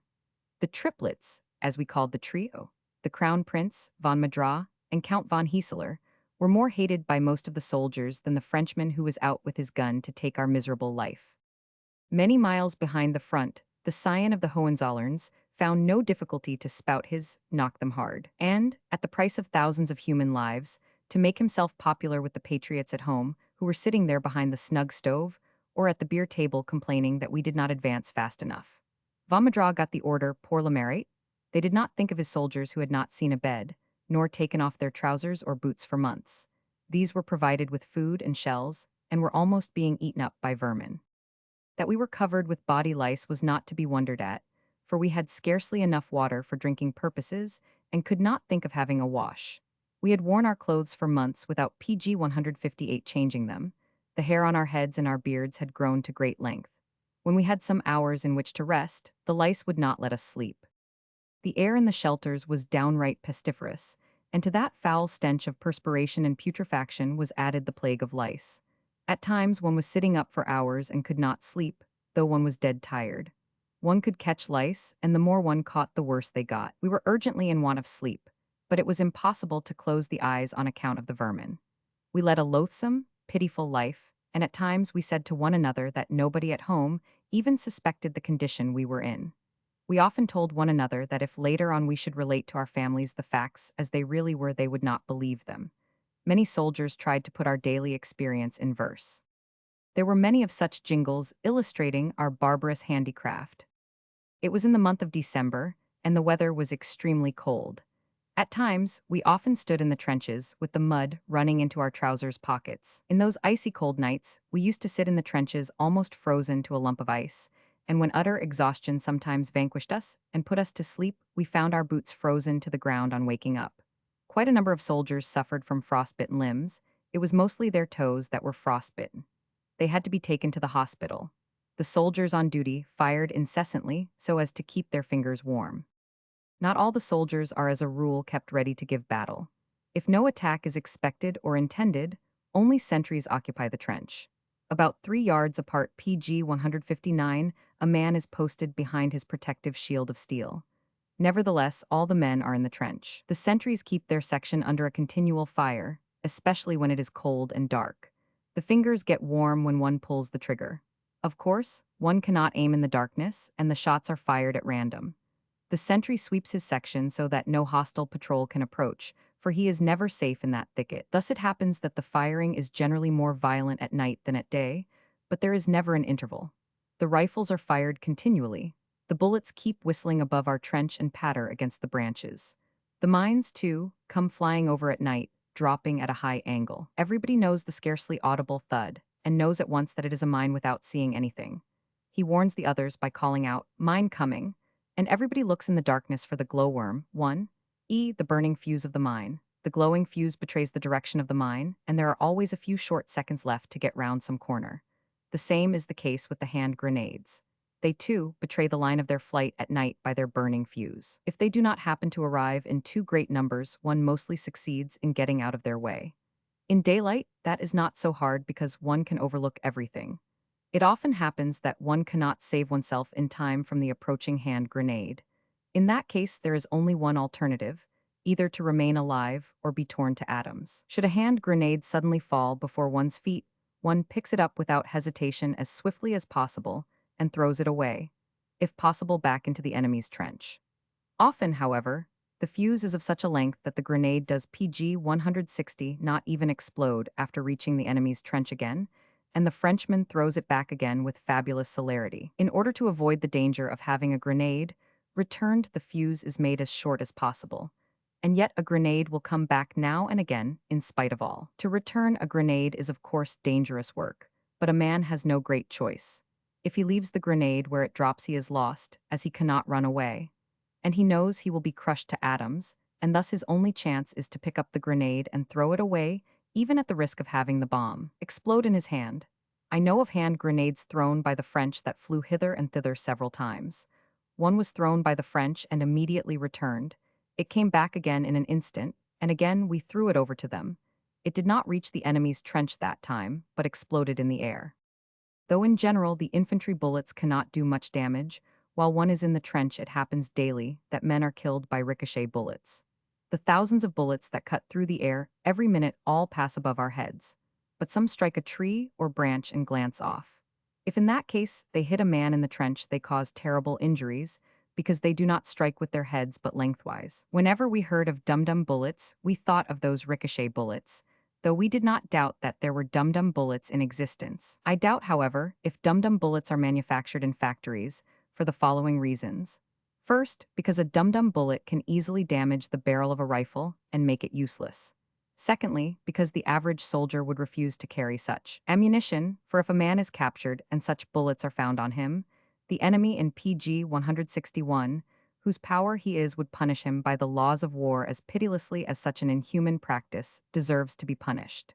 Generally, of course, a soldier only executes his orders. However, there exist dum-dum bullets, as I mentioned before. They are manufactured by the soldiers themselves. If the point is filed or cut off a German infantry bullet, so that the nickel case is cut through and the lead core is laid bare, the bullet explodes when striking or penetrating an object. Should a man be hit in the upper arm by such a projectile, the latter, by its explosive force, can mangle the arm to such an extent that it only hangs by a piece of skin. Christmas came along, and we still found ourselves at the same place without any hope of a change. We received all kinds of gifts from our relations at home and other people. We were at last able to change our underwear, which we had worn for months. Christmas in the trenches? It was bitterly cold. We had procured a pine tree, for there were no fir trees to be had. We had decorated the tree with candles and cookies, and had imitated the snow with wadding. Christmas trees were burning everywhere in the trenches, and at midnight all the trees were lifted onto the parapet with their burning candles, and along the whole line German soldiers began to sing Christmas songs in chorus. "Oh, thou blissful, oh, thou joyous, mercy-bringing Christmas time." Hundreds of men were singing the song in that fearful wood. Not a shot was fired. The French had ceased firing along the whole line. That night I was with a company that was only 5 paces away from the enemy. The Christmas candles were burning brightly, and were renewed again and again. For the first time, we heard no shots. PG 162 from everywhere, throughout the forest, one could hear powerful carols come floating over. Peace on earth. The French left their trenches and stood on the parapet without any fear. There they stood, quite overpowered by emotion, and all of them with cap in hand. We too had issued from our trenches. We exchanged gifts with the French, chocolate, cigarettes, etc. They were all laughing, and so were we. Why, we did not know. Then everybody went back to his trench, and incessantly the carol resounded, ever more solemnly, ever more longingly. O thou blissful. All around silence reigned, even the murdered trees seemed to listen. The charm continued, and one scarcely dared to speak. Why could it not always be as peaceful? We thought and thought, we were as dreamers and had forgotten everything about us. Suddenly a shot rang out, then another one was fired somewhere. The spell was broken. All rushed to their rifles. A rolling fire. Our Christmas was over. We took up again our old existence. A young infantryman stood next to me. He tried to get out of the trench. I told him, "Stay here, the French will shoot you to pieces." I left a box of cigars up there and must have it back. Another one told him to wait till things quieted down somewhat. "They won't hit me. I have been here 3 months and they never caught me yet." "As you wish, go ahead." Scarcely had he put his head above the parapet when he tumbled back. Part of his brains was sticking to my belt. His cap flew high up into the air. His skull was shattered. He was dead on the spot. His trials were over. The cigars were later on fetched by another man. PG 163. On the following Christmas Day, an army order was read out. We were forbidden to wear or have in our possession things of French origin, for every soldier who was found in possession of such things would be put before a court-martial as a marauder by the French if they captured him. We were forbidden to use objects captured from the French, and we were especially forbidden to make use of woolen blankets, because the French were infected with scabies. Scabies is an itching skin disease which it takes at least a week to cure, but the order had a contrary effect. If one was the owner of such an itch blanket, one had a chance of getting into the hospital for some days. The illness was not of a serious nature, and one was at least safe from bullets for a few days. Every day soldiers were sent to the hospital, and we, too, were watching for a chance to grab such a French blanket. What did a man care if he could only get out of that hell? PG 164. Roman 20. The itch, a savior. On January 5th, the Germans attacked along the whole forest front and took more than 1,800 prisoners. We alone had captured 700 men of the French Infantry Regiment, number 120.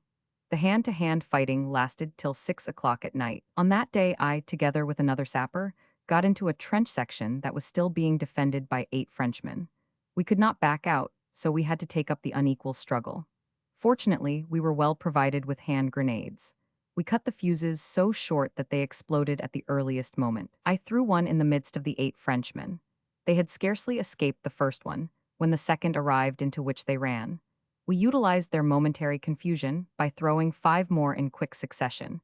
We had reduced our opponents to 4. Then we opened a rifle fire, creeping closer and closer up to them.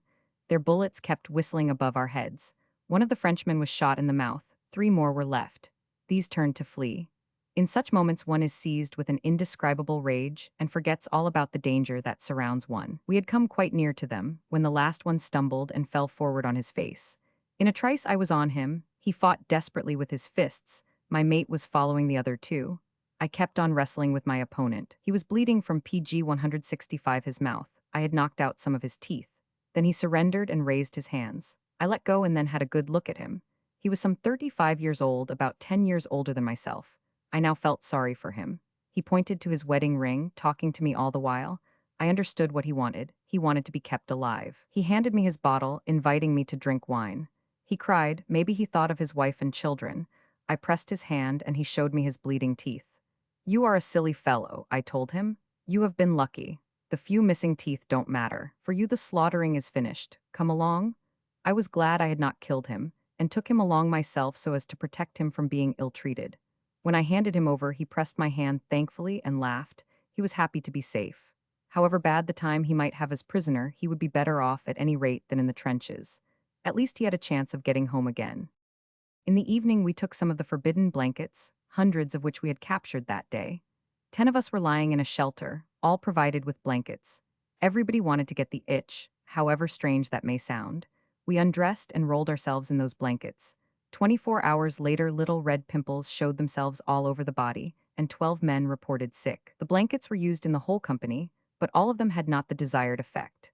The doctor sent 9 of us to the hospital at Montmedy, and that very evening we left the camp in high glee. The railroad depot at Apremont had been badly shelled. The next station was Chatel. Both places are a little more than 3 miles behind the front. At Apremont, the prisoners were divided PG 166 into sections. Some of the prisoners had their homes at Apremont. Their families were still occupying their houses, and the prisoners asked to be allowed to pay them a visit. I chanced to observe one of those meetings at Apremont. 2 men of the Landstrom led one of the prisoners to the house, which he pointed out to them as his own. The young wife of the prisoner was sitting in the kitchen with her 3 children. We followed the men into the house. The woman became as white as a sheet when she beheld her husband suddenly. They rushed to meet each other and fell into each other's arms. We went out, for we felt that we were not wanted. The wife had not been able to get the slightest signs from her husband for the last 5 months, for the German forces had been between her and him. He, on the other hand, had been in the trench for months knowing that his wife and children must be there, on the other side, very near, yet not to be reached. He did not know whether they were alive or dead. He heard the French shells scream above his head. Would they hit Apremont? He wondered whether it was his own house that had been set alight by a shell and was reddening the sky at night. He did not know. The uncertainty tortured him, and life became hell. Now he was at home, though only for a few hours. He had to leave again a prisoner, but now he could send a letter to his wife by the field post. He had to take leave. She had nothing she could give him, no underwear, no food, absolutely nothing. She had lost all and had to rely on the charity of the soldiers. She handed him her last money, but he returned it. We could not understand what they told each other. She took the money back. It was German money, 5 and 10 pfennig pieces and some coppers PG 167, her whole belongings. We could no longer contain ourselves and made a collection among ourselves. We got more than 10 marks together, which we gave to the young woman. At first she refused to take it and looked at her husband. Then she took it and wanted to kiss our hands. We warded her off, and she ran to the nearest canteen and bought things. Returning with cigars, tobacco, matches, and sausage, she handed all over to her husband with a radiant face. She laughed, once again perhaps in a long time, and sent us grateful looks. The children clung round their father and kissed him again and again.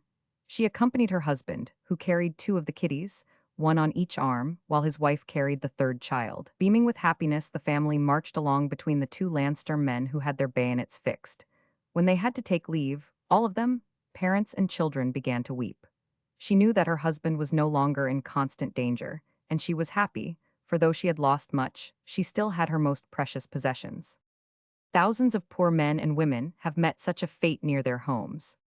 Regular trains left Chatel. We quitted the place at 11 o'clock at night, heartily glad to leave the Argonnes behind us. We had to change trains at Vouzières and took the train to Diedenhofen. There we saw 12 soldiers with fixed bayonets take along 3 Frenchmen. They were elderly men in civilian dress. We had no idea what it signified, so we entered into a conversation with one of our fellow travelers. He was a merchant, a Frenchman living at Vouzières, and spoke German fluently. The merchant was on a business trip to Sedan, and told us that the 3 civilian PG 168 prisoners were citizens of his town. He said, "We obtain our means of life from the German military authorities, but mostly we do not receive enough to live, and the people have nothing left of their own. All the cattle and food have been commandeered." Those 3 men refused to keep on working for the military authorities because they could not live on the things they were given. They were arrested and are now being transported to Germany. Of course, we don't know what will happen to them. The man also told us that all the young men had been taken away by the Germans. All of them had been interned in Germany. At Sedan, we had to wait for 5 hours, for hospital trains were constantly arriving. It was 2 o'clock in the afternoon of the following day when we reached Montmedy, where we went to the hospital. There all our clothes were disinfected in the unlousing establishment, and we could take a proper bath.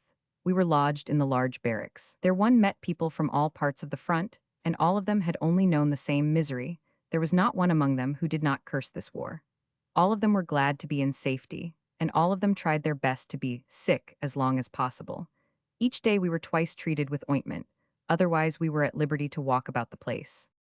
One day we paid a visit to the fortress of Montmedy high up on a hill.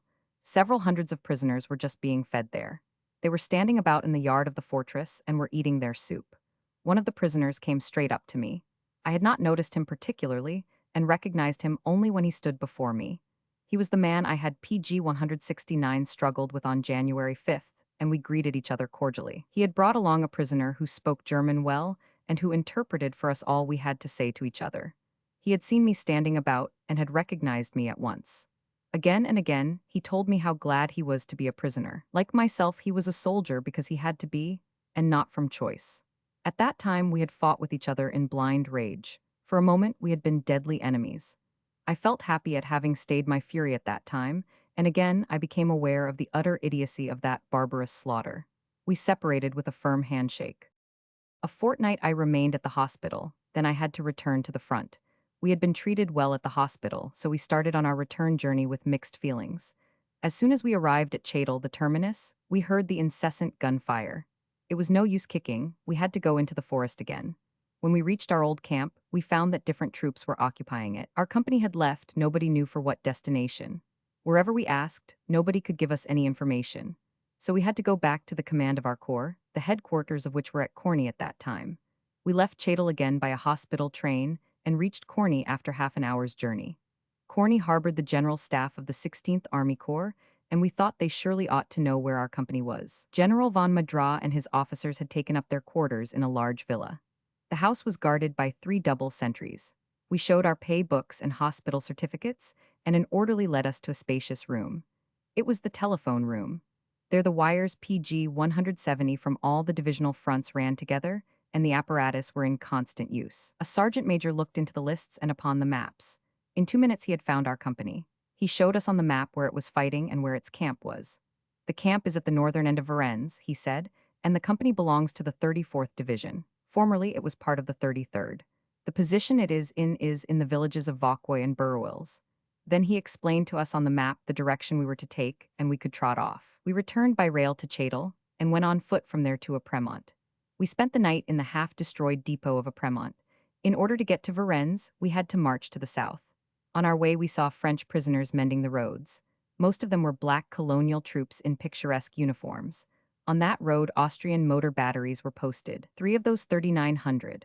Howitzers were standing behind a rocky slope but did not fire. When at noon we reached the height of Varennes, we saw the whole wide plan in front of us. Varennes itself was immediately in front of us in the valley. A little farther up on the heights was Vauquois. No houses were to be seen, one could only notice a heap of rubbish through the field glasses. Shells kept exploding in that rubbish heap continually, and we felt a cold sweat run down our backs at the thought that the place up there was our destination. We had scarcely passed the ridge when some shells exploded behind us. At that place, the French were shooting with artillery at individuals. As long as Vauquois had been in their power, they had been able to survey the whole country, and we comprehended why that heap of rubbish was so bitterly fought for. We PG 171 ran down the slope and found ourselves in Varennes.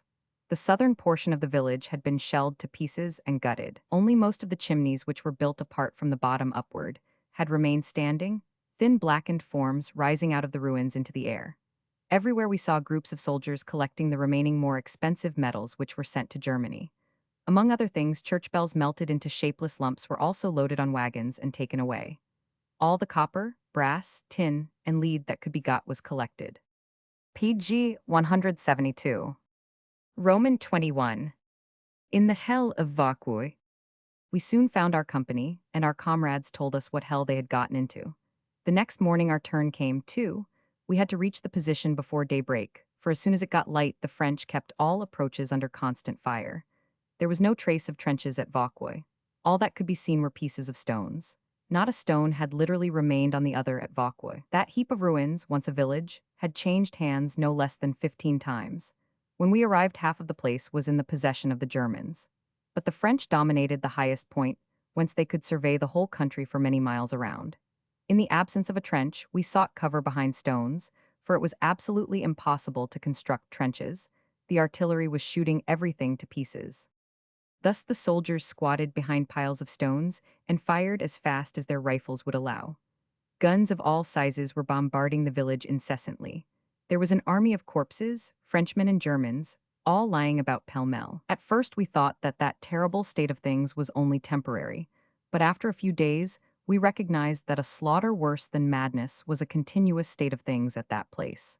Day and night, ever the same. With Verdun as a base of operations, the French continually PG 173 brought up fresh masses of troops.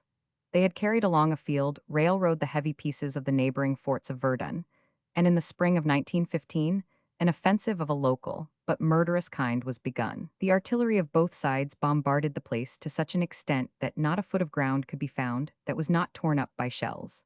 Thousands upon thousands of shells of all sizes were employed. The bombardment from both sides lasted 3 days and 3 nights, until at last not a soldier, neither French nor German, was left in the village. Both sides had been obliged to retreat before the infernal fire of the opponent, for not a man would have escaped alive out of that inferno. The whole slope and height were veiled in an impenetrable smoke. In the evening of the third day, the enemy's bombardment died down a little, and we were ordered to go forward again into the shell-torn ruins. It was not yet quite dark when the French advanced in close order. We were in possession of almost the whole of the village, and had placed one machine gun next to the other. We could see the projectiles of the artillery burst in great numbers among the reserves of the attackers. Our machine guns literally mowed down the first ranks. 5 times the French renewed their attack during that night, their artillery meanwhile making great gaps in our ranks. We soldiers calculated that the two sides had together some 3,000 or 4,000 men killed in that one night. Next morning the French eased their attacks, and their guns treated us again to the accustomed drum fire. We stood it until 10 o'clock in the morning. Then we retreated again without awaiting orders, leaving innumerable dead men behind. Again, the French advanced in the face of a PG-174 violent German artillery fire, and effected a lodgment at the northern edge of the village of Vauquois that used to be. A few piles of stones was all that still belonged to us. We managed to put a few stones before us as a protection. The guns of neither side could hurt us or them, for they, the enemy, were but 10 paces away. But the country behind us was plowed by projectiles. In face of the machine gun fire, it was found impossible to bring up ammunition. The sappers undid the coils of rope worn round their bodies, and 3 men or more crept back with them. One of them was killed. The others arrived safely and attached the packets of cartridges to the rope. Thus we brought up the ammunition by means of a rope running in a circle until we had enough or till the rope was shot through. At 3 o'clock in the afternoon we attacked again, but found it impossible to rise from the ground on account of the hail of bullets. Everybody was shouting, "Sappers to the front with hand grenades." Not a sapper stirred. We are only human after all. A sergeant major of the infantry came creeping up. He looked as if demented, his eyes were bloodshot. "You're a sapper?" "Yes." "Advance." "Alone?" "We're coming along." We had to roar at each other in order to make ourselves understood in the deafening, confounded row. Another sapper lay beside me. When the sergeant major saw that he could do nothing with me, he turned to the other fellow. That man motioned to him to desist, but the sergeant major got ever more insistent, until the sapper showed him his dagger, and then our superior slung his hook. Some 20 hand grenades were lying in front of us.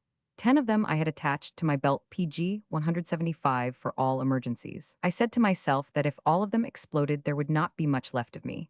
I had a lighted cigar in my mouth. I lit one bomb after the other and threw them over to some Frenchmen who were working a machine gun in front of me, behind a heap of stones. All around me, the bullets of the machine guns were splitting the stones. I had already thrown 4 grenades, but all of them had overshot the mark. I took some stones and threw them to find out how far I would have to throw in order to hit the fire-spitting machine in front. My aim got more accurate each time until I hit the barrel of the gun. If it had only been a hand grenade, I thought. An infantryman close to me was shot through the shell of one ear, half of which was cut in pieces. The blood was streaming down his neck. I had no more material for bandaging except some wadding, which I attached to his wound.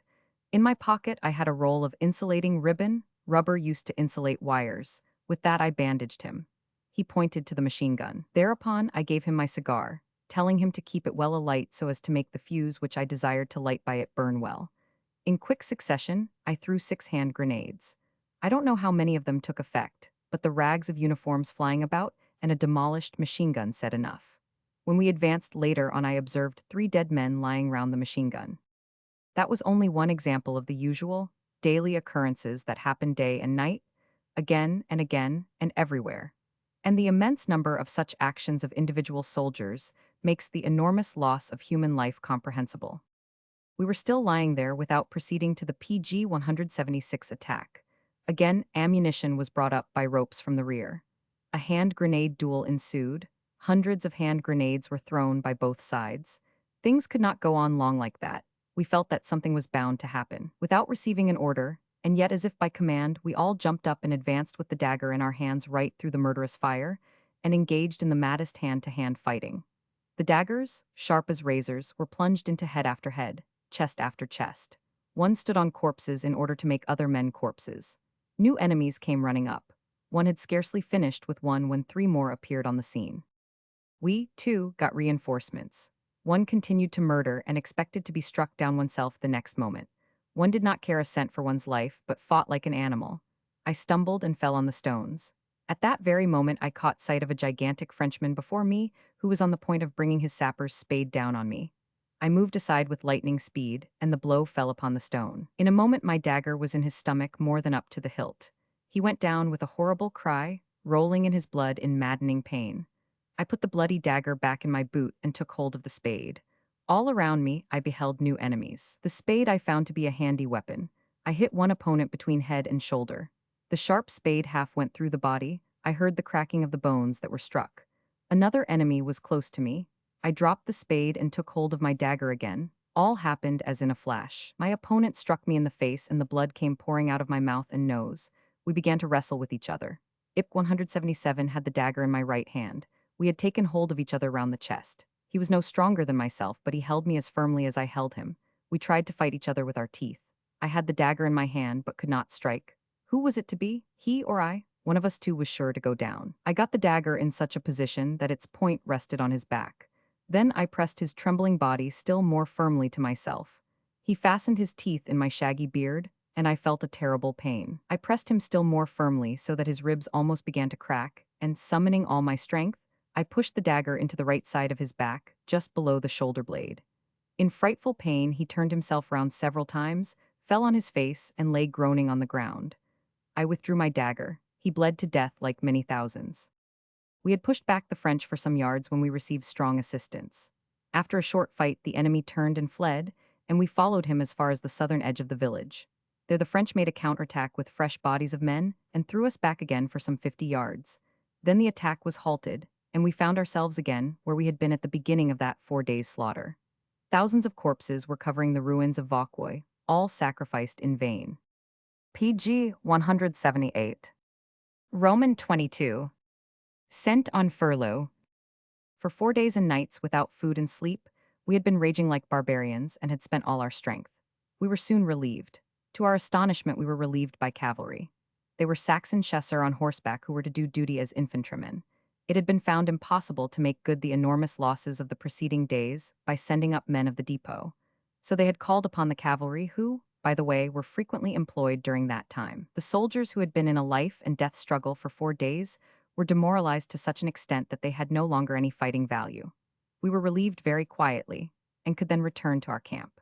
We did not hear before the next day that during the period described our company had suffered a total loss of 49 men.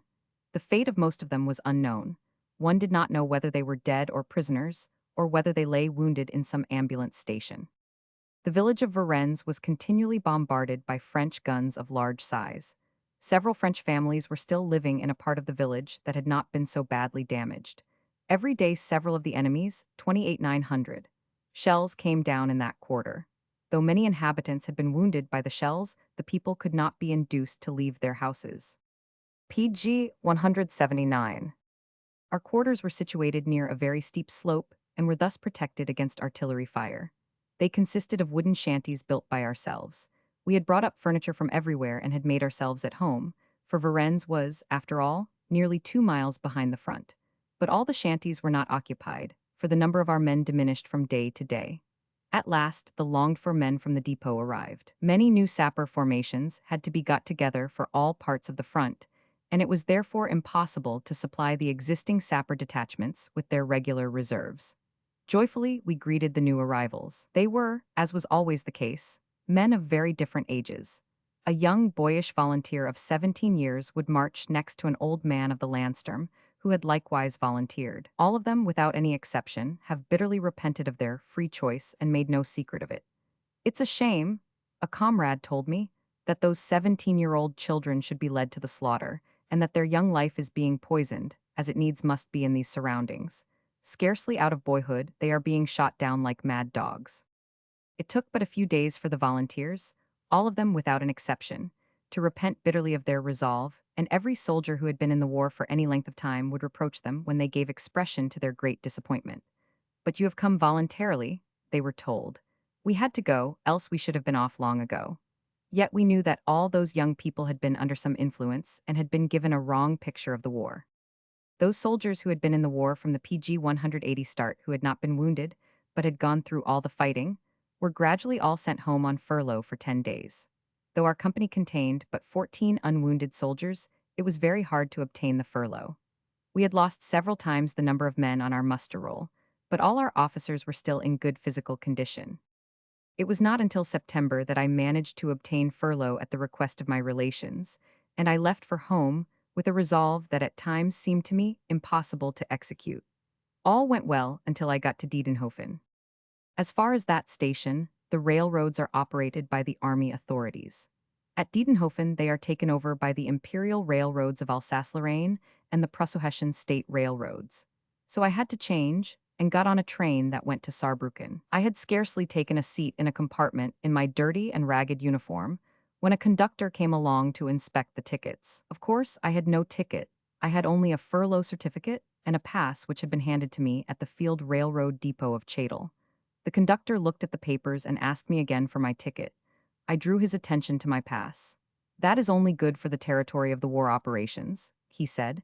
"You are now traveling on a state railroad and have to buy a ticket." I told him that I should not buy a ticket and asked him to inform the station manager. "You," I told him, "only act according to instructions. I am not angry with you for asking of me what I shall do under no circumstances." He went off and came back with the manager. The latter also inspected my papers and told me I had to pay for the journey. "I have no PG 181 means for that purpose," I told him. "For these last 3 years I have been in these clothes." I pointed to my uniform. "And for 3 years I have therefore been without any income. Whence am I to get the money to pay for this journey? If you have no money for traveling, you can't take furlough." I thought to myself that if they took me deep into France, they were in conscience bound to take me back to where they had fetched me. Was I to be a soldier for 3 years and fight for the fatherland for more than a year, only to find that now they refused the free use of their railroads to a ragged soldier? I explained that I was not going to pay, that I could not save the fare from the few pfennigs pay.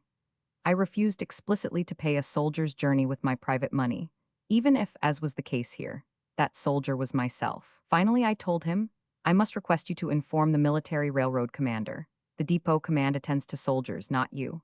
He sent me a furious look through his horn spectacles and disappeared. 2 civilians were sitting in the same compartment with me. They thought it an unheard of thing that a soldier coming from the front should be asked for his fare. Presently, the depot commander came up with a sergeant. He demanded to see my furlough certificate, pay books, and all my other papers. "Have you any money?" "No." "Where do you come from?" "From Chadel in the Argonnes." "How long were you at the front?" "In the 14th month." "Been wounded?" "No." Page 182. "Have you no money at all?" "No, you don't want money at the front." "The fare must be paid. If you can't, the company must pay. Please sign this paper." I signed it without looking at it. It was all one to me what I signed, as long as they left me alone. Then the sergeant came back. "You cannot travel in that compartment. You must also not converse with travelers. You have to take the first carriage marked only for the military. Get into that." "I see," I observed, "in the dog's compartment." He turned round again and said, "Cut out those remarks." The train started, and I arrived safely home. After the first hours of meeting all at home again had passed, I found myself provided with faultless underwear and had taken the urgently needed bath. Once more I could put on the civilian dress I had missed for so long a time. All of it appeared strange to me. I began to think. Under no conditions was I going to return to the front. But I did not know how I should succeed in getting across the frontier. I could choose between two countries only, Switzerland and Holland. It was no use going to Switzerland, for that country was surrounded by belligerent states, and it needed only a little spark to bring Switzerland into the war, and then there would be no loophole for me. There was only the nearest country left for me to choose, Holland. But how was I to get there? There was the rub. I concocted 1,000 plans and discarded them again. Nobody, not even my relatives, must know about it. Page 183. Roman 23. The flight to Holland. My furlough soon neared its end. There were only 4 days left.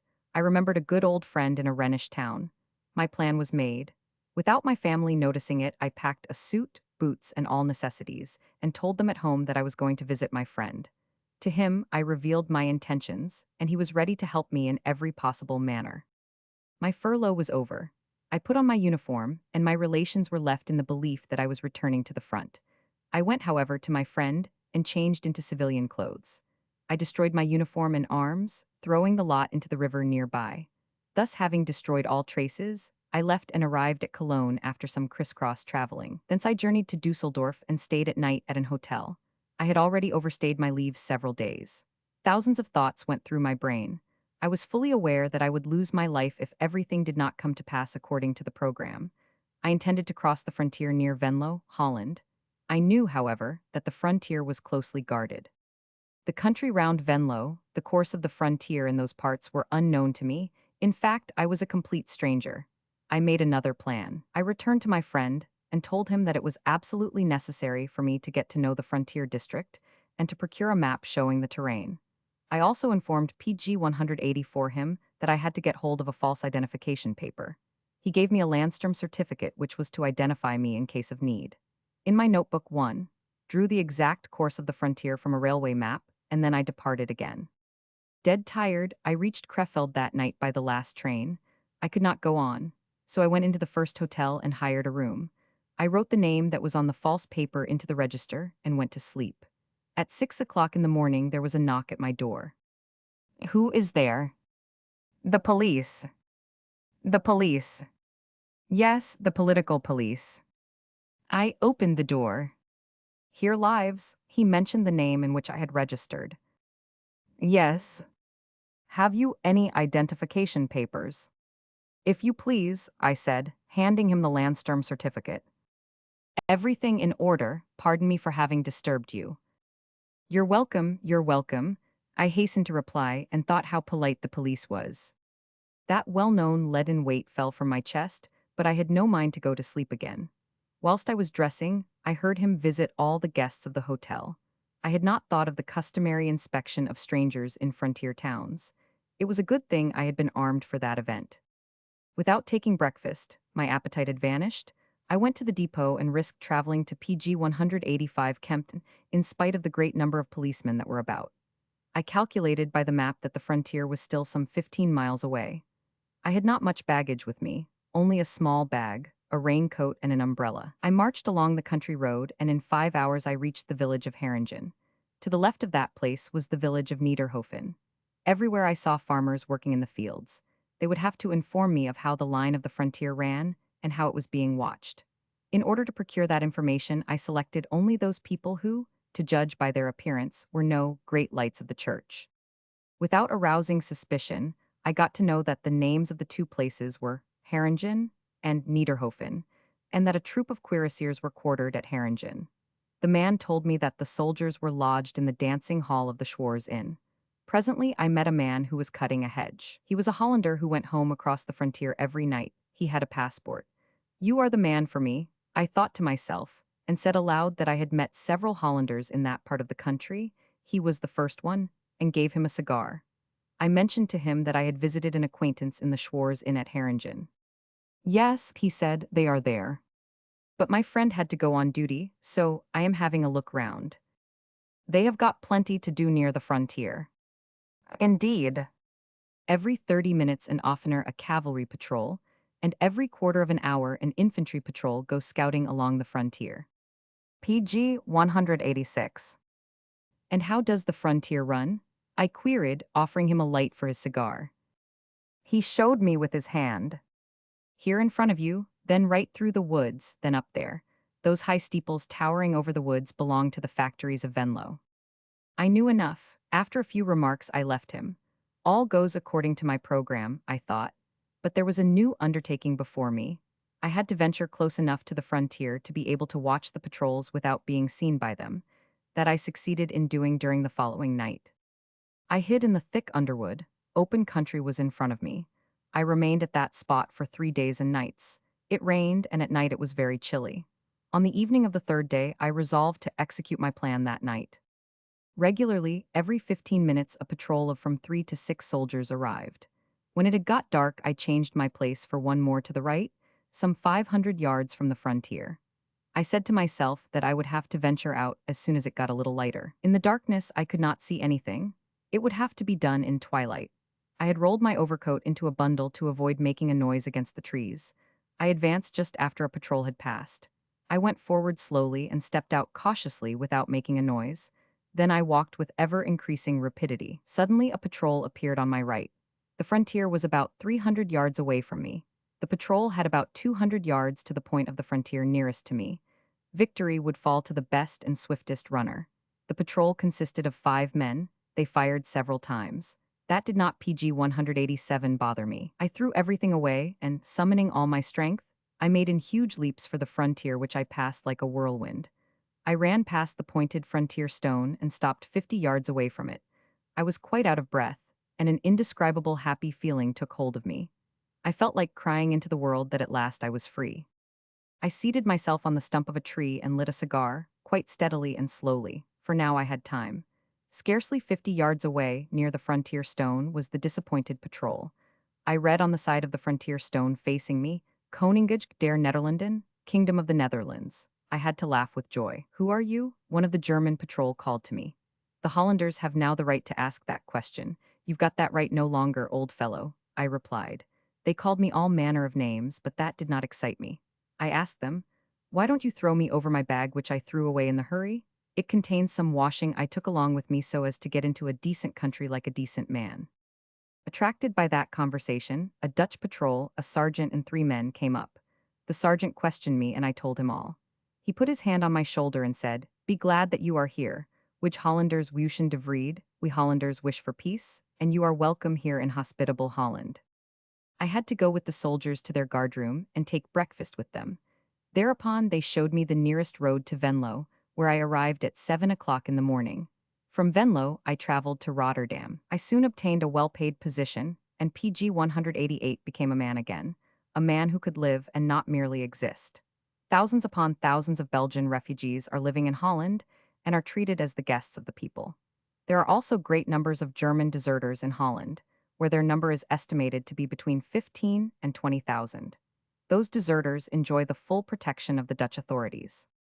I would have never thought of leaving that hospitable country with its fairly liberal constitution if the political sky had not been so overclouded in the month of March, 1916.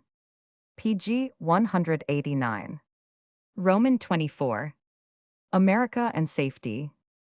What I have still to relate does not concern actual war experiences, but the reader might want to know how I came to America.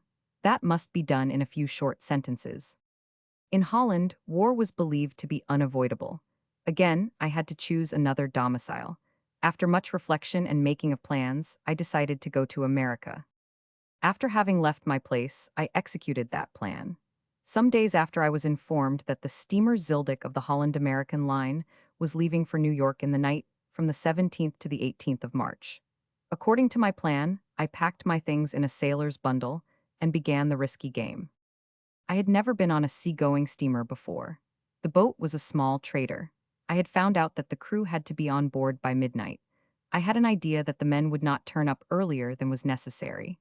With my sailor's bundle, I stood ready on the pier as early as 10 o'clock. All I had packed together in the excitement consisted of about 7 pounds of bread and a tin containing some 10 quarts of water. At midnight, the sailors and stokers of the boat arrived. Most of them were drunk and came tumbling along with their bundles on their backs. I mixed with the crowd and tumbled along with them. I reached PG 190 the deck without being discovered. I observed next to me a deep black hole with an iron ladder leading downwards. I threw my bundle down that hole and climbed after it. All was dark. I groped my way to the coal bunker. I would have struck a match, but I dared not make a light, so I crawled onto the coal, which filled the space right up to the ceiling. Pushing my bundle in front of me, I made my way through the coal, filling again the opening behind me with coal. Having in that manner traversed some 30 yards, I came upon a wall. There I pushed the coal aside so as to have room to lie down. I turned my back against the outer wall of the boat. Nobody suspected in the slightest degree that I was on board. Now the journey can start, I thought to myself.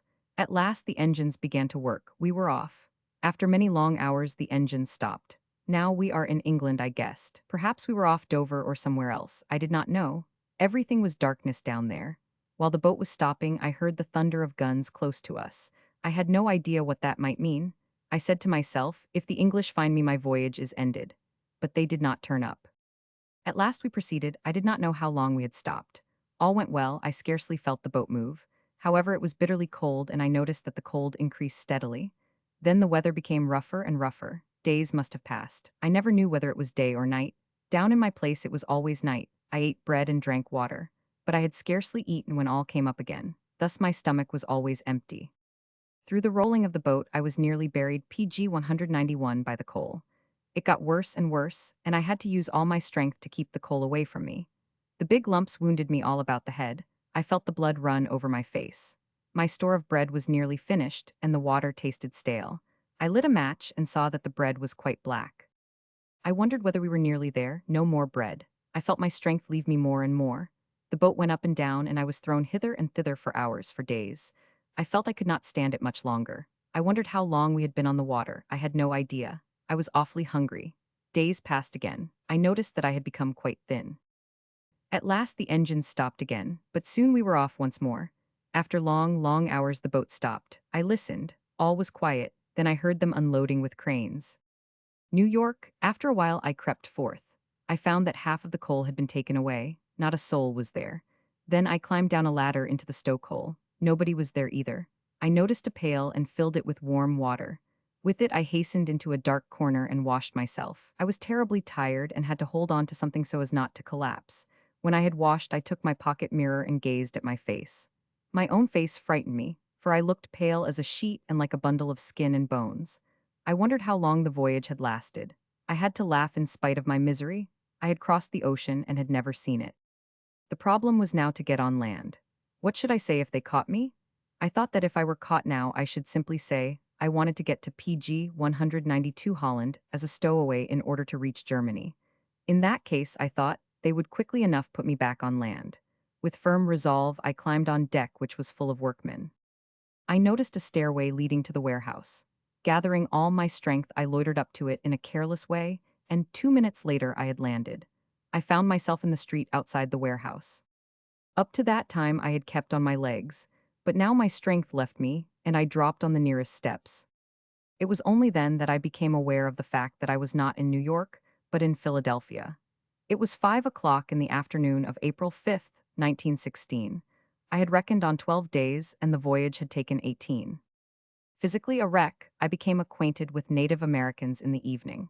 They afforded me every assistance that one human being can give to another. One of those most noble-minded humanitarians took me to New York. I could not leave my room for a week on account of the hardships I had undergone. I recovered only slowly. But today I have recovered sufficiently to take up again in the ranks of the American socialists the fight against capitalism, the extirpation of which must be the aim of every class-conscious worker. A relentless struggle to the bitter end is necessary to show the ruling war-provoking capitalist caste who is the stronger, so that it no longer may be in the power of that class to provoke such a murderous war as that in which the working class of Europe is now bleeding to death.